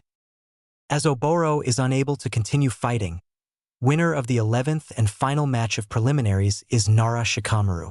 He announced, now will Uzumaki Naruto, Sabaku no Temari, Sabaku no Gaara, Sabaku no Kankuro, Hyuga Niji, Inazuka Kiba and Uchiha Sasuke come down to the arena. You will be told about finals. When all 9 genins were there, Ibiki brought a box. This is sortition for the finals. Please, take one paper from the box, Proctor of the first exam said. He walked from genin to genin, allowing them to draw a paper. Now, when you all have your papers, please, tell me the number on your paper. Kankuro was the first one to reply. 1. 5. Gaara said emotionlessly. 3. Temari's voice said. 8. Naruto told his number to Ibiki. 2. Kiba said with Akamaru barking on his head. 7. Dosu said quietly. 4. Was Niji's reply. 6. Sasuke said indifferently. This means that the lazy bum got number 9. Ibiki concluded, looking at already sleeping Genin. So fights in the finals will be. The first one will be between Kankuro and Kiba, second one between Temari and Niji, third one between Gaara and Sasuke, fourth one between Dosu and Naruto, and Shikamaru will fight the winner of the first match. Changes are unlikely, but not impossible. Thank you, Ibiki, Sandaime Hokage said. Now, finals will be in 30 days at Kanehagakure no Sato main stadium. This means that you have 1 month to hone your skills and learn new. Use this time wisely and remember, you will be representing your village in the finals. So try to do yours all. You may go now. With this, genins started walking away from the arena. Chapter 8. Chunin Exams. Finals. Gyaku Kuchios. Fukasaku hit the ground with his paw, and in a poof of smoke one Uzumaki Naruto appeared in the small clearing, located in the jungles not far from Toad Village at Mebakuzan Mountain. For a moment Blonde was disoriented from the space jump. Thank you, Sensei, young Jinchuriki said to Elder Sage Toad. What'll my training be for this time? Oh, straight to business, are we? Let's at least find more comfortable place for that. Naruto nodded. The two walked through the jungles towards Sage Training Ground and Toad Oil Fountain. When they finally were there, Fukasaku leaped on the rock there to be on one level with his ward and student. Naruto-kun, We both know that you are rather strong for your age, and that you are the youngest sage in the history of Maboku, but we both know that you still need to improve. That's true, sensei, Naruto said as he nodded in agreement with Fukasaku. And in these 25 days we will mostly improve your body. Your normal body. I personally think that you rely on your sage mode too much, and while it is not necessarily a bad thing, you need time to activate it. And during this time you are more vulnerable than a civilian, Toad said. During your month break we will train your body so that you won't need sage powers that much. But this will also give you another edge. The stronger your original body is, the stronger your sage body will be. But of course, we won't completely forget about your sage training, Naruto-kun. I understand, sensei, young Jinchuriki said. Even if he didn't exactly liked what his sensei proposed, he knew that Toad Elder Sage was right. Good. While it is still morning, today we won't have training. You need some time to get used to climate there once again, so you can relax today. Your room is still there, so don't worry about where you will live during your training. You may go now, Naruto-kun, Fukasaku said. But no slacking off tomorrow, he added then. Hi, Naruto replied. It was 20th day of 1 month break before Chunin exams finals. Kanahagakure no Sato was basking in the warm evening. One Tsuchi-kin of the Hidden Sound Village was retuning to her room in the hotel when she heard 2 men speaking behind the door. One of the 2 was her master Orochimaru-sama. Normally Kin would just pass by, but she heard her master saying name of one of her teammates, and this piqued girl's interest. She argued at her hearing to its limit and listened. Yes, Orochimaru-sama, Dosu Kinyuta is dead. He was foolish enough to challenge our trump card a fight and lost. The other man, her master's right hand, said. That's a bad news to me. One of my precious sacrifices is now dead and useless, Orochimaru replied. But I still have 2 more. They should be enough for my plan to work. Konoha will fall no matter what. Kin didn't listen further. Her gut feeling was telling her that she knew who were the other 2 sacrifices.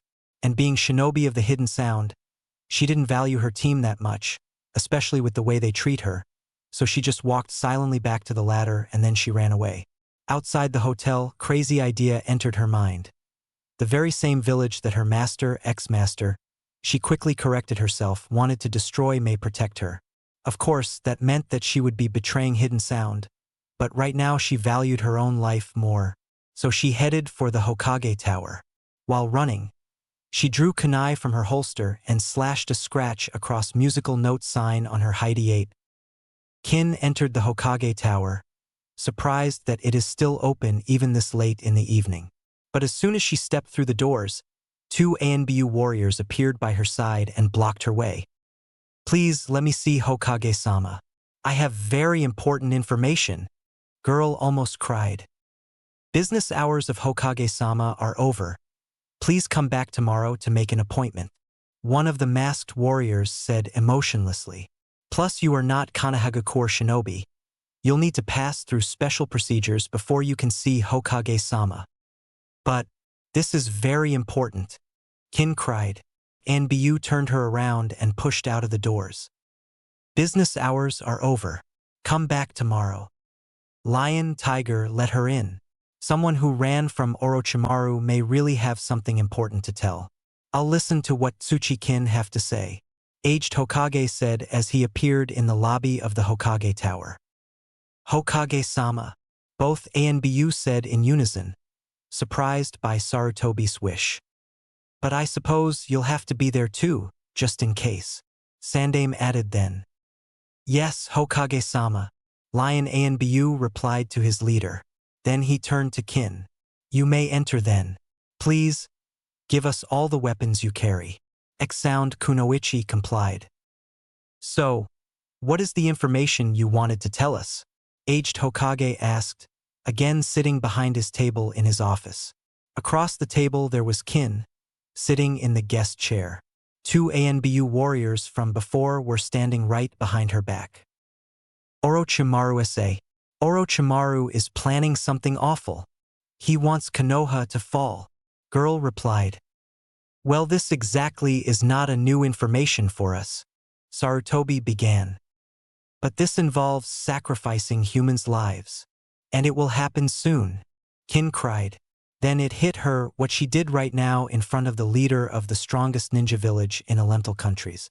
Please, forgive me my rudeness, Hokage-sama. Old man nodded. I understand your emotions. May I ask, do you know any details about what exactly Orochimaru is planning? Hokage asked then. I was just genin under Orochimaru and had no access to this kind of information. The only other thing I know, I am one of the sacrifices. Those 2 genins that were my team are 2 other. And Orochimaru plans to act during finals. Kin replied. Sarutobi sighed, but nodded. While it doesn't provide us with a lot of information, this is still useful. Hokage looked at Kin and at her scratched forehead protector. Unfortunately, I can't completely be sure that this is not a kind of trap set by Orochimaru or that you are telling us the truth. You'll have to see Ibiki-san tomorrow. Konoha's professor saw how poor girl paled when he mentioned interrogation specialist. Don't worry though. He will treat you as a potential ally, not as a captured enemy. Kin allowed herself to let out a sigh relief. I understand, Hokage-sama. I'm sorry, but this will be the only place for you to stay this night. Kin nodded. Good. Aged Hokage turned his eyes to one of the ANBU. Lion, please, escort this young lady to the room 404 at INT Department of ANBU. Lion laid his heavy hand on girl's shoulder. Yes, Hokage-sama. And 2 of them disappeared via Shunshin. 3 days before Kanehagakure no Sato would hold finals of Chunin exams. Early in the morning, people in the village not far from Great Naruto Bridge saw a big gray toad with someone, hidden by the morning mist, on its back approach the coast of the island. Toad leaped on the top of water surface past the village towards a bit isolated house where Tazuna the bridge builder and his family lived. The toad leaped around small forest and then emerged from the water at the beach just right in front of Tazuna's house. Man that up to now sat on the toad's back jumped onto the ground. Thank you, Gamario. Man said to the toad. You better be, Naruto. Gamario croaked back. You know how much we don't like salty water. Yeah, I know. If you want, there is lake not far from here. Naruto replied. That'd be most helpful now. I suppose I can go now. Toad croaked and, after blonde Jinchuriki nodded to it, leaped away. To business now, I guess. Naruto muttered under his breath. Suddenly he felt something scaly touch his leg. Looking down, he saw a brown lizard with a message scroll on its back. Oh, Yujito-kun sent me a message? Let's see. Naruto took the scroll and opened it. I'm becoming famous. Young Jinchuriki mused aloud. Yujito was congratulating him on passing first 2 tests of Chunin exams. Naruto quickly composed the reply to his Kumo friend and gave it to the lizard. Reptile nodded and ran away. Okay. Sighing, Naruto walked to the door of Tazuna's house and knocked on the door, hoping that someone was awake. He hears swearing from that side of the door. Yeah, someone was awake. Wants something this fuck. Bridge builder opened the door and stopped in the middle of the sentence. Oh, Naruto-kun, you decided to pay us a visit. Yeah, something like this. Young Jinchuriki replied. Can I come in? Old man nodded. Of course. Do you want something to eat? Tsunami-chan should be finishing the breakfast by now, he said. Naruto shook his head. No, thank you, but I'd like to have some tea. Okay. I go tell Tsunami-chan to make some for you, Tazuna said before walking to the kitchen. Naruto entered the house, and he could already see Nami no Kuni returning to prosperity in this house, even if it wasn't much time since Gato's death. Oh, Naruto-kun, good morning. Tsunami peeped out of the kitchen. What brings you here? Morning. Blonde shinobi entered the kitchen and sat in the empty chair there. Sorry, but can I trust your hospitality for some more time? He asked. But, Naruto-kun, you are the hero of the wave. Of course you can, Tazuna exclaimed. Thank you. I just have a feeling that something awful will happen soon in Konoha and Old Sage. The seer from Maboka Mountain had a similar vision. I wanted to set a beacon seal here, in the wave, just in case I or my friend will need to escape from Leaf. Can I do this? Just for one person. Naruto explained his reason for coming to the Nami no Kuni. Well, the other reason then to see how the country was doing after being freed by his team not a long time ago. Plus, I wanted to see how you all are doing. Thank you, Naruto-kun. After Gato's death, our country is prospering once again. Bridge Builder replied. Where do you want to place your seal? I saw a good rock not far from your house on the beach. I think that will be the place. Tazuna nodded. Then I see no problem. Go ahead. Blonde Jinchuriki stood up and bowed. Thank you. Sun was setting down when Naruto finally finished drawing and readying the transportation beacon seal and protective seal over it, so that the main seal won't be damaged by rains or anything like that. Blonde Shinobi looked over his work to make sure he did no mistakes. I finally did this, he said to himself with a sigh. It was already late in the evening, so he decided to spend the night here. But he didn't want to cause any problems to Tazuna's family, so he opted for sleeping under the stars, and a really good place to spend night at just popped into his mind. So young Jinchuriki walked to the hill where graves of Zabuza and Haku were. The graves themselves were the Kubikiri Hocho in stone crust for the swordsman and 3 stone-crossed senbons, with stone garland lying on them where they connected. Naruto bowed to both graves and then summoned Sleeping Bag from one of his scrolls. Zabuza, Haku, good night. Naruto jumped down onto the road from the trees. Gates of Kanehagakure no Sato were not even 300 meters from him. After dusting himself from the long run, he calmly walked towards Gates' guard's booth. Halt! State your name and business in Konoha. Izumo called, following the protocol. Naruto Uzumaki, genin of Kanehagakure no Sato, returning from training outside village walls. Chunin laughed. Good. You can pass, Naruto-kun. Blonde Jinchuriki nodded and walked into the village. Oh wait, Izumo suddenly called. Hokage-sama wanted to see you as soon as you return to the village. He said, it is something very important. Naruto nodded. Thank you. Then he jumped to the rooftops and ran towards Hokage Tower. Soon, Blonde Shinobi entered Sarutobi's office through the window. Naruto knew for sure that old man had no visitors at this time and would be glad for some distraction from that damned paperwork. Oh, Naruto-kun, I take it that Izumo passed my message to you, Sandaime Hokage said from behind of paper piles as young Jinchuriki entered his office. True. So, old man, what is that important thing you wanted to talk with me about? Blonde asked. Hokage sighed and moved pile of documents aside. Well, Naruto-kun, while you were training with Fukasaku Dano, several important things happened here, one of them being X-Sound Ninja asking for a refugee. Blonde Jinchuriki looked at old man curiously. You know her, Tsuchi-kin, ex-genin of Odogekure no Sato. The reason she is the runaway ninja right now is that she overheard Orochimaru's plans. I won't go into the details as they are mostly not for a genin's ears. Anyway, Orochimaru plans to attack Konoha sometime during the finals of Chunin exams. What I want you is to house Kin until I can find a better place for her. But I live the unsecured apartment house, almost yelled Naruto. Exactly, Hokage said. This would be the last place one would look for something really important.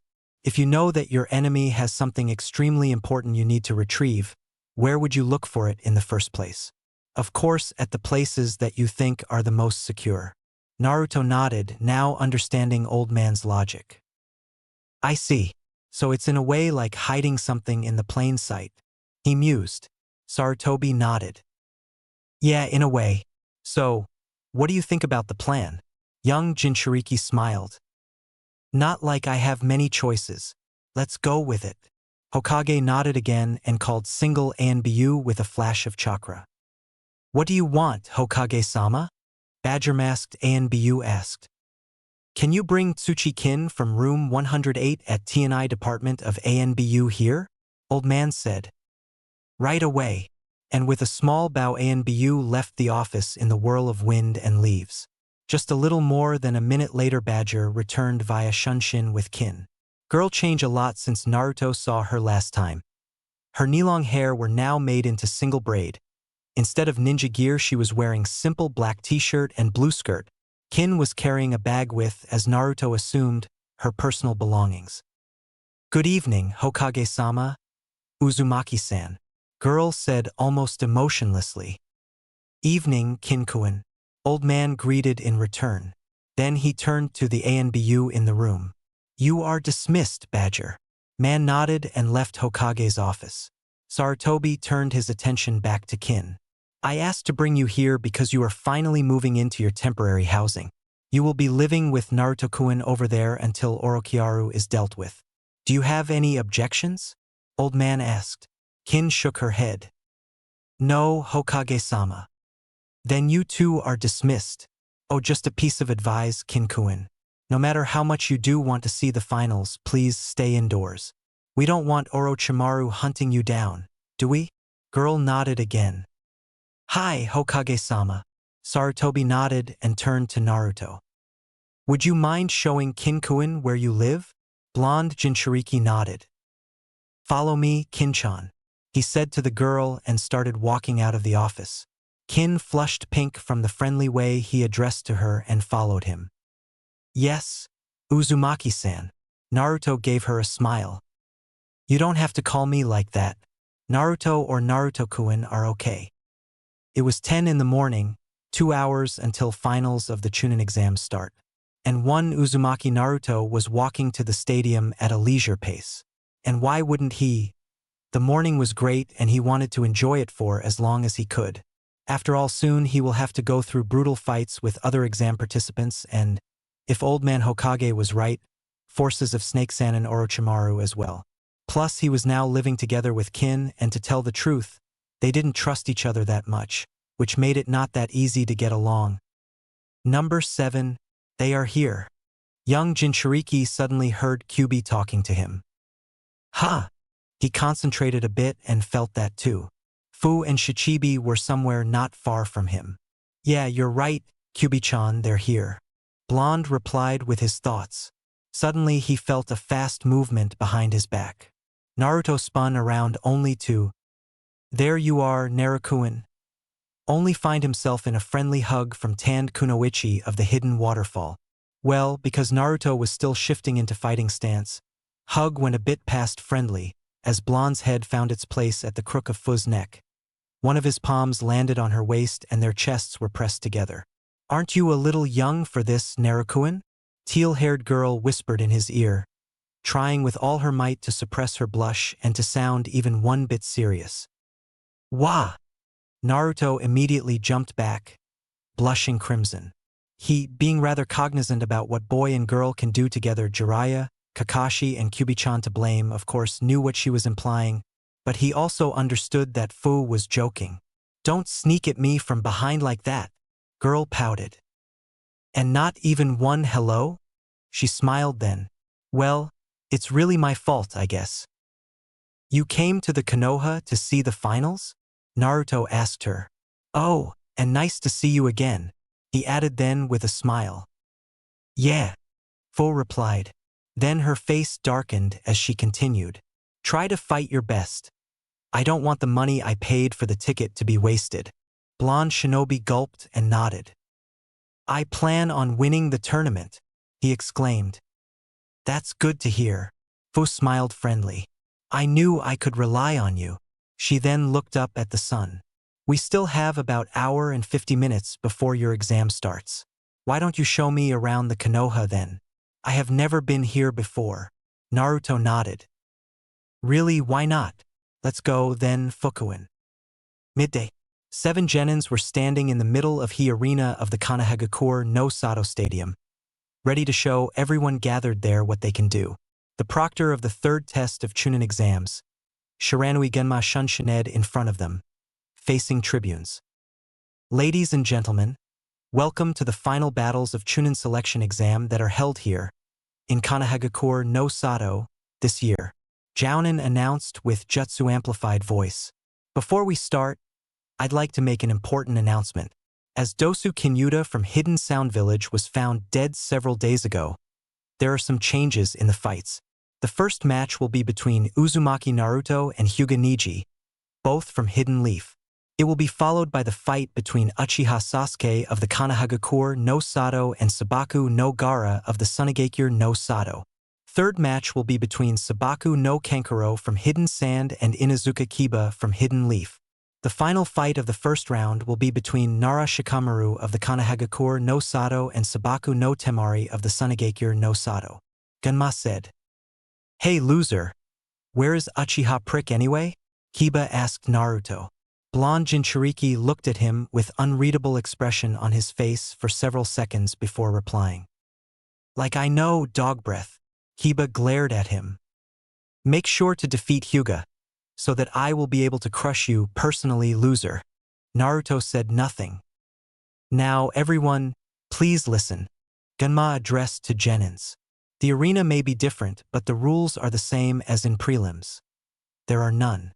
The fights will go on until one of you dies, acknowledges defeat, or I stop the match. Is that clear?" All 7 Genins nodded. "Now, the first fight, Uzumaki Naruto and Hyuga Niji, those two stay here. The rest of you go to the waiting room."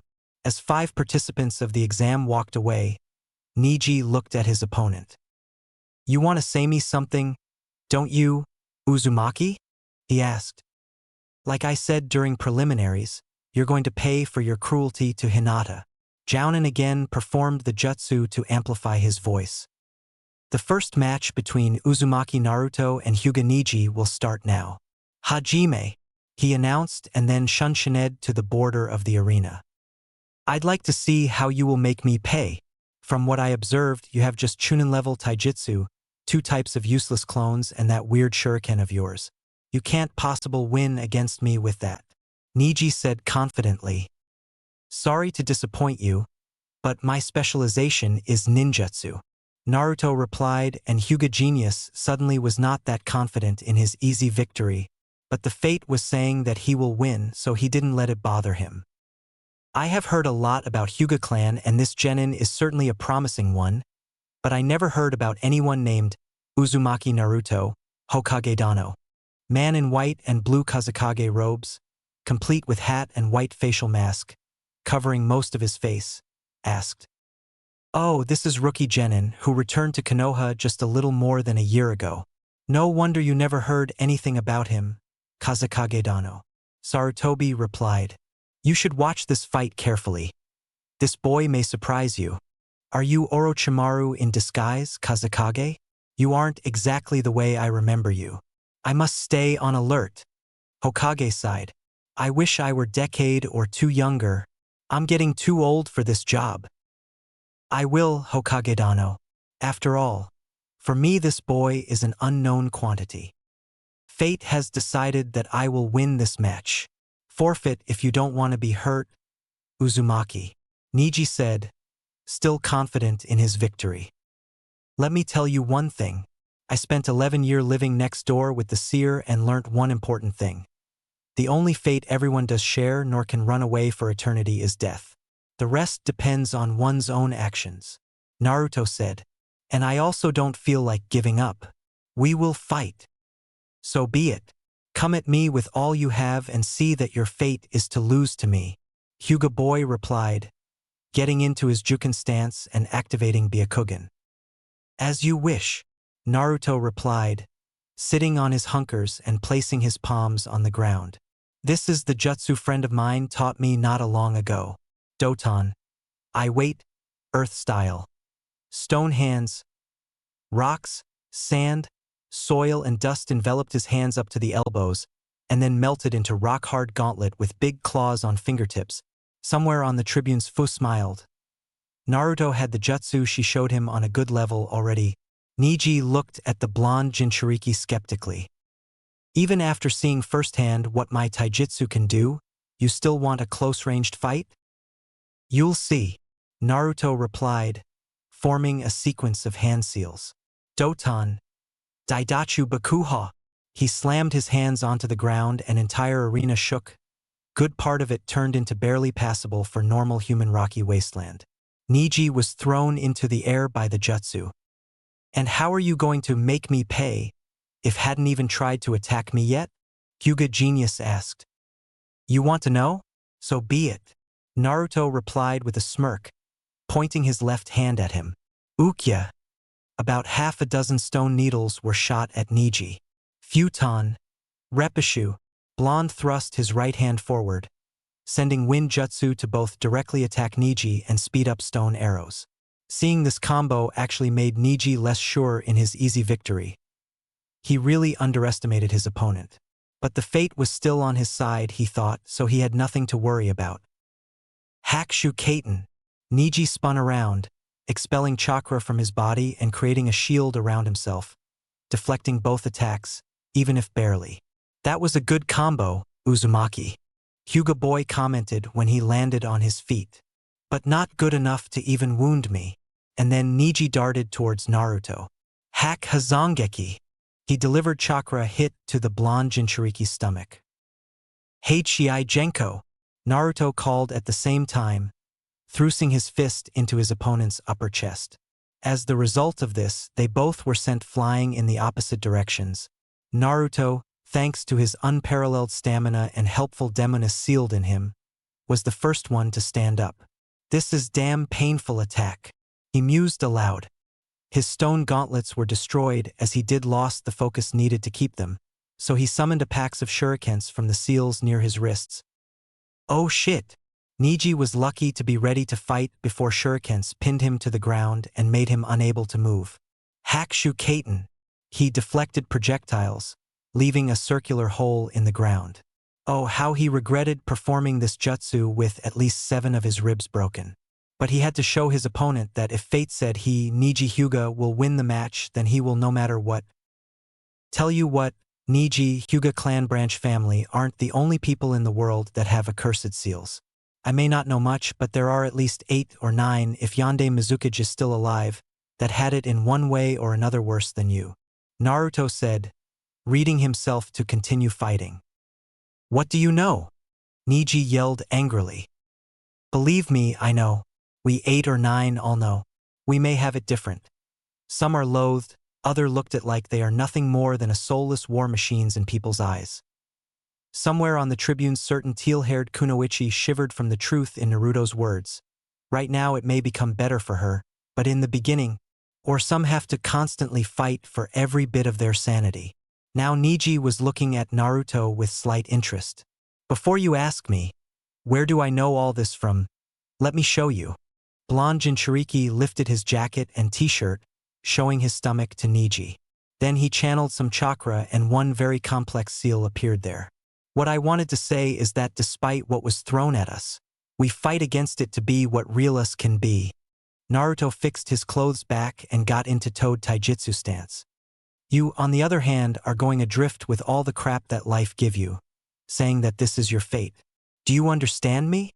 Judging by the face of Hyuga Genius, which was showing great mental work, Niji understood. But we still have a fight to do, don't we? Yes, we do. White-eyed boy replied before darting towards his opponents. This time Naruto, knowing how much damage Hyuga's hit can deal, opted for catching both Niji's hands. But he still did the very same mistake Niji did in the beginning of the fight. He underestimated his opponent, which resulted in him being kneed to his stomach. While the hit was strong, it was nowhere strong enough to give Niji significant advantage in the fight. Naruto was back on his feet and ready to fight before Hyuga Genius could attack him again. And here I thought that Juken users don't attack with their legs. Naruto muttered under his breath. Still, Niji heard him. As you said, one should fight against what life throws at him. So if you thought that I can attack you with my hands only, then I just have to use something else to gain upper hand in the fight. Niji said with a smirk. Good. Looks like you are finally using your head in a right direction. Blonde Jinchuriki replied with a smile. Now, let's see for real who of us two is stronger. Hyuga nodded. Futon, de Tapa. Naruto fired his attack from almost point blank. Hakushu Kaiten. Niji again protected himself with his family jutsu. Both of them were sent skidding back from the backlash of the jutsu colliding. Hyuga Boy threw 3 shuriken at his opponent, but Naruto easily evaded them, flashing through hand seals for his next jutsu at the same time. Doton, Yomi Numa, as blonde Jinchuriki slammed his hands onto the ground. Part of the arena turned into muddy swamp with stones, and one caught off guard Niji Hyuga sinking in it. Dark-haired boy pushed a lot of chakra into his feet to free himself from the swamp. Heichii Genko. The fact that he was trying to free himself, however, didn't mean that Naruto would wait until he is done to attack again. As Niji, that was sent flying into the rock, blonde shinobi cancelled his swamp of the underworld jutsu and started running through hand seals for another. Doton. Kamaryu no Hitoya. As soon as Naruto finished his jutsu, Niji found himself caught and completely immobilized by the jaws of Stone Dragon Head. He tried to destroy the stone by expelling his chakra, but failed as the dragon was powered by Naruto's chakra and seemed to be indestructible for him. After waiting for 30 seconds, Genma appeared in front of Naruto and Niji. As Hyuga Niji is unable to continue fighting, winner of the first match is Uzumaki Naruto.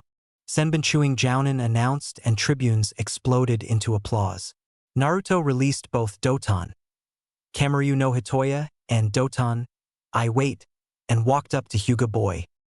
You should go see the doctor. I certainly did quite a damage on you, especially your ribs. Niji nodded, fully agreeing with the blonde. Do you need my help? I can walk on my own, was Niji's reply. Now I can finally understand what you meant, Uzumaki.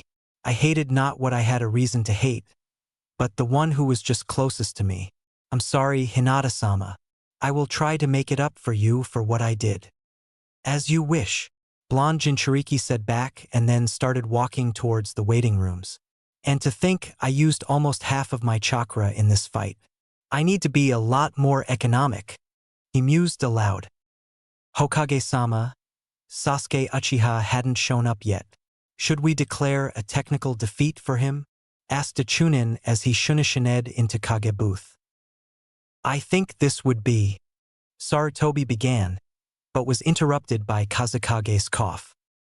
Hokage Dano, I want to ask you a personal favor.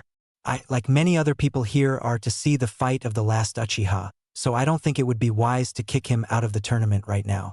Please, postpone the match. Leader of the Hidden Sand said. Sandaime Hokage sighed tiredly. Though this goes again the exam rule everyone is equal. I think you are right, Kazekage Dano. We should postpone this match. But if Sasuke Uchiha doesn't show up when the first round of fights is over, he will get technical defeat. Old man said. I think this would be fair, Hokage Dano. Kazekage said with a nod.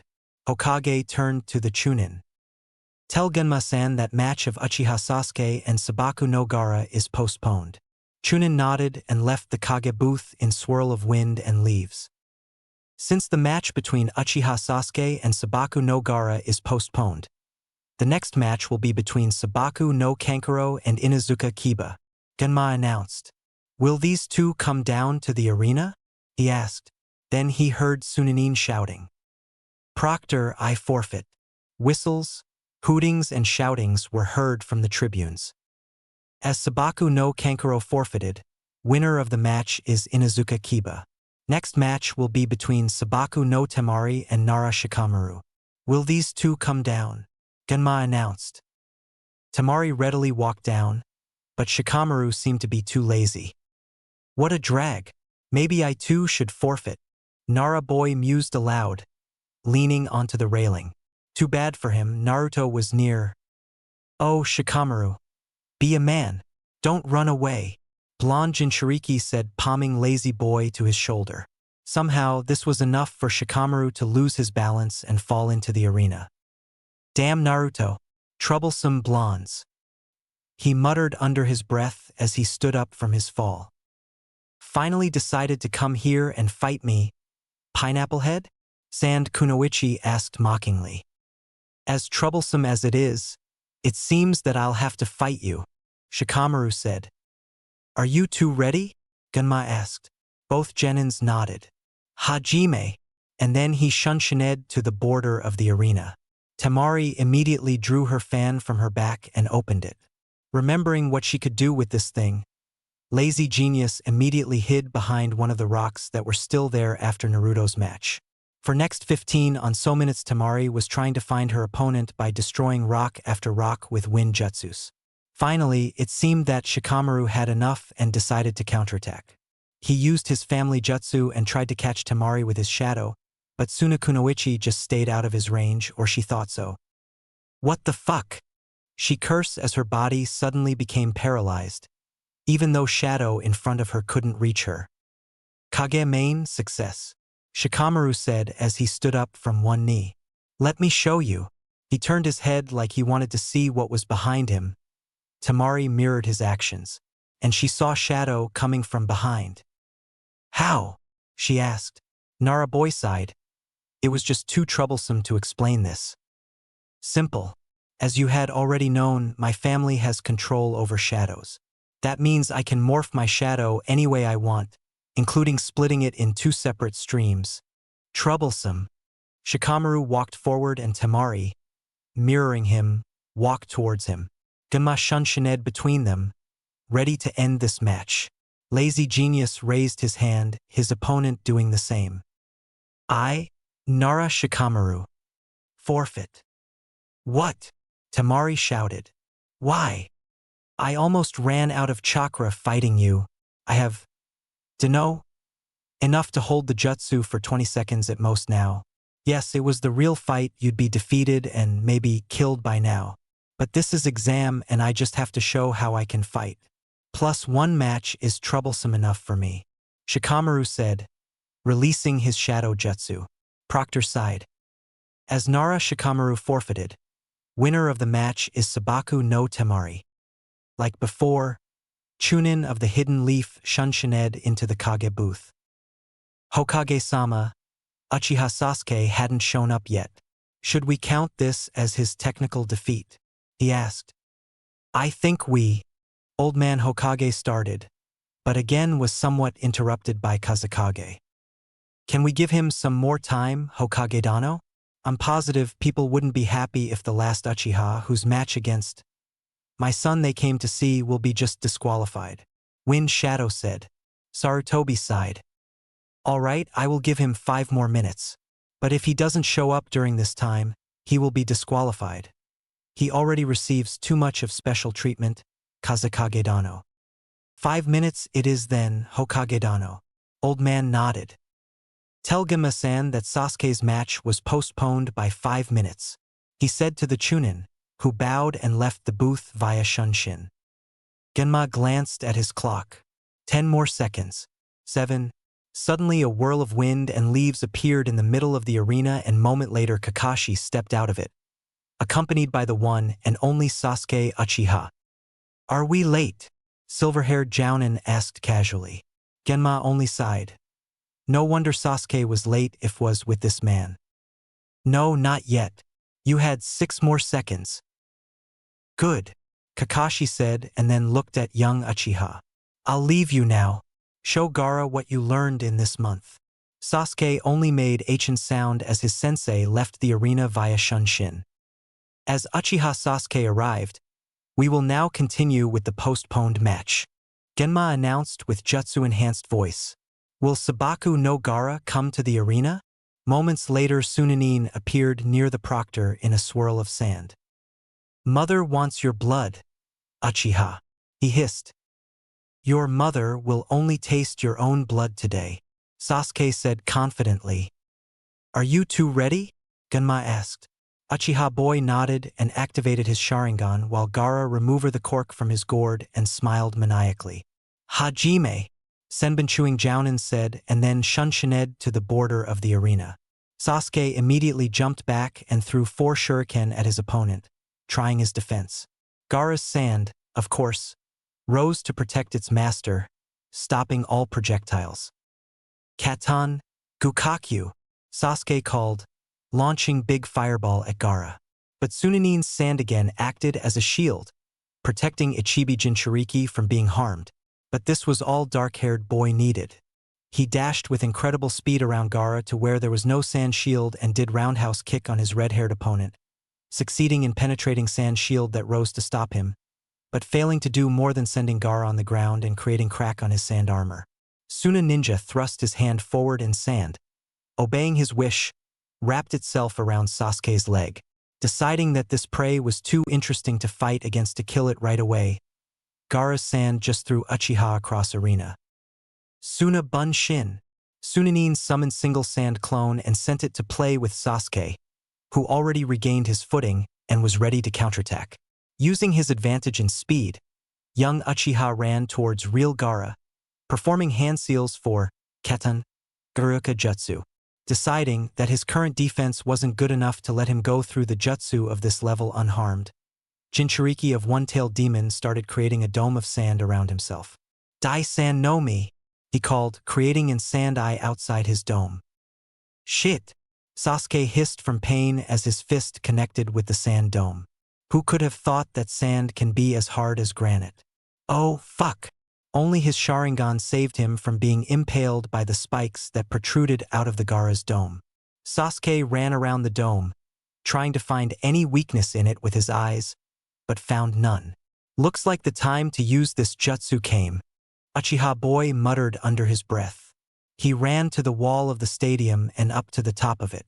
There he concentrated to gather needed chakra and then did 3 hand seals. Chidori, he called as lightning lit up in his left hand. As soon as jutsu reached its peak power, Sasuke ran towards Gaara's dome faster than anyone ever saw him, leaving a trench, created by Chidori, after him. As he came near the dome, sand spikes again tried to impale him, but he dodged them all and finally thrust his jutsu into the dome, successfully penetrating Gaara's ultimate defense and managing to wound Suna Ninja. There was blood-freezing yowl coming from inside the dome. Fearing whatever was inside Sand's semi-sphere, Sasuke tried to pull his hand out, but found out that Sand was holding it. Uchiha reactivated Chidori and freed himself, immediately forced to jump back as far as possible to dodge enormous sand-gray monster hand coming from inside the sphere that tried to catch him. As it failed to do so, it retracted back into the dome, which shattered and fell apart, revealing completely crazy Gaara, thankfully barely standing, with deep wound on his left shoulder. Time to start our little show, certain Snake Sanin thought, giving Soundless the signal to sound as well as Sand Forces to start the invasion. Smoke grenade exploded in the Kage booth, and at the same time everyone on the tribunes saw white feathers falling, forcing them to fall asleep. Though most if not all shinobi were able to break the illusion, this took some time from them and gave attacking forces small advantage. Seeing their brother and the ace of the operation hurt, Temari and Kankuro jumped down onto the ground of the arena and ran towards Gaara. No one even attempted to stop them as everyone down there was already busy fighting. We should take him away from here for some time.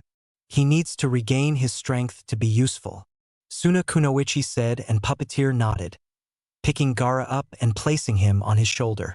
Then trio of Sand siblings dashed away from the stadium. Chapter 9. Invasion. Two Sound Chunin in a heavy armoring watched as teal-haired Kunoichi with Waterfall Hydeate dealt with an attacker. That bitch! She killed Sirisan. I'll rip her apart, one of them shouted, ready to attack the girl. No, she's too hot to be killed that easy. I say we capture her and have some fun first, another added. The first Odanin stopped and thought for a second. I like your plan more. Let's go get this bitch for ourselves. And the two dashed forward with kunai in their hands, aiming for the girl's shoulders to render her arms useless. But the Kunoichi easily ducked under their attack and planted her fists into men's guts. The Sound Nins did several clumsy steps back, but that was all Fu's attack did. You bitch! One of the men tried to attack again, only to have the Kunoichi's foot connected with his chin. With a sick, audible crack, his neck was broken. Fu looked at the other man, her eyes becoming even more feral. Dust that was in the air suddenly was pulled towards her outstretched right hand and formed something like a gauntlet with 2-foot-long blades on it. Doton, I wait, the Kunoichi whispered in an evil manner, slowly advancing towards her enemy, whom she held frozen in fear with her killing intent. Without even looking, Fu blocked a pair of kunai that came in her direction somewhere from other sections of the stadium. Finally, she was just a step from the Otonin. Fool. Leaf and its allies will never be taken over by scum like you. Next second, two dust-made blades went through the man's heart. Full looked around. This section was clear of any enemies for the time being, but in the next section were 3 Konoha Chunin fighting a losing battle against 4 Sunajounin. Nodding to herself, the Shichibi Jinchuriki headed there to lend a helping hand. Sasuke Uchiha, I give you an A-rank mission, Genma said, dodging a kunai from a Sunajounin named Baki. You are to stop Sabaku no Gaara. The dark-haired boy immediately agreed. Finally, he was given a mission an elite like him should be doing. Hi! With that, Sasuke dashed in the same direction where the Sand siblings ran not a minute ago, but moment later he was forced to stop as Baki appeared in front of him. You ain't going anywhere, Leaf Boy. But before the man could do anything to Sasuke, Genma assaulted him with a barrage of shuriken. Run! Nodding to the Jounin, the last Uchiha of the Hidden Leaf continued carrying out his mission. Naruto and Shikamaru quickly ran towards the section where Kakashi was. They found the silver-haired Jounin defending several genins and knocked out by the Genjutsu civilians alongside the Konoha Green Beast Madogai. What will our mission be? Naruto asked, ignoring Nara Boy's whine of troublesome. Kakashi was ready to send them to help with the evacuation of civilians when he spotted Sasuke running away from the stadium and after the Sand Trio. You too, along with Sakura. The pink-haired Kunoichi blushed a bit. We'll do an A-rank mission. You must stop Uchiha Sasuke. The Kapinin turned to Guy and Green Beast nodded. I'll summon Pakin for you to follow Sasuke's trail. Don't, Kakashi-sensei. You'll need all the chakra you have. Naruto stopped him. Sasuke is going after Gaara, isn't he? I have someone who can trail chakra, or Yoki signature, and Gaara right now is in no form to perform high-level cloning jutsus. Kakashi nodded and the Kyuubi Jinchuriki bit his finger to draw some blood and quickly ran through 4 hand seals. Kuchios! In a cloud of white smoke gray, a pigeon-sized toad appeared, with a strange metallic device on its back and complex goggles on its forehead. Ah, Naruto-kun, what do you want? The toad asked. Good afternoon, Gamasora. I need you to trail the Ichibi's Yoki. It's very important. The toad moved its goggles onto its eyes and several seals on them began glowing dim blue. Yeah, I can see it. Follow me. Gamasora jumped into the air and 2 bat-like wings appeared from the device on his back. Wind-based chakra flowed into the wings and sustained the toad in the air. Oh, wait a sec. How will I get past those? The toad pointed at the fighting shinobi on the arena floor. The problem was solved a moment later when Guy sent Pora Otonin through the wall. The 3 ninja and the toad exited the stadium through this hole and started carrying out their mission. Before the smoke from the grenade dissipated, the Sandaime Hokage of Konohagakure no Sato found himself on the roof with a kunai held to his neck by Orochimaru, who was impersonating the Kazekage. Quickly performing seal-less substitution, Sarutobi appeared behind his traitorous student. Just a moment before his throat would have been slitted. Orochimaru looked at the mud that was his sensei moments ago and turned around to face the Hokage, already in his battle robes. Deciding there was no more need for the masquerade, the snake Sannin too threw away his Kage robes. You're still not rusty, Sarutobi-sensei, but it doesn't matter. Konoha will be mine today. Kukuku, you will die by my hand. Orochimaru gave a sign and 4 Oto-jounin appeared near the edges of the roof. Shishiinjin, the 4 formed rectangular barrier of purple fire around the roof, preventing anyone from joining the fight between Orochimaru and Sarutobi Hiruzen. Moment later, the sound 4 created smaller barriers around themselves so that Hokage won't disrupt their jutsu. Clever. But you forgot one thing, my lost student, Sandaime Hokage said, flashing through hand seals. Doton, Doryu Taiga. A river of mud formed in front of him and tried to wash Snake Sannin away into firewall. Orochimaru, of course, got away from death by Kawarimianji himself with a roof tile. Sanaijishu, for thick snakes flew from his sleeve intent to kill Old Man Hokage. But Sarutobi, even at his 68 years, was still a Kage-level ninja. Katan, Karyuden. The snakes were turned into ashes by the violent fire. The traitorous Sannin evaded the flames and tried to perform Futon de Tapa, but was forced to Kawarimi away from roof tiles turned into shuriken that were sent in his direction. Deciding that he needed to advance to the next level of the fight, Orochimaru bit his finger and spread some blood across the tattoo on his arm. In a cloud of smoke, a 70-foot-long snake appeared. Yes, this will give him enough time to prepare his next attack. Naruto and Sakura were running through the treetops, following Gamasora, trying to reach Sasuke in time. Judging by the sounds they were hearing, he had already engaged Gaara in a battle.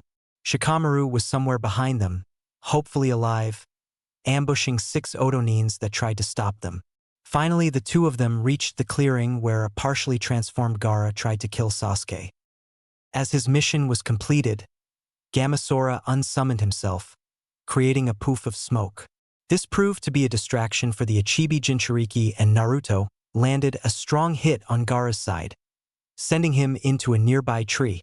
Of course, the sand protected its master from the most of damage. "Run!" Naruto yelled to Sakura, who landed by Sasuke's side. "I will fight him." "Stupid dobe. I couldn't land a good hit on him. How can you possibly do anything to him?" the Uchiha yelled. "And I don't need your help. I can fight." He tried to stand up, but his body had other plans and didn't move quite as well. At this time, Gaara came back into the fight. Suna Shuriken. A hail of sand projectiles was shot from his sand body in the direction of the 3 Konoha Genins. Kage Bushin. Several shadow clones popped into the existence, creating a wall in front of the members of the Team 7. "I said run," Naruto yelled. Sakura nodded and picked Sasuke up, before disappearing into the canopy. "My prey," Gaara shouted in a demonic voice. "I will kill you." There was another barrage of sand shuriken aimed at the blonde shinobi, but Naruto Kawarimi'd away from them. "I will fucking kill you." The crazy Jinchuriki stretched his sand-made demonic arm and swung it, crushing all nearby trees and barely missing his current target. Naruto reached into his pouch and took out a strange-looking containment seal from it. Then he tied it to a kunai and threw the kunai high into the air. Not too far away, both Sasuke and Sakura, along with Temari, wondered what he was trying to accomplish by this move. Naruto did a single hand sign, and there was a large cloud of smoke in place of that seal, with 100 or so kunai falling down, each with a bunch of activated explosive tags attached. The Kyuubi Jinchuriki jumped away from the clearing and watched as the kunai fell down.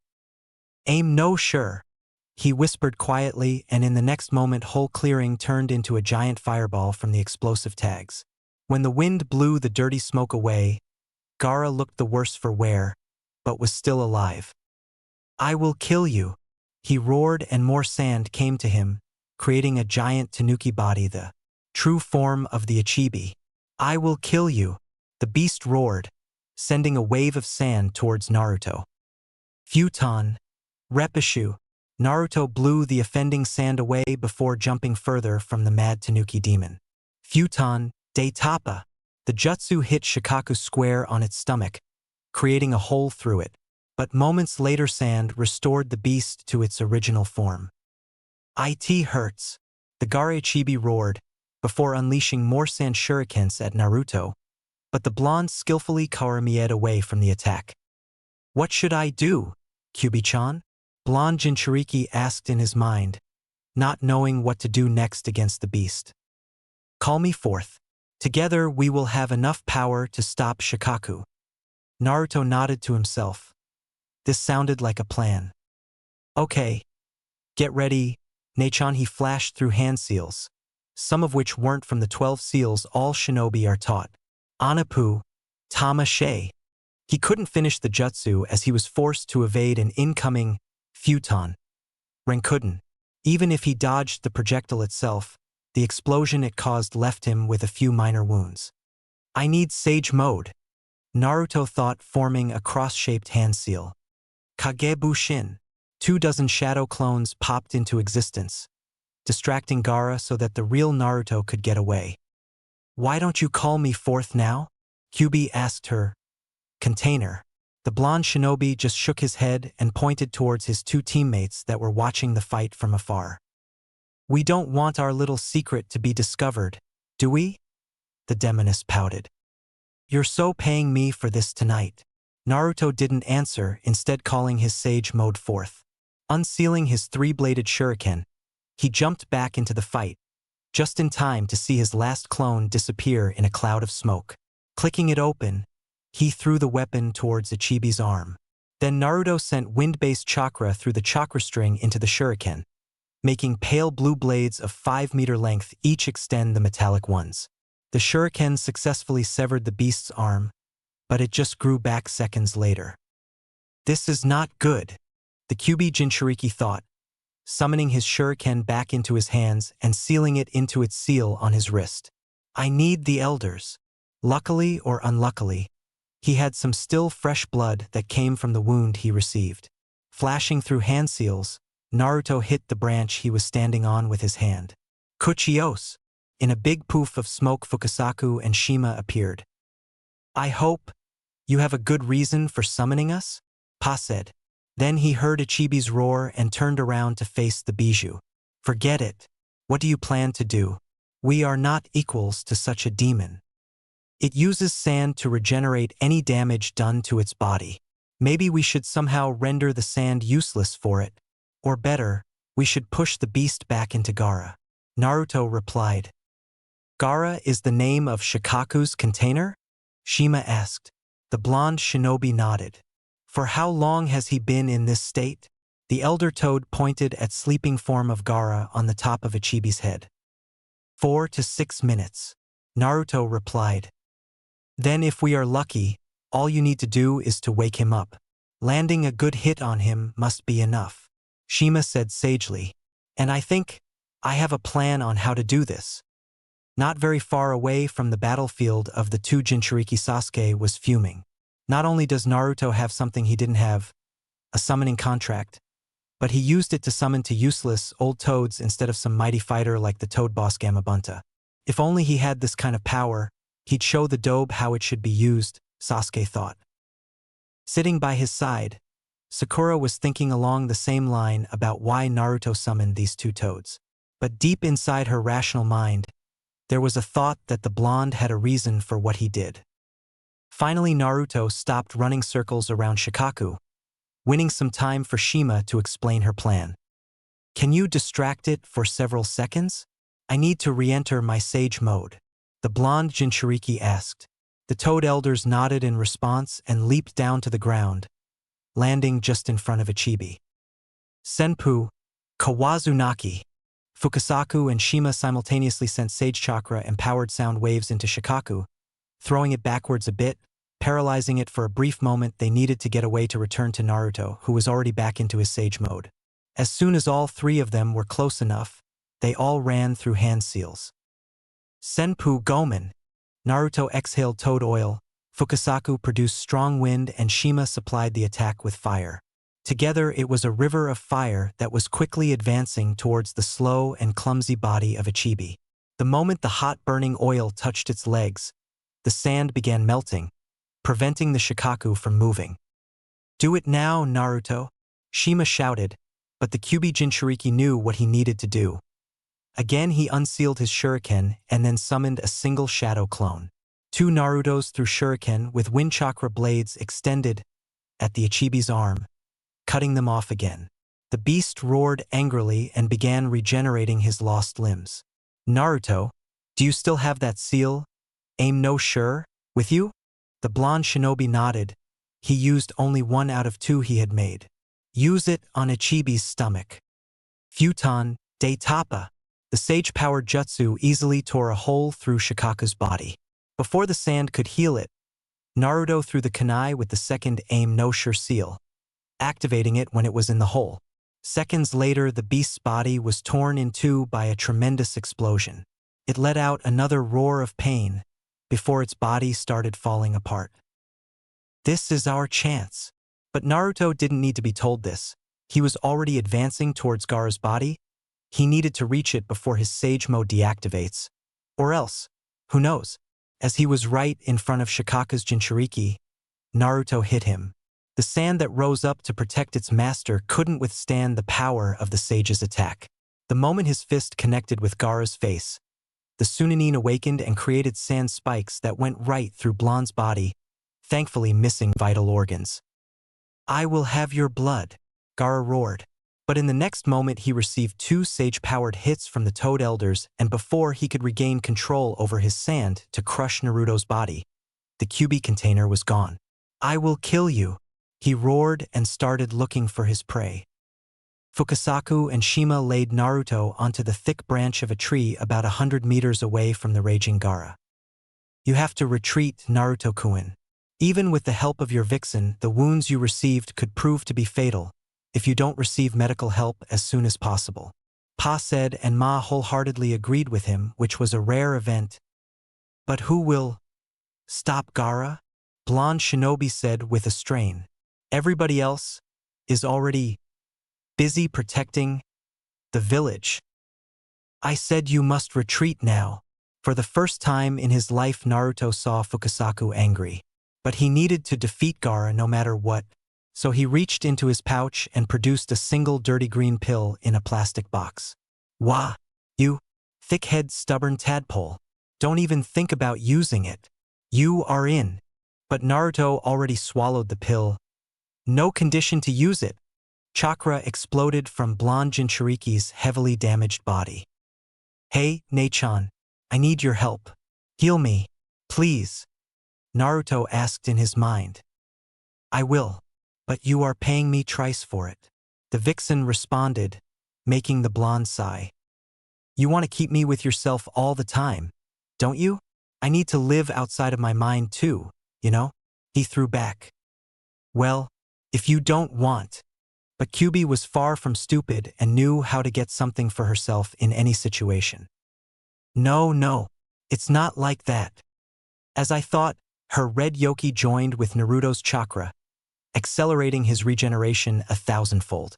Bleeding holes in his body, where the sand spikes hit him, began closing, the blood he lost was replenished, and broken bones were knitted back together, while Gaara now knew where his prey was. Thanks to the yoki spike, the Toad Elders kept him away from it, sending him flying away with their Kawazunaki each time he got too close to Naruto. Finally, almost 7 minutes later, a malnourished-looking Naruto sat up weakly. All his injuries were healed, but it left his body incredibly weak. This was the price for regeneration. And immediately the Toad Elders began ranting about how stupid he was. "What were you thinking? You could have died." But the blonde Jinchuriki tuned them out and began collecting natural energy to enter his sage mode one more time. When Fukasaku noticed it, it was too late to stop the stubborn blonde. He was already heading towards Gaara. The Ichibi Jinchuriki looked at Naruto, not really understanding how this boy was standing, and even more, how he is ready to engage him in a fight again. "Your blood will be the best proof of my existence, Naruto Uzumaki," Gaara said with his demonic voice. Although he wasn't showing it, he was tired from the fight. If this Uzumaki boy had at least one more ace in his sleeve, he might lose the fight for the first time in his life. He was afraid of the Kyubi Jinchuriki. Naruto looked at him with determination to win, trying to stand levelly on his legs. "I will defeat you." Then the blonde shinobi flashed through hand seals. Futon, Repushu. Sand rose up to protect Gaara from the attack, but made him lose Naruto from his sight. And the Kyubi Jinchuriki did disappear from his sight. 1 second, another, and one more. There was neither any sign of the incoming attack nor any sign of the blonde himself. Then suddenly Gaara felt himself pulled under the ground till only his head wasn't below the surface. Several moments later Naruto rose from the earth, like it was water. Concentrating on his prey, Gaara sent his sand towards him, only to receive a yoki and chakra suppression seal on his forehead. Gaara tried to continue fighting, but found he was unable to do so. "Why? Why are you so strong?" He almost yelled at the blonde, who seemed to be standing only by his sheer willpower. "What you fighting for?" Naruto asked back. "I fight and always have fought for myself," Gaara replied in a cold voice, but he was interrupted. That is the reason. When you fight just for yourself, you have no need to go past your limits. When you fight for something or someone precious to you, you will do anything to protect them. Naruto said, almost falling down. Thankfully, a tree trunk was close to him and he could lean on it. I have nothing precious to me besides myself, the Ichibi Jinchuriki replied. And I have no one to fight for except for but myself. What about your brother and sister? The blonde shinobi countered. Sure, they are afraid of you, but still they see you as their brother. This made Gaara think a bit, but it didn't seem to change his opinion. They hate me, he replied coldly. Are you sure? Maybe you should ask them yourself, Naruto said without looking around. Just a second later, Kankuro and Temari appeared by their brother's side, looking angrily at the Kyuubi Jinchuriki. He looked back at them. Hey! Someone needed to put some sense into him. The Suna Kunoichi was still glaring at him. If you did something to my Otuto, she began, but Naruto cut her off. He is fine. His sand is the strongest and most annoying defense I ever came across. Thankfully, it doesn't treat suppression seals like a threat. Gaara looked at his sister. You're defending me? Temari smiled warily. Who else is my Otuto there? Naruto used this to prove his position more. See? Just keep your tanuki at bay and at least 2 people will love you. You're very lonely, aren't you? Gaara thought for some time. Then he nodded. All the time completely ignoring Kankuro's yells about not adding him to the list of Gaara's friends without his approval. I see. Temari, Kankuro, free me. Then we are heading back to Suna. 3 minutes later, the sand trio was ready to go home. I will remember you, Uzumaki. Then Gaara did something that neither of his siblings expected him to do ever again. Gaara said, thank you. Still unable to move properly because of chakra and Chidori overuse, Sasuke with a scowl on his face watched as Gaara left the battlefield. He failed his mission.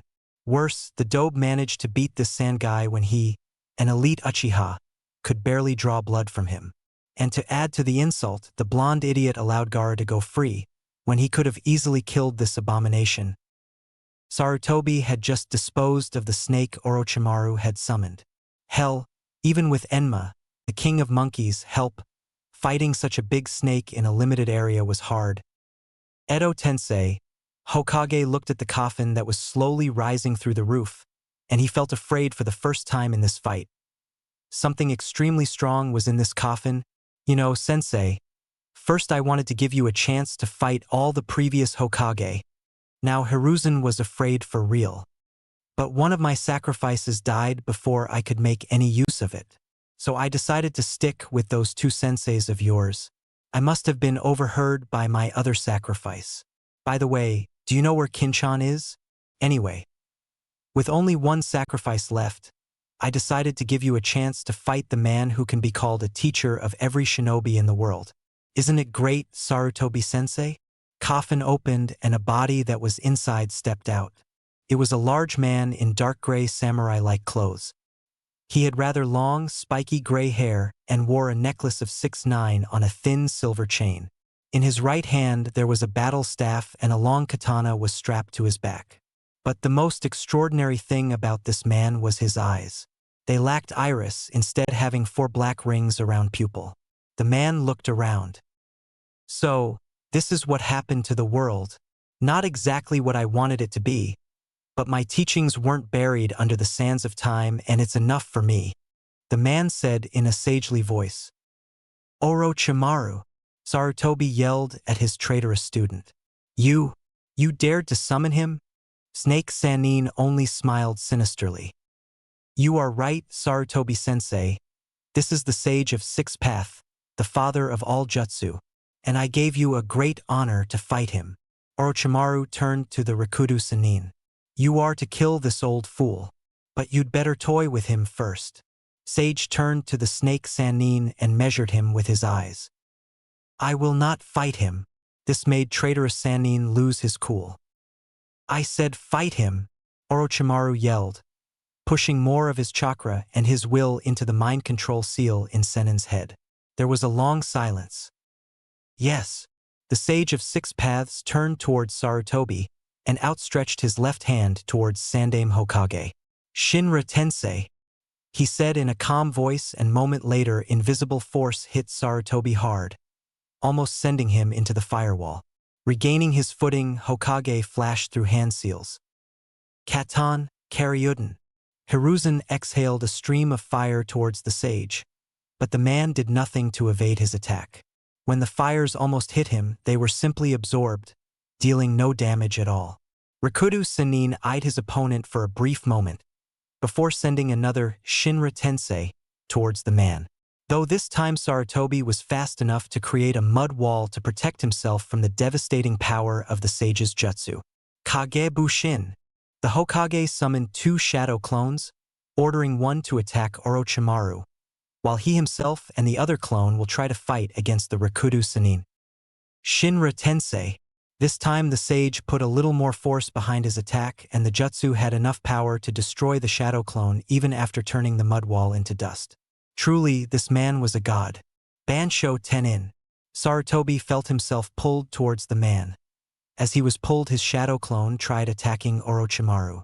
2 Hiruzens hit each other and the cloned one was destroyed. But being close to the Sage of Six Path allowed Sandaime to place an explosive tag on the man's stomach. Shinra Tensei.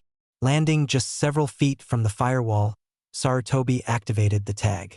An explosion completely destroyed the lower part of Rikudo Sannin's body, but just a second later it began restoring itself. So, physical damage will do nothing. Looks like I will be forced to do that jutsu. Before Hiruzen could continue on his train of thoughts, he again felt the pull of Bansho Tenin and used a chain to hold himself in a place. Who knows what the Rikudo Sannin can do? But the sage tripled the force he was using and Sarutobi's old body couldn't withstand it. The Hokage's left arm was torn away. But something happened to the sage too. Where am I? What is going on? It looked like seeing the blood made Rikudo Sannin overcome the effects of the mind-controlling seal Orochimaru placed in his head. Why did you stop? I ordered you to kill this man, Sannin yelled. Unfortunately for him, the sage didn't want to work with him, but before he could unleash the full power of Shinra Tensei at the snake Sannin, there was explosion in the sage's head. The man's body didn't restore itself this time. Stupid Sannin, Orochimaru cursed the man. Thank God I placed an explosive tag as a safeguard in his head. The traitorous Sannin glared at Hiruzen. Kukuku, you won this round, but what will you do next? Now that you have only one arm, Sarutobi-sensei. Then Orochimaru proceeded to summon the Kusanagi sword from his stomach. Sandaime Hokage answered by elongating the staff that was a hinged enma. Fo heard the second explosion on the roof behind the firewall. Looking up, she saw the man she hated most for what he did to her village. After all, only Orochimaru was insane enough to create those beasts he unleashed at Hidden Waterfall. And seeing the condition Sandaime Hokage was in, Shichibi Jinchuriki had to admit that the old man was losing the battle. Sarutobi Hiruzen needed help, but that damned firewall prevented anyone from interfering with the battle. Or did it? Fo quickly ran through in her head what was needed to maintain a barrier. First, it needed the source of energy, but as the Sound Four was surrounded by the same firewall, taking them out was not an option. Then a barrier needed to be created on a stable surface. That's it. It was strange that no one had used this weakness of barriers to help Hokage during his fight. I can have my revenge against Orochimaru. Calling upon the power of the Seven Tails, Fo created a protective cloak of Yoki around her right hand and then slammed it into the tower, making it shake. And as the tower shook, at least 2 of Sound Four lost their footing. Thus the barrier of purple fire was no more. Fu alongside 2 ANBU squads rushed towards Orochimaru, intending to kill him, but the man was no fool and knew that now if he stayed, his chances to survive will be equal to 0. We are leaving, the snake Sannin ordered. The Jounins of the Sound Four nodded and disappeared via Shunshin. Orochimaru tried this too, but at the last moment dust blades of Fu's gauntlet pierced his liver.